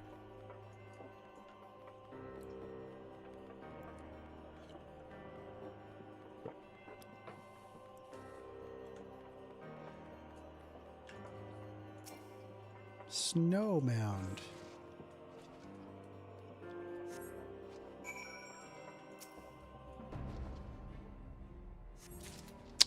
Search the suspicious box.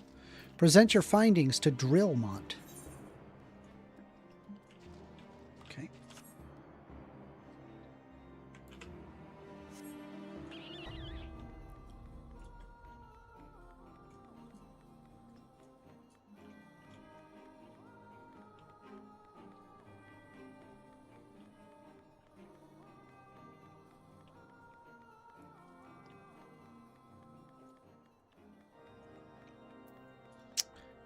We are 10 calls. Phone number is 202-998-5218. Come in and debate. I want to have a discussion with you. If there's something you particularly disagree with a woke liberal, I'm right here. I'm willing to hear you out. I will hear you out. I will. All right. Hand over. There had been a very good explanation to why you were carrying these rosaries, and why did you find this papal encyclical? Fury take me, the Inquisitor is a heretic? Never before have I heard such an unbelievable tale, but this evidence in your testimony could have no further explanation. I have misjudged you and your friends. First, and for that I deeply apologize. I will permit you to enter the outpost, but first, I must needs beg your assistance. Help me and my knights bring this infernal impostor to justice. Justice!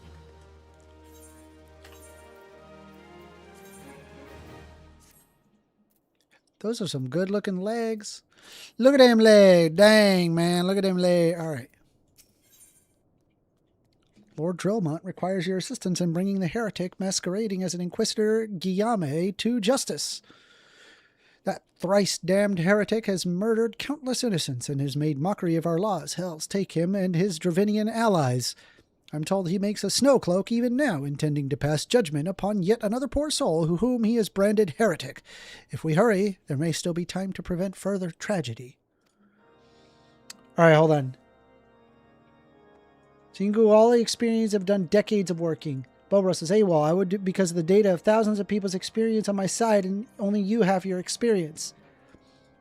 The Briscoe says, what expansion are you on, Amender? I am not on an expansion. This is the main storyline. It would be insulting of fools to call you a fool. AWOL, yeah, it would not be a compliment to them. You think the only thing that matters in the world is to create computers. Only from experience did we have something research and development to figure them out. Damn, send me the Discord link. Discord.gg/First Amender. Here, I'll make a stage. I'll make the stage. I'll start the stage. Hold on. Start stage. BAU versus AWOL. All right, I'm starting the stage. Stage is starting.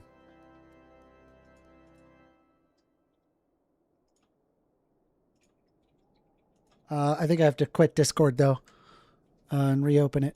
Just give me a sec. Every time it does this. Every time I start a stage, it does that.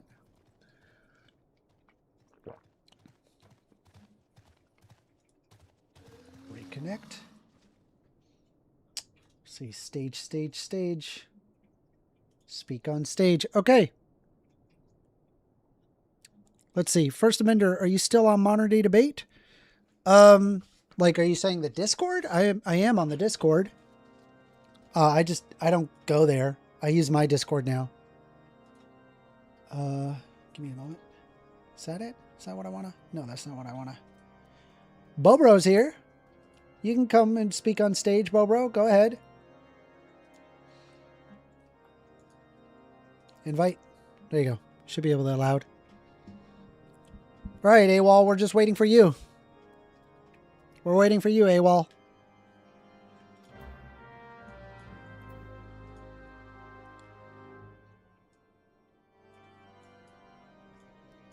AWOL, we're waiting for you.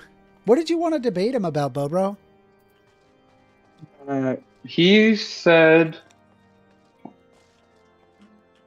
Well, I don't think he said any topic. I might have missed it if he did, but I wanted to debate about whether, like, studies and statistics are good enough to, like, back people up what they're saying, or if you need real-world experience. Ah, yeah, fair enough. Come on, AWOL. We're all waiting for you. We're here in a room waiting for you. You.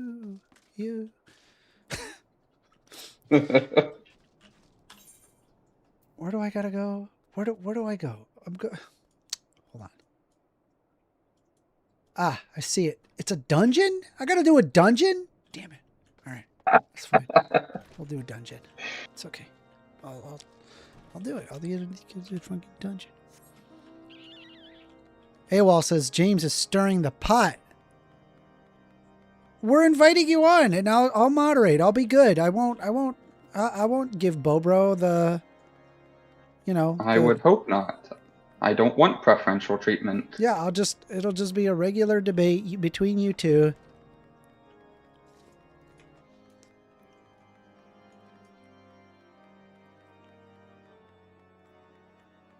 Come on, AWOL.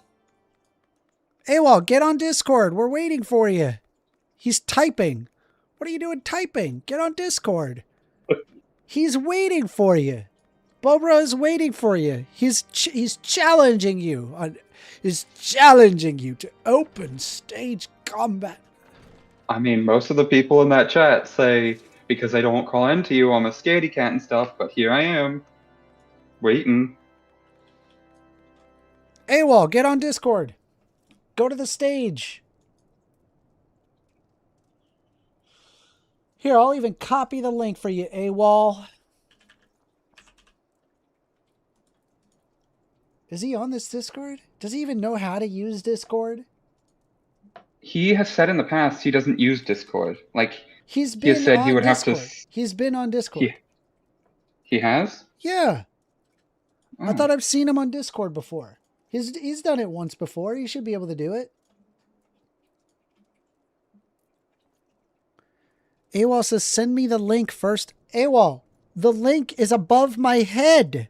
Discord.gg/first-mender. What do you think that's there for my entertainment? It says discord.gg. That's the link. Type it. Type the link.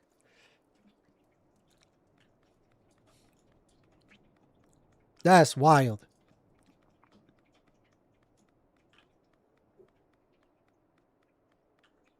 Excadriller says, First Amender looks like Donkey Kong, not gonna lie. Oh. How do I look like Donkey Kong? No clue. I mean, I would say you look sort of similar to Waluigi, but not Donkey Kong.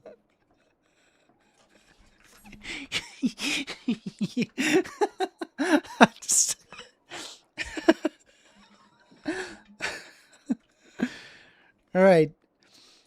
We're just waiting for AWOL. We're just waiting for AWOL. I'm gonna short like Wario. You're tall, so you're Waluigi. Wario. Oh, that's funny.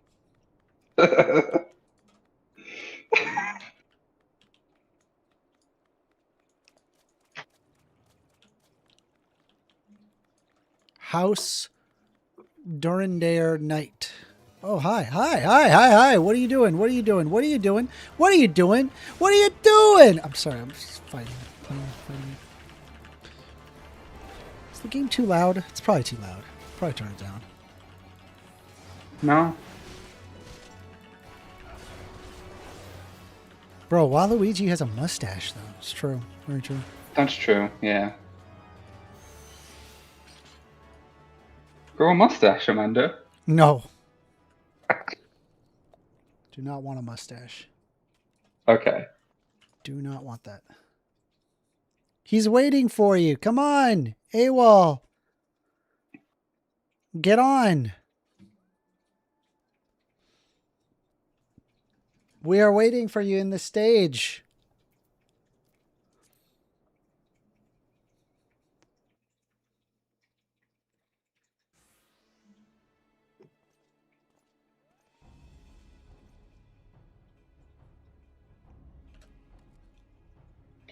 AWOL, are you coming? Bro's not coming, dude. I'm willing to just sit here and chat with you. He doesn't know how Discord works. JI99A James tipped $5 through Super Chat saying, AWOL, AWOL, AWOL. AWOL, get on. Discord.gg/FIRST amender. Come on. Don't you have Discord? Forever Rain says, Beau, what is your position? My position would be that statistics and studies and stuff are just as able to explain how the world works as experience, or maybe even more able to explain how the world works. I don't need to have worldly experience to be able to explain that autistic people are shunned more in the real world and it's harder for them to get jobs than it is for neurotypical people, for example. By the way, thank you, JI99A James, for the super chat. Very, very friendly of you. Thank you. I never expect that, but it's always super nice when people do that.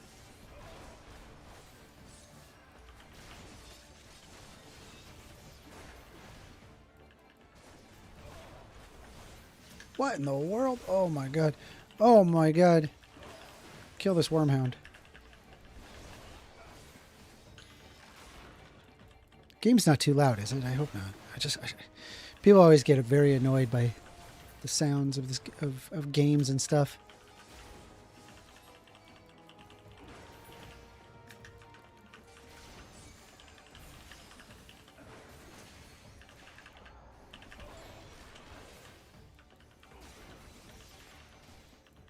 Briscoe says maybe AWOL doesn't want to deal with Discord. Well, I can't actually establish a three-way call unless, of course, if I pay like a lot more money for the phone system that I have. So there's really no way for me to do it. Discord's free, and we're here and we're waiting. So, whoa, big dragon! Sorry. AWOL said he has to have one of his kids to put him on the dang Discord. What do you mean? Just make an account on Discord. There's tons of people that are older on Discord. Just get a Discord account and just and type in the URL discord.gg/FIRST amender and then show up on stage.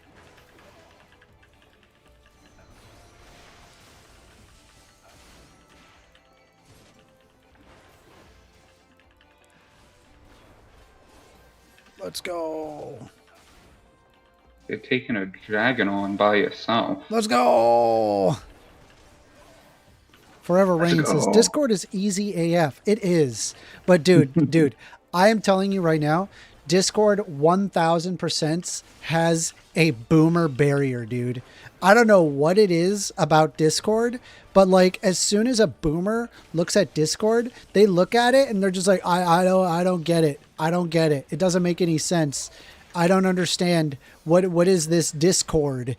And they're like, why are there all these chats? Why do I have to join a server to talk to people? Like they don't understand it. Like their brain just like breaks down. They cannot figure out how Discord works. I don't understand why it's that way, but it is that way.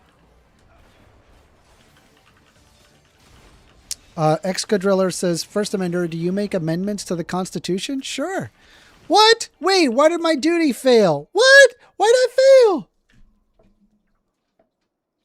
Who was I supposed to kill?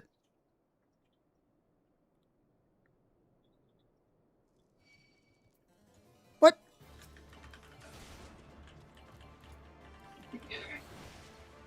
You said duty.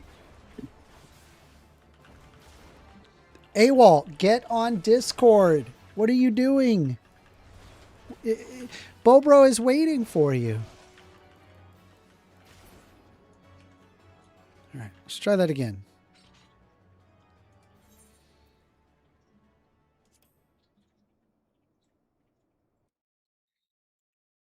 I don't understand. I got to figure out why that happened.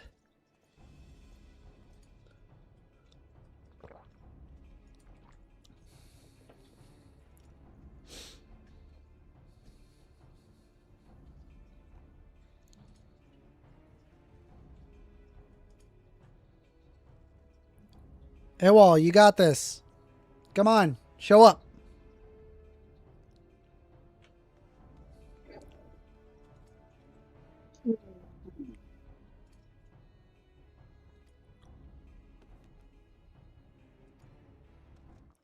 While I'm waiting, I'll go get some water.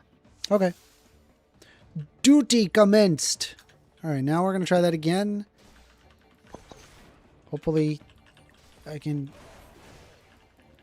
Ignorant swine, soon you will know the futility of your faith.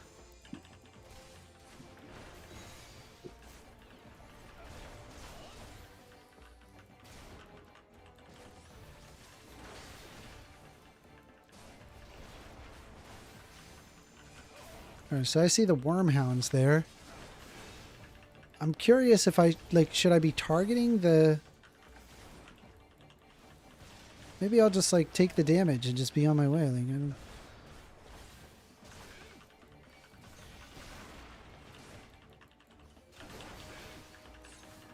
See. Maybe if I just kill Guillaume as fast as I can, maybe? Ugh, not by... How wrong you are, Ishgardian! I've been blessed with the power of your kin. It's probably a typo. Alright, now he is a dragon. He is a big dragon. And now we kill. Because he's a big dragon.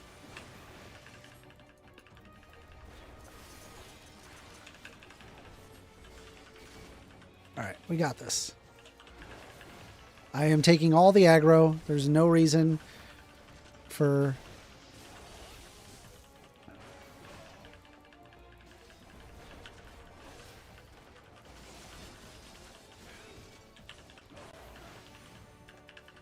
We're just waiting for AWOL to show up. AWOL! We're still waiting for you. Bobro has challenged you in open combat. Open combat! So I just joined the Discord, but all I see is messages and create DM. Okay, so you hit the plus arrow that allows you to join a server. Aggro that one. Give me that one. Why is he dead? Wait, how did he died so fast? Did I fail? Did we fail? Did we fail? Did we just fail? No, duty has not failed. No, it cannot be. Wait, Dromant's almost dead, dude. Dromant is dead. Dromant is dead. Dromant is dead. Dromant is dead. Please. Please. I failed. Okay. So when Dromont dies, we fail that. Okay. All right. So bottom left-hand corner, you're going to hit the little plus arrow, the plus sign, say add a server. And you're going to hit join server. And then you're going to type in discord.gg/First Amender. Once you have that, you should see a bunch of side chats. You're going to be looking for stage. You click on stage, and then you will be in the audience, and I will invite you to join. All right. So how do I protect the knight? Okay. All right, hold on. I'll try that again.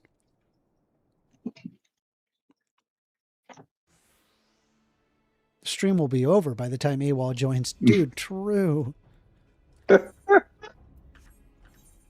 right, we're going to skip the cutscene, get straight into the fight. All right. Watch out for Drillamont the Honest. That's the one that we do not want to die.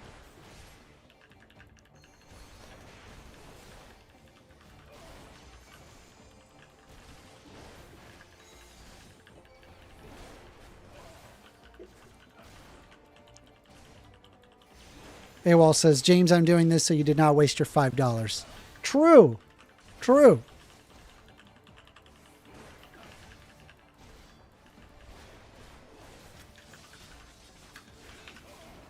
I gotta kill these hellhounds, these wormhounds.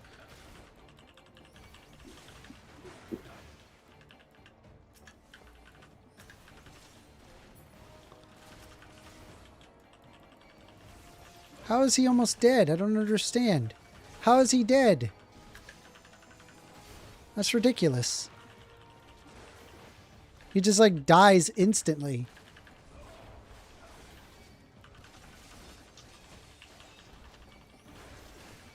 We're just waiting. We're waiting for Awol to figure out his stuff.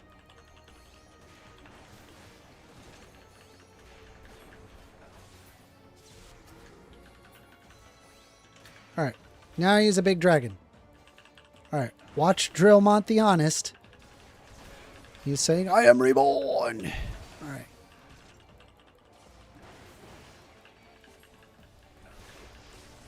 He just targets him and just hits him. Jesus. Doesn't matter if you have aggro.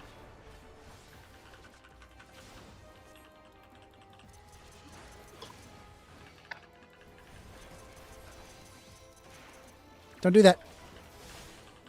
Oh, that has no effect. Great. Fabulous.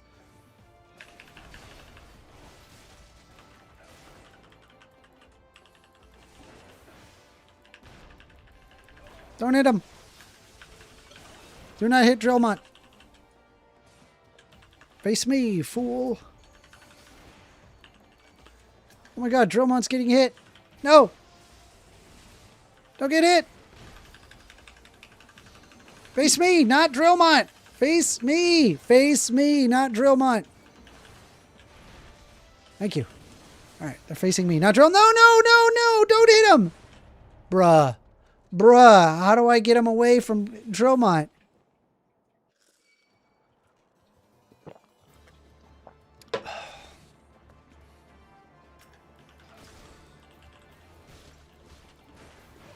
How do I save Drillmont? Am I just not high enough level? Maybe there's a way to, like, get the monsters to step away from Drillmont? Alright. Alright.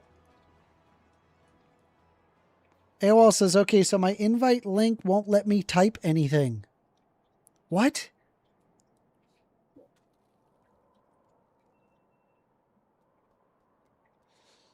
So when you hit the plus arrow on the bottom left-hand corner, hit add a server, and it says have an invite already? Join a server.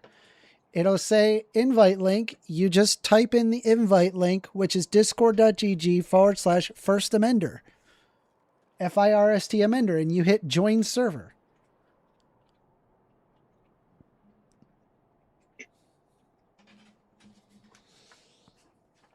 All right, let's try again.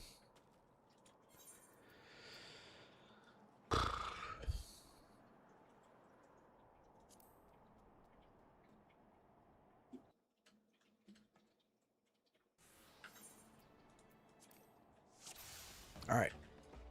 All right. So I just got to move them away from Drillamont the Honest. Like if Like, I should have aggro. Why do I not have aggro?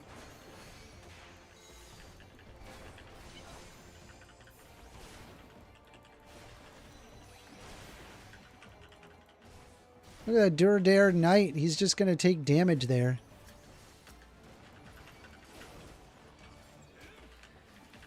Alright, so here I need to, like, do this and then pull them.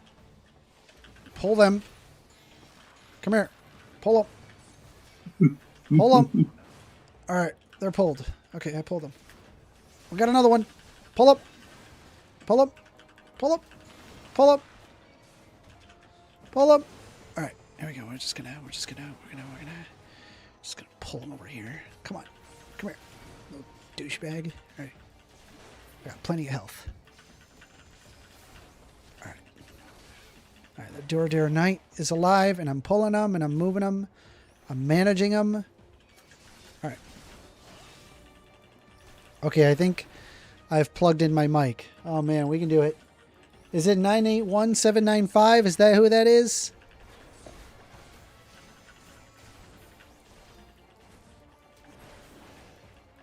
I think that's him. Do you think you can invite him, Beau, bro? I'm in the middle of this fight.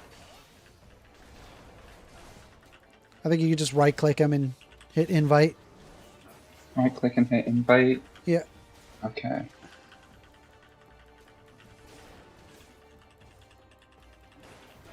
Are you able to invite him?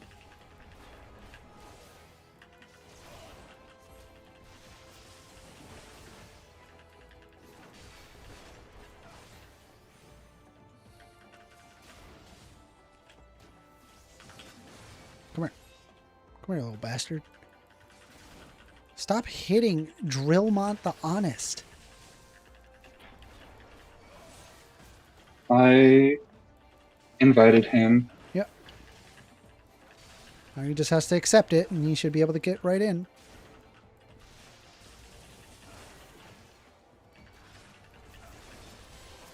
Nope, nope, nope, nope. Come here, come here, come here, little bastard. Come here, come here, little bastard. And you too, you too, you too, you too, you too. Come here, come here, come here, come here. Aggro, aggro. I am aggro. Aggroing, aggroing, aggroing, aggroing. All right, move, move, move, move, move. Moving here. Yeah, see how they're. There should be something at the top of your screen, AWOL. Just like click accept, invite, or whatever. I'm telling to you, man, speak. boomers can't figure out Discord. I'm telling you. All right, duty completed. I think I did it. I did it. You finally did it, Amanda. Maybe you're actually getting good at Hey, getting. is that AWOL? And he's got like a mute. He's muted. You have to unmute yourself. I'm sorry, AWOL. I'm sorry I'm laughing, but I find this a bit funny.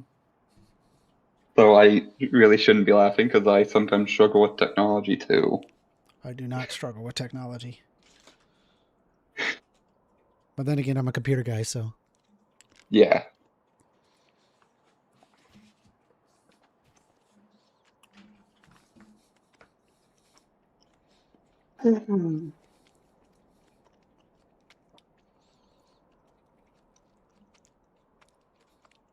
You are muted.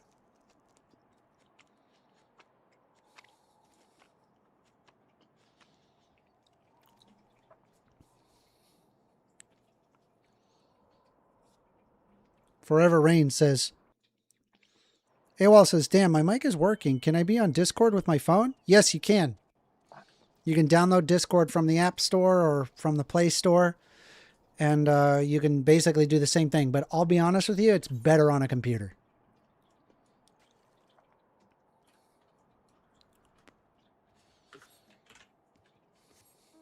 Emulario. What do you think of my mount? I like it. So goofy. It looks like a little ostrich or something. It's a pumpkin. Pumpkin. Oh my god. You see him?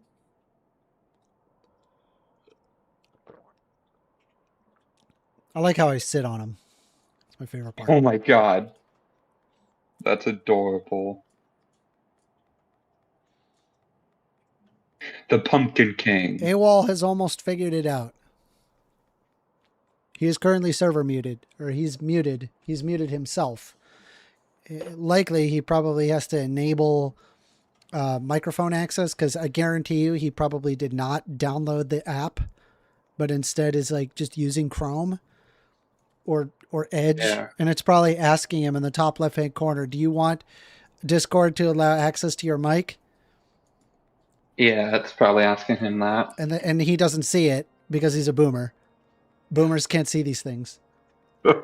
He probably can't see isn't much warning older messages. than you.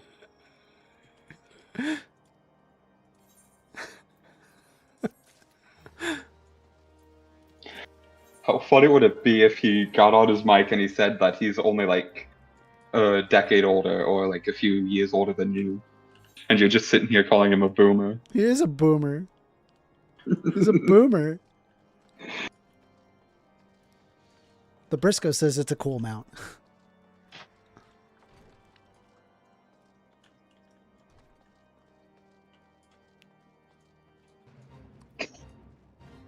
I'm sure AWOL will figure this out. I believe in AWOL. The power of AWOL. I believe in the power of AOL too. The power within.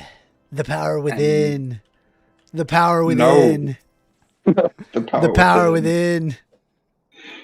May the Oh, power I of see him Christ compel unmuted. you. The power within. Try talking, AWOL.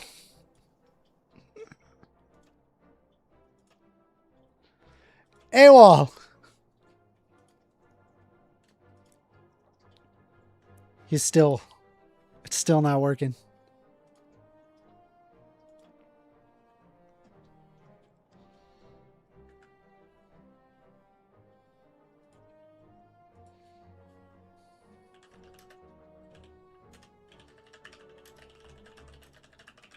Oh, he has himself muted again. He's trying to figure it out.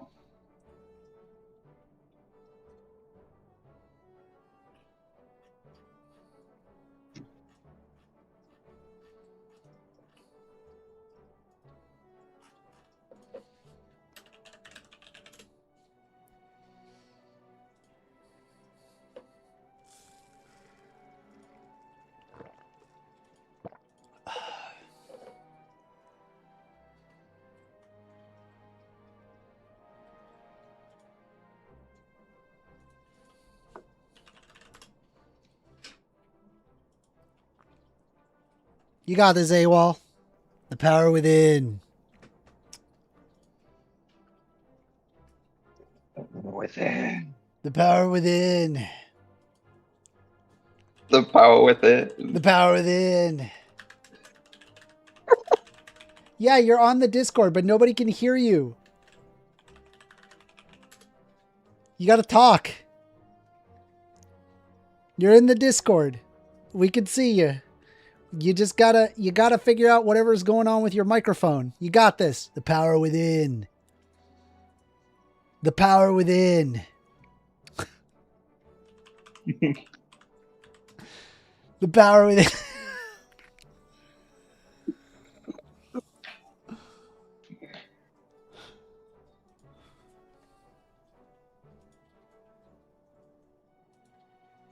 I'm about to set up the...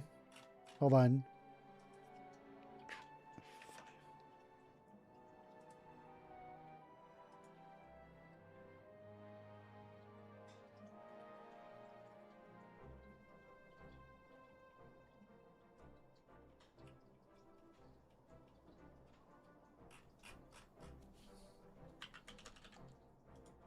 All right, hold on a sec. I'm gonna open up the voice widget. Voice channel. It's gonna be... Oh shit, you can't show the freaking stage?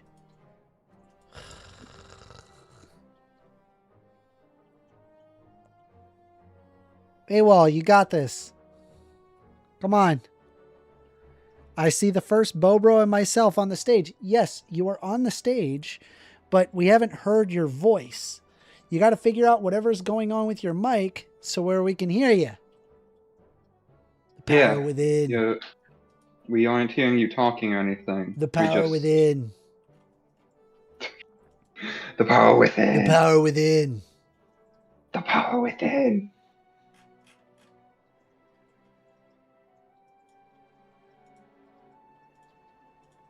All right, hold on.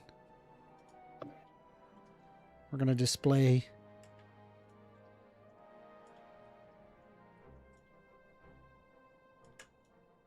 I don't.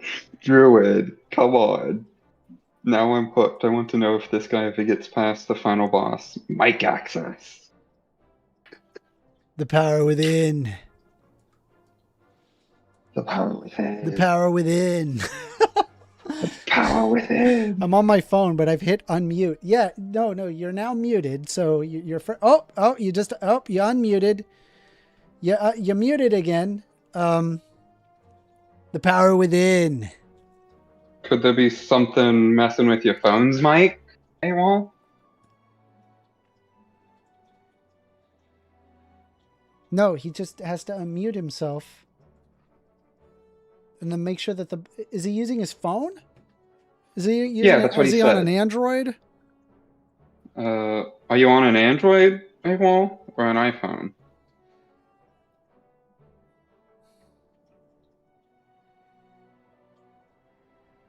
Power within.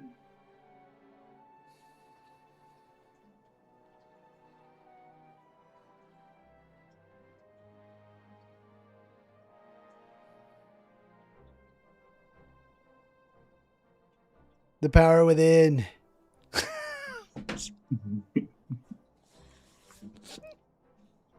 I don't think the Discord Hop app is into gonna be settings, that- amender, and guide them. They are hopeless. Okay. I don't know if he's using a phone or if he's He said he's on the phone, okay. but he's hit unmute. All right, so let me just try this out. So if you hit stage, let me just test with a test account here.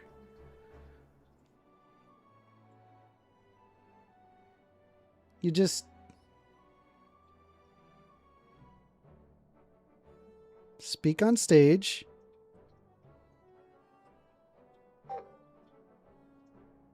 You should be able to just talk. Yeah. Yeah, just talk, nerd. AWOL, are your permissions enabled? Dude, I went right in. It just let me talk Yeah. immediately.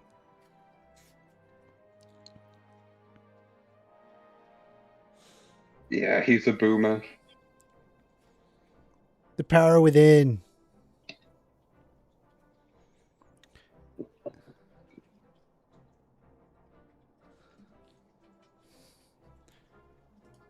Try leaving and rejoining. All right. We're going to invite him to speak.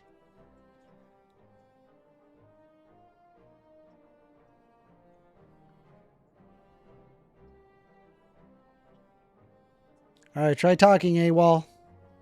Do you got some kids? Maybe they can help you.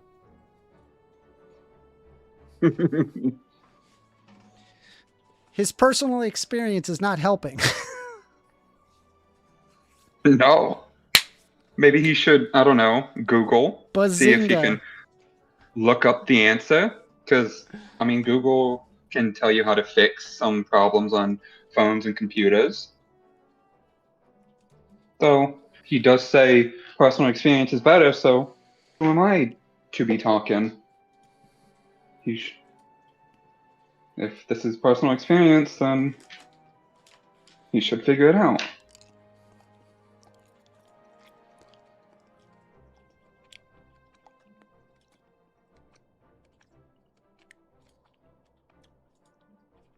All he is hearing is soft music. I don't think any of us are playing music. Wait, can he not hear us? He said on YouTube all he can hear is soft music. AWOL, can you hear us? Testing. You guys are kind of ageist towards AWOL. Sorry. Sorry.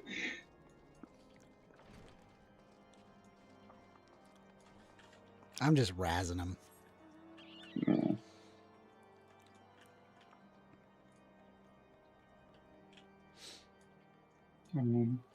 They want to say that since I'm younger, I don't know what I'm talking about, then how can I be ageist towards him?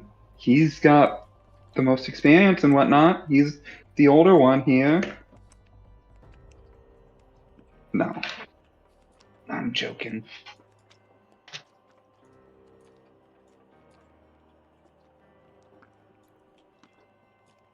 Whenever AWOL figures out his, is this a dungeon? This is another dungeon. Oh my god, it's another dungeon.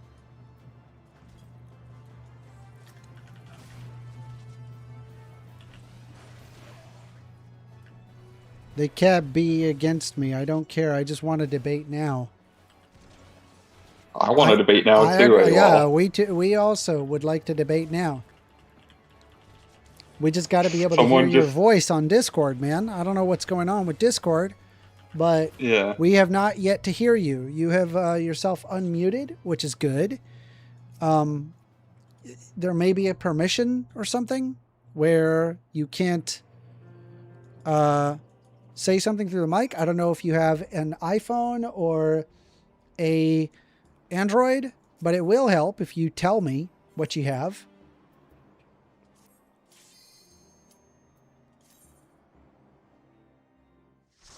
Druid says, are we sure that he is on a smart device or is he on a landline?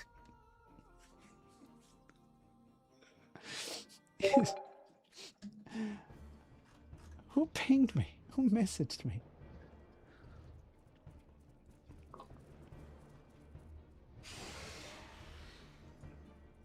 All right. Maybe AWOL restarting Discord itself, like not just like leaving the stage, but restarting Discord and rejoin. If you just like installed Discord, maybe it was just like a microphone issue. I'm trying to think what it could be. Yeah.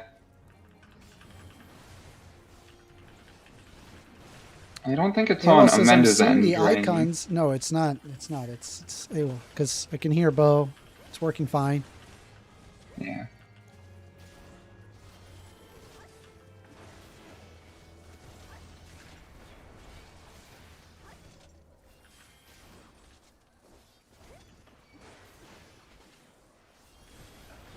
Every time I speak, the bar is lighting up, but I hear nothing. I would force close Discord through Android. So you can do that pretty easily by... Ah, he left. Okay. He's coming. All right, so he's back. So now I'm going to invite him to speak. And he's speaking, and now you're going to talk. Can you hear me? Yes, Yeah. I can hear you. Yes. Thank God. It took long enough. All right. Okay. Well, I had to go through the whole email address thing and all that crap to even get here. Well, now you don't have to do that anymore. You're just on Discord. Welcome. Yep. Welcome. Well, this is the first time I've been on Discord. Ah. All right. So, you wanted to make Bobo a sacrificial lamb today? I wanted to allow you two to have a debate dialogue. I'll be quiet. I'll let you guys go at it. Okay, that's fine. Then I'll start it off. Brandon, most of the time when we're arguing in the comments, you tell me that the things that you read make you as experienced as the person who actually experiences those actual experiences. Is that your standpoint? I don't think I say it makes you as experienced. What I mean is it makes you as knowledgeable as someone with that same experience.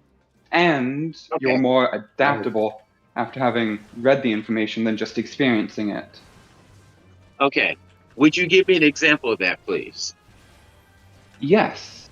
And a person could go into a job without having previously known anything and be taught and learn through experience, while a person who has gone through school, gotten a degree, already knows how to do what their job needs, and they can be taught extra stuff on top of that because they already got the knowledge beforehand through reading books, through studying information online, etc.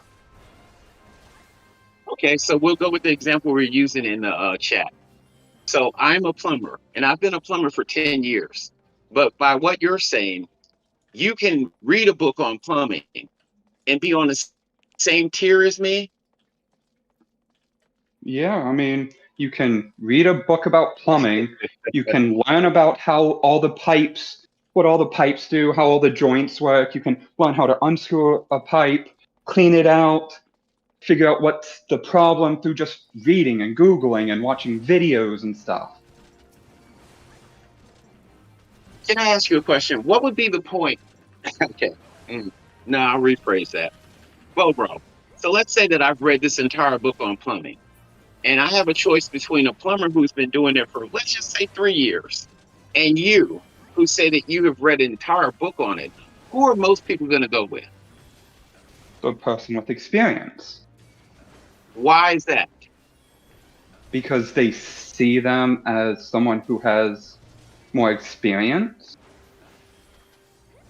And is experience important?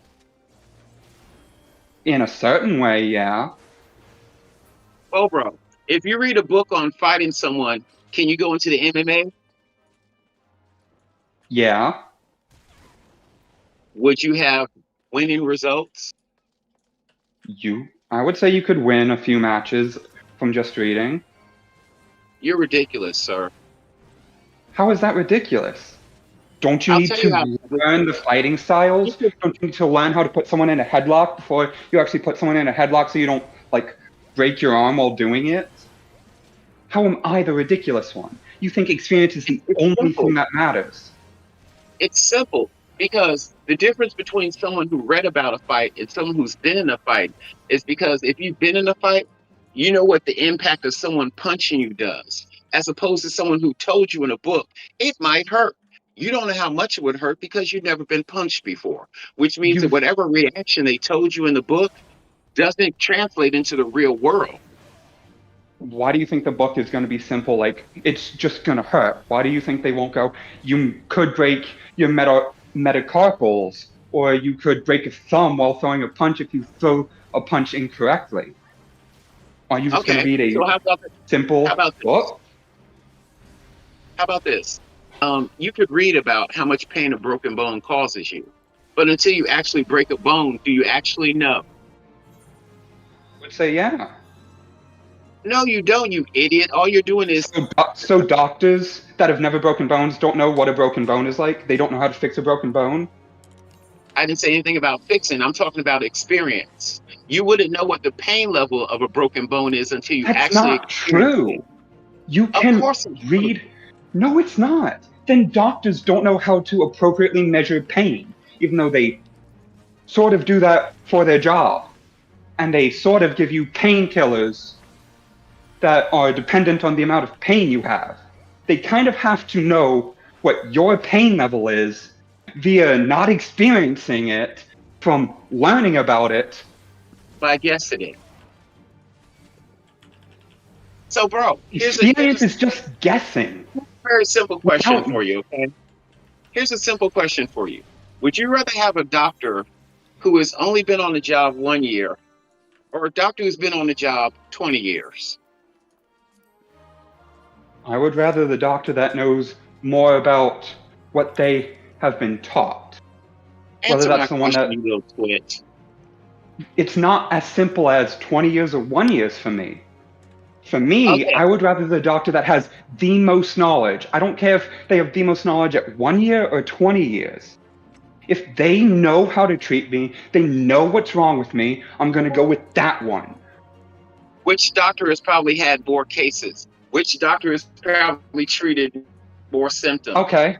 Which doctor would you like? One that has 20 cases, but 19 of them have been bad cases and they did not treat the person correctly? Or one that has like 5 cases, but all 5 cases have been successful?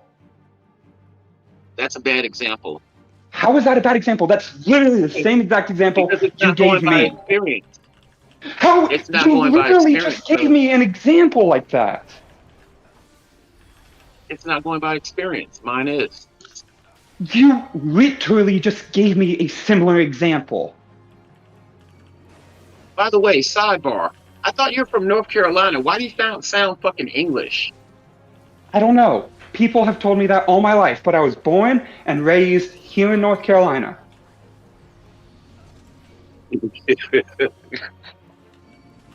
You can laugh about that all you First want. Amender. I live in I North know I can. Carolina. But you can't do anything about it. First, okay, wait, no, I'm sorry. I was about to call you first. Bobro, would you feel safer riding in a car with someone who's been driving for 20 years or someone who just got their driver's license today?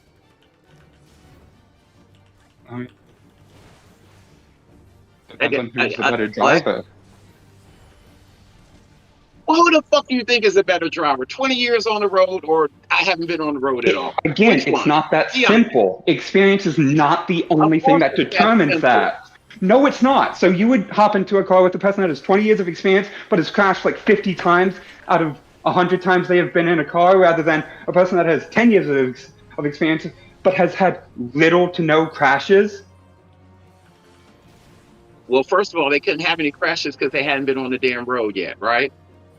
I said 10 years to 20 years, but the 20-year person has had 50 out of 100 crashes, but the person with 10 years has had like 1 to 2 crashes out of their 10 years. This guy right here. Wow, you are kind of frustrating to talk to. You are being let's- the disingenuous one here. Disingenuous one here? I'm sorry, go ahead. Say it again. If you Oh, have a don't get person that frustrated. has This is what this 20, is what a debate is about, man. I know. You have one that has 20 years of experience, but they've been on the road for 20 years, and yet like half the time they've been on the road, they've been into some kind of wreck, and they've had to repair their car over and over and over again. While the person with 10 years of experience, they've been on the road for 10 whole years. They've gotten their license 10 years ago, and yet every time they're on the road, they always follow the traffic laws. They rarely get into wrecks. Who would you trust? Actually, I would take the one that you're talking about, the 10 years. But doesn't that go outside of our actual debate? Because what we're debating is actual experience versus what I read about. That's what we're debating, correct? Yes. Okay, so your 10-year example doesn't mean shit. My It example does, because it proves that more experience they wouldn't have does the not. experience. More They experience does wouldn't have not the mean experience, anything. sir. They wouldn't have any experience if they didn't have their driver's license. So I gave you the example of someone who's just getting their driver's license, just passed the test, versus someone who's been driving for an extended amount of time. And that person that's been driving for an extended amount of time could have been in crashes for a majority of the time that they've been driving. That is actually possible. But again, most normal people would feel safer with the person who's been driving for a long time than the person I who's never been disagree with driving. that. I think Of most course normal people you do, take because you're a into lunatic. account more than. How am I the lunatic? You are the one that only takes into account experience. I take into account whether that person has a record, whether that person has actually been on the road and has gotten into few crashes or more crashes. I don't just take into account they've been on the road for 20 years. Hey, bro, do you think a girl would rather date a guy who read about kissing her or a guy who's kissed a couple women before? Maybe the guy who's kissed a couple women before. Why would she choose that? I mean, I think what you're looking for is because he probably has more experience. but he could also really suck at kissing, and she could still choose him. That is completely possible, but we're going by what most people think. Here's another one for you, bro. There's a gang of guys about to come and jump on you because you're a punk, right? And you have one dude who has read a lot about martial arts. And then you have another dude who you know has been in a lot of street fights and is a good fighter. Who are you going to go with? One who's read about martial arts. The one who read about martial arts? Yeah. Wow, you're just not fit for this world, are you? Oh, because I would rather trust someone who knows how to do martial arts than someone who's been in a few street fights that doesn't necessarily know the actual martial arts moves. They've just been in a few street Okay, fights. well, see, here's the problem. Even if you read something in a book, that doesn't mean that you acquire the knowledge correctly. You can read it, but until you actually put it into actual physical terms, you don't know shit. You're breaking up. You can read about fixing the engine on a car, but until you actually get underneath the hood of the car and start trying to adjust something, that's where the experience for something. Because all that's out the window in the face of reality. Can you repeat that? You are breaking up. I'm sorry. I was saying to you that you can read something in a book, and you don't know whether you have it down pat or not until you actually test it in reality. Do you agree with that? No. Motherfucker. Okay, wait. How would you know you can do it correctly if you've never tried it? By watching people do it? Okay, so acquiring skills is just as simple as reading and watching someone else do it. Yes. What do you think school does? School gives you skills. Okay, sir. And if you that are was the literally case- reading if it from that was the textbooks. case- If that was the case, then every single person on this planet could be an NBA star. Yes, that's Every true. single person could be, but they can't because it has to do with the skills that they actually have, It not just also their has knowledge. to do with their genetics. It also has to do with whether they're neurotypical or not. It also has to do with a bunch of stuff that you don't take into account because you think life is black and white.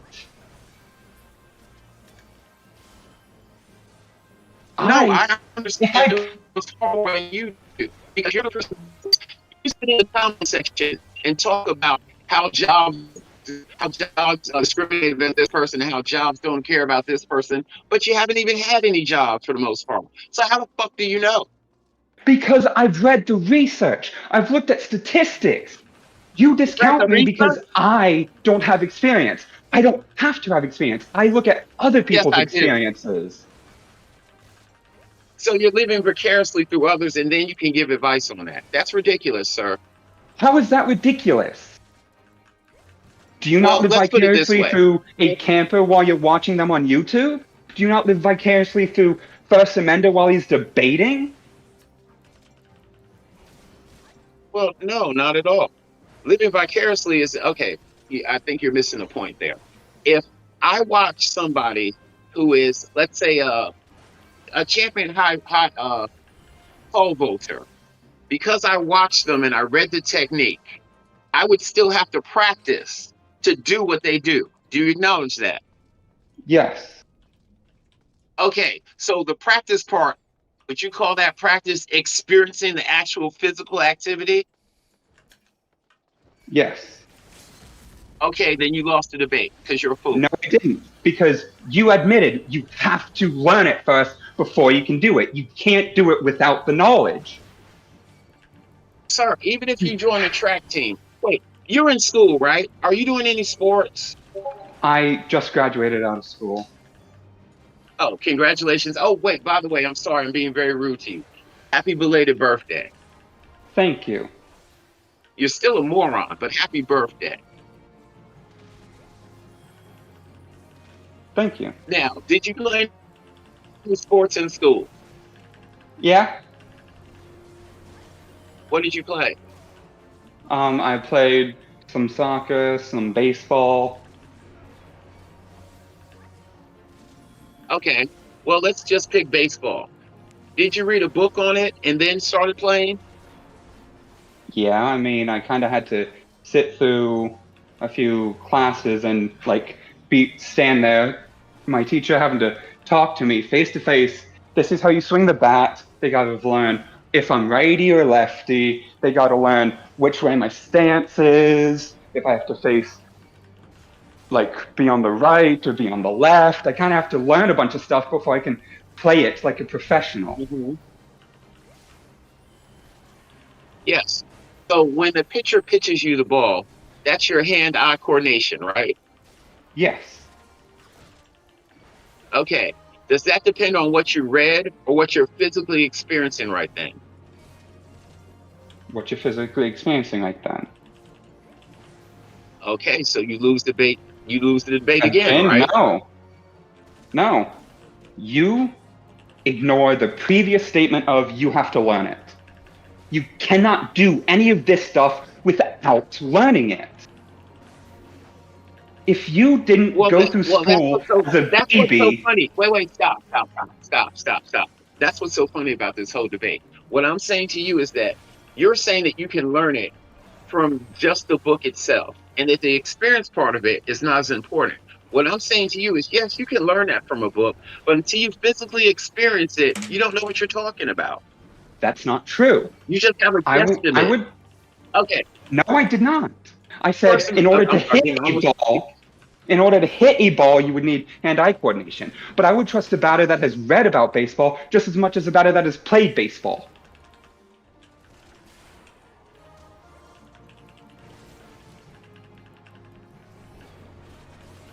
All right, how about this? I've got another one for you. Are you more likely to take dating advice from someone who has read about dating or someone who you know has dated multiple people? Me, myself, someone who has read about dating. Instead of someone who's actually experienced dating? Yeah, they could be biased. They could have been in abusive relationships. They could have been in this, that, or the other. If I talk to someone that has read about dating, they haven't been through biased experiences, but they have read about the most average things that happen in dating. So in other words, one person has read a book that has no negative connotations about it. No. But the other person has actually lived through several different dating experiences.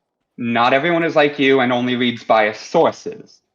I'm not talking about a person that only reads positive things. I'm talking about a person that reads a book about dating that lists the pros and cons and talks to me about it rather than someone who has just been dating people. Because you don't know what that person that has been dating people has been through.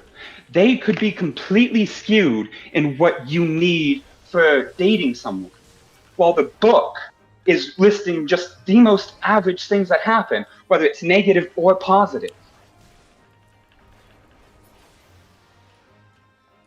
Well, the problem with that, the average things that happen is that almost every situation that you need is, I would see different signs from those other relationships I have, as opposed to the person who read a book, experienced things. Can you repeat that?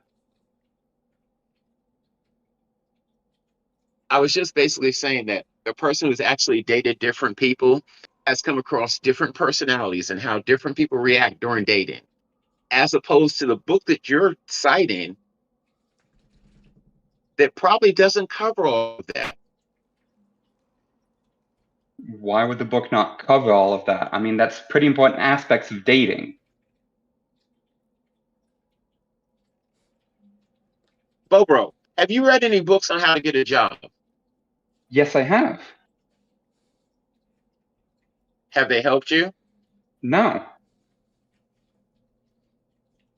Have you asked family members or friends about how to get a job? Yes. Did they give you some information that was in the book? Yes.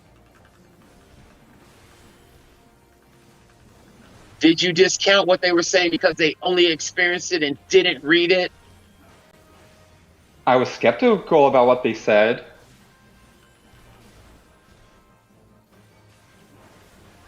Here's another one for you. Would you prefer someone describe a movie to you or you watch the actual movie? Describing the movie. You would prefer someone describe the movie than you actually seeing the movie? Yeah. Yeah, you're pretty disingenuous there, man. You're fucking lying. How? Never How? knows you're lying. Prove I'm lying. Prove I'm fucking lying. Okay, first of all, yeah, you're lying. I said it. You're lying. I'll tell you this Prove way, it. because Prove it. you're depending on one person to be so Accuse me of descriptive. lying without proving I it. am. Shut up. I am. Shut up and I'll prove it. Shut up. As I was saying. So you expect one person to have the descriptive skills to tell you every nuance of the movie, rather than actually watch the movie itself. Yes. Wait. Which do you feel is the most fulfilling of the two examples? Hearing someone tell you about the movie or watching the movie? Me personally, hearing someone tell me about the movie. Please explain that. I get to experience not only how I would feel, but how they felt during the movie. I get to see where they were happy and joyful and where they were sad, and what parts were the emotional parts and what parts were not the emotional parts. Okay, I guess we're having a disconnect here, because the reason you're watching a movie is so you yourself can have the emotional beats instead of what someone else thinks those emotional beats should be. You're watching a movie for your own enjoyment, not because the person who's describing. And I'm getting enjoyment out of the person describing the movie to me. Might not be. Wait. Your enjoyment and their enjoyment might not be the same things. You might miss the subtext when you saw the scene. Do you agree with that? Could you repeat that? You were breaking up. All right, I'm sorry. Let's do this a little simpler than that, okay? No, you were breaking. If You were you were to breaking up. depend on the other person to describe the movie to you, am I still breaking up? Not anymore, but just Can you hear me? repeat. Just repeat it. Okay. If you're relying on someone to relay the movie to you, and they have to tell you what was funny and what was the subtext, their ideal of funny and subtext might be different from your own. That's why you should watch the movie yourself, because you might find something amusing that they didn't. You might see a subtext underneath the film that they didn't catch. That's the difference between experience and someone relaying it to you. Do you understand that? Yes. So concede the point that I'm right. You're not right.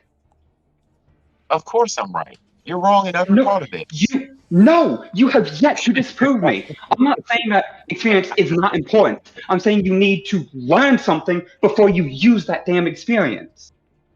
You can't just rely purely on experience alone. I kind of agree with you a little bit, because I'm not saying that you can't read something and then it can help you later on. But what you're trying to say is you equate the actual learning from reading the book with the same level as physically doing an activity. The two are not equal in any way, shape, or form. Okay, if you read about the 400-yard dash, you actually don't know how your lungs are going to burn at the end of that unless you actually ran that dash. Do you understand that? Yes. Okay, so that's the difference. I can read that, oh, well, you might be tired and you might be exhausted. You might be sore after doing this workout. But until you actually do that workout and feel the pain of it, you don't actually know. You're just guessing. Okay. Do you agree that I can read a book about programming and then start programming? Yes, I do. Then you can do both. You don't need experience. You can read a book about running the 400-meter dash, but then also have to experience what that's like. You can also read a book without having to have any experience in programming and program. Well, I'll give you that one. That's a good example. I could believe that. But if it was like, let's say, getting a job in programming, and let's say that you haven't had a job interview before, well, then you might know how to program, but you might not know how to talk to people. So I mean, if we're going with what if, like most of your defenses have been just, well, what if? So have yours. Yours have been, what if this experience? What if that experience? What if this experience? Wait, I'm sorry. I'm sorry, did you say so are yours? Are you Scottish? Oh, No, chill on his I'm accent. Come on. American. Okay, first, stop being so nice to him. Okay, I'll be Yeah, nice there's to him. no I'm sorry. need to, He does sound like Highlander, though. Okay, so let's try one more example. I'll let you make it this time. Give me an example where you feel like I read the book or all the relevant every relevant part of the book, as opposed to physical experience with something that has to do with life. Okay.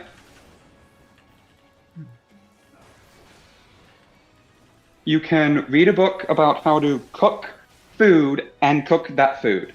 You can read a recipe book and make a cake. You can learn how to use an oven by reading the manual on the oven.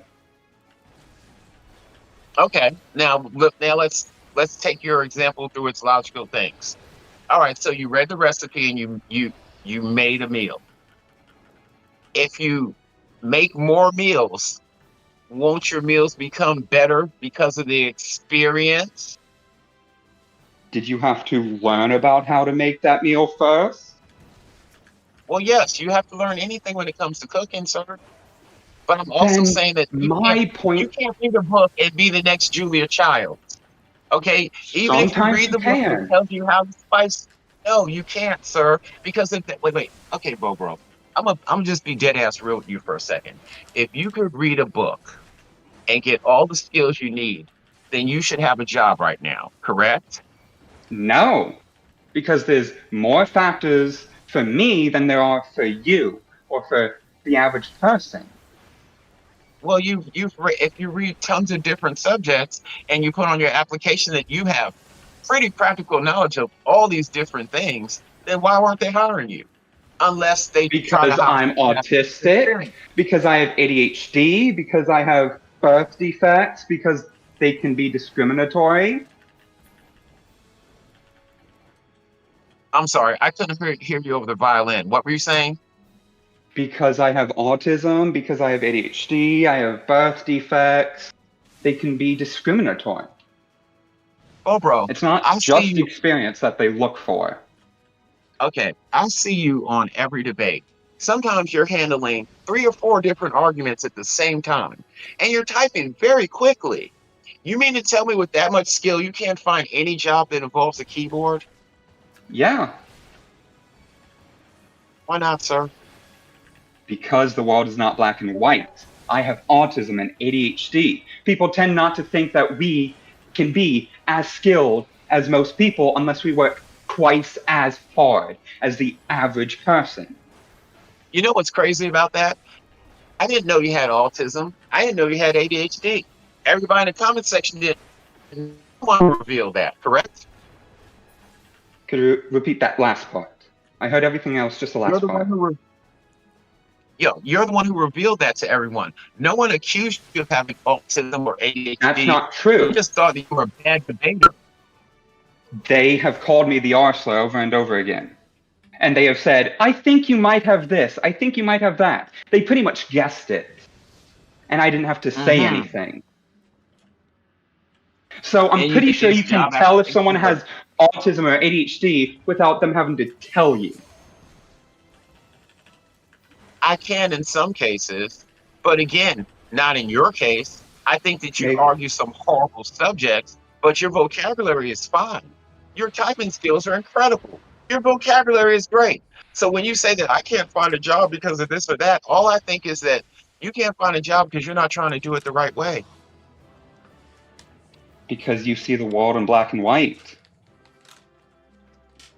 No, I see the world as in if I want to go out there and get something, I'm going to go out there and get it. And there's going to be It's hindrances in my not way. that easy. Not for everyone. Life is never easy. Life is unfair. And we all go through our ups and downs. So I can just ignore my autism and ADHD because life for some people No, is hard, but life for me is twice as hard. No, you would work around it like everybody else does, whatever failings I they try have in their to. own life. but the world discriminates against people with mental disorders like autism and ADHD. It's kind of hard to Yeah, work around systemic discrimination. Do you put that on your job applications? I kind of have to. I have autism and ADHD. I kind of need accommodations in certain jobs. I need longer training lengths. I might need things to be broken down in simpler steps because my brain doesn't process things the same way the average person does. So You seem either to be I processing focus my this debate. oh my god. So what? This debate There's isn't no so that what to it. complex Like, of a topic. There is more to okay, it. well, I may have to learn how to code, and if I just get sat in front of a computer and no one helps me break it down simply, my brain does not automatically break things down simply for myself. I need someone to sit there with me and go, this is how you do this. This is how you do this. And then my brain can connect the dots, and then I can do it by myself. Let me I know cannot when you guys want me to chime in for kind of the conclusion. I want to let you guys. yeah, feel free at first. Yeah, feel free. All right. Like right now? You're good now? Yeah. Uh-huh. All right. Go ahead, So, I mean, you guys brought up like a bunch of different good examples, which I think it can like radically differ. I think like there's a point to be made in that without reading about topics that are complicated, you're really not going to be able to do it with, say, just experience. One good example of that would be like if you're going to become a pilot, there's a lot of reading. There's a lot of stuff that you need to understand before you get into the pilot seat. But experience is also important in the sense that you can't really be like a working pilot unless if you actually have real flight hours. Like reading is not enough. You actually have to operate the instruments and operate the yoke to really understand how the plane reacts. And also each model is different as well. And it's not really something you could easily just read in a book. You can read about it, but it's like a different thing to just experience it. Now, does that mean like reading therefore bad? No, it means you should do both. It's both experience and reading. And then as a final thought, I think what was originally brought up when I saw it when you guys were chatting was that you were discounting Bobro's statistics because he had not experienced it. But just like how a gynecologist can be a male, so can somebody understand the statistics of something such as like getting a job. For example, you may have gone throughout your life where you've been able to maintain a job. But statistically speaking, there's a lot of people losing their jobs, for example. Now, does that mean, because you're able to get a job, there's something wrong with those people a lot of people that are losing their job? No, there's probably some sort of reason behind that lists various socioeconomic factors. And it's not something that could just be delved down into just pure experience. Does that make sense? I do agree with some of that first. What did you disagree with? Well, as far as people losing their jobs, of course, people lose their jobs all the time. But I was basing my whole argument on the fact that at the age that he's at right now, instead of saying that I can't get a job, he should be motivating himself to get a job. Bobo, don't start screaming yet, because I think that you are trying. But at the same token, I don't think that you're trying all your options. Every time we're in the comments section and someone talks about the job thing, 5 or 6 people give you many different ways that you could try and things that you could do to try to get a job. And you discount a lot of them, just like you're discounting now that like, I need this and I need that, but mowing the grass, taking out people's trash, being a handyman, things of that nature, it's possible.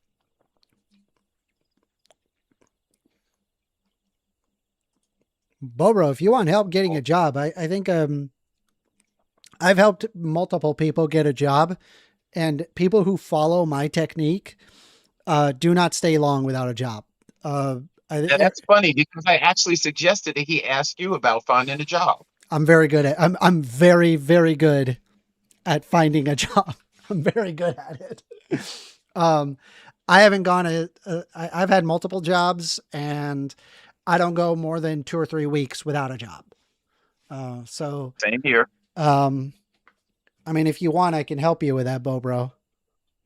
Yeah, I will accept that help gladly. All right, you ready? Yeah. Get your notes out. You're gonna need this. All right.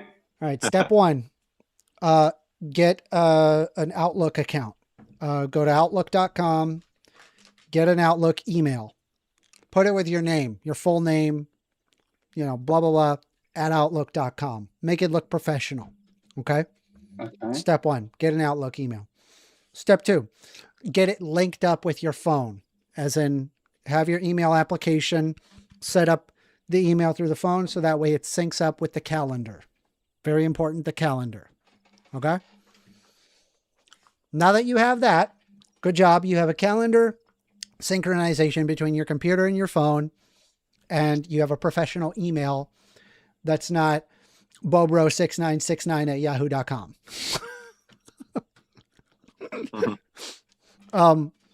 Now that you got that, you start applying for jobs, right?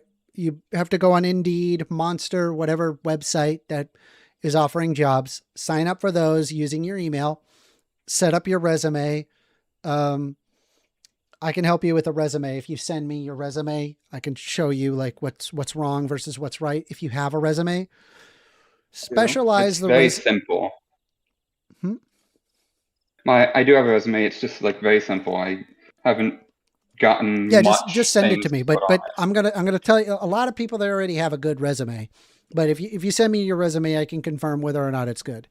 Now, you're going to start applying for jobs. Now, here's the part where you guarantee get a job. Okay, guaranteed. You need to follow this very, very carefully. Everything that I've told you is very general knowledge that pretty much everybody can do. Here's the part that's different. Okay. You apply for that job. Okay, whatever, you probably applied online for starters. What you do is you set a calendar item that you applied for so-and-so. At this time, you spoke to this person, you did this thing online, whatever it is, you wrote it down. You wrote down exactly what you did, who you talked to, what is their callback number. Okay. You then place that calendar item 2 days after of the action that you did. And so when 2 days passes, you call them and say, hello, so-and-so, my name is Bobro, and I just wanted to follow up on potentially getting an interview. I'm really excited. I'm interested in getting this job. I was hoping to get an interview. They're going to say one of two things or three things. They're going to say either we're still reviewing applications, 2, don't call us, we'll call you, or 3, we're calling you in for an interview. Obviously, you're looking for that interview. Okay. For the first 2, don't call us, we'll call you. Stop calling. Don't put that on your calendar item. Stop calling them. Just leave it be. If they say we're still interviewing people, we'll let you know. Great. That's perfect. This is perfect time to harass them. Take that calendar item, push it another 2 days. Now here's the insane part. You don't stop doing this. Do not stop until they say to stop. Okay. And you're going to keep doing that every couple of days. And here's the thing. You're going to apply to 30, 40, 50 jobs. You will have interviews lined up back to back to back. I'm telling you, you will get those interviews because out of all of the applicants, they've got 100 applicants, and there is this one motherfucker that will not stop calling every 2 days. And that will be that's the difference. I'm telling you, maybe there is somebody that's more qualified than you, but they're not the one calling. You are the one calling, and you're calling proficiently every 2 days. Hey, first, can I interrupt you? What? It's only going to take a second. Because believe it or not, I gave him that exact same advice. Bro, you were talking about your McDonald's interview, and you said that you called back 2 times, and people picked up the phone, and they just picked the phone up and they put it down, and no one ever came back. And the second time that happened, you said they're not going to give me a job, so you stopped going. Is that true? Yeah. Okay, is that the exact opposite of what first said? Damn it. Yeah.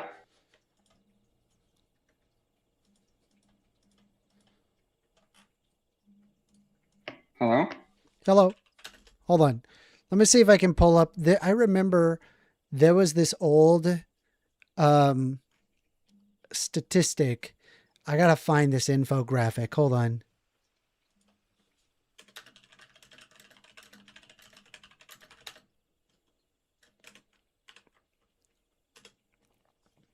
Let me see.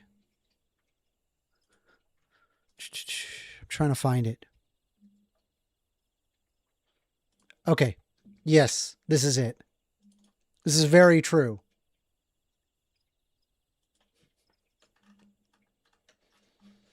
All right, I'm going to show this on my stream real quick, and I'll post it in side chat for you, so it's easy for you to take a look. This is a real thing. Now, this is specific to sales calls, but you can apply this in all sorts of different ways, and it works the same. What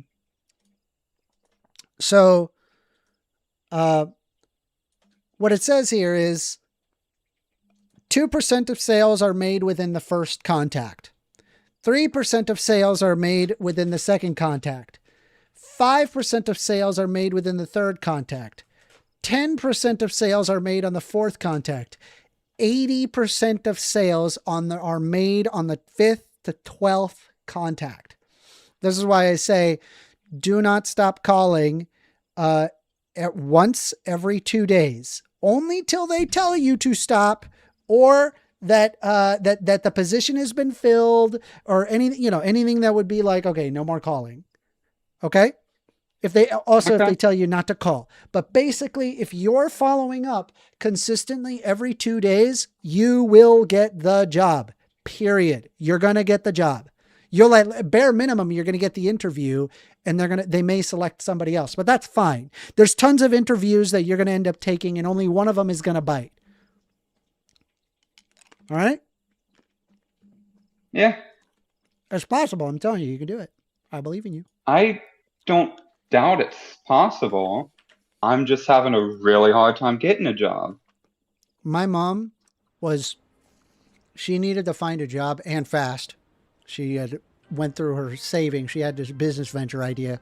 She was losing money left and right, and she was like sobbing. And I said, Mom, you're a skilled graphic designer. Why are you stressing about this? You could get a job. And, she just was like, I don't know. I'm just so old. I can't get a job. They're going to want somebody younger. I said, nope. We're going to do the follow-up game. And I told her these very steps. She had a job within 2 weeks.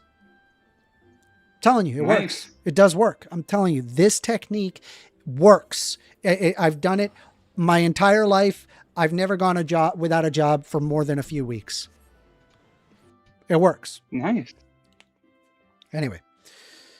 Well, this was a fun and productive stream. Did y'all have fun? Yes, I did. Sick. Why isn't it saving this note document? I typed down everything you were saying. Yeah, consider doing that. I promise you it'll work. I've had other people that did the same exact thing, and they have gotten a job. I get it, though. You'll probably go through about before you know it, you'll have roughly about 40 to 50 jobs that you're constantly calling on. You're going to be calling on maybe 20 or 30 businesses within the day. Yeah. And then make sure you're writing down names, because people like names. Okay. Names are important. If you're not writing down names, then, your people respect you more when you say their name. Okay. Yep. All right. That's it. I think that's it for the stream. I hope you guys enjoyed this. This is a good stream. It was a good day. Here, I'm I gonna move you did. down, okay? I'm gonna move you to the audience. I hope y'all had fun. I had fun. I want a steak. Maybe later today I'll go get a steak. I want a steak. All right. We're gonna call the stream. Thank you all very much. You have yourself a fabulous rest of your day. I hope you enjoy your weekend. Tomorrow I'm going to clean my house. It's going to be so pretty. And say bye to Pepper. Say bye to Pee-Pee. Say bye to Pee-Pee. Say bye to her. She's such a little lady. My little lady. Okay.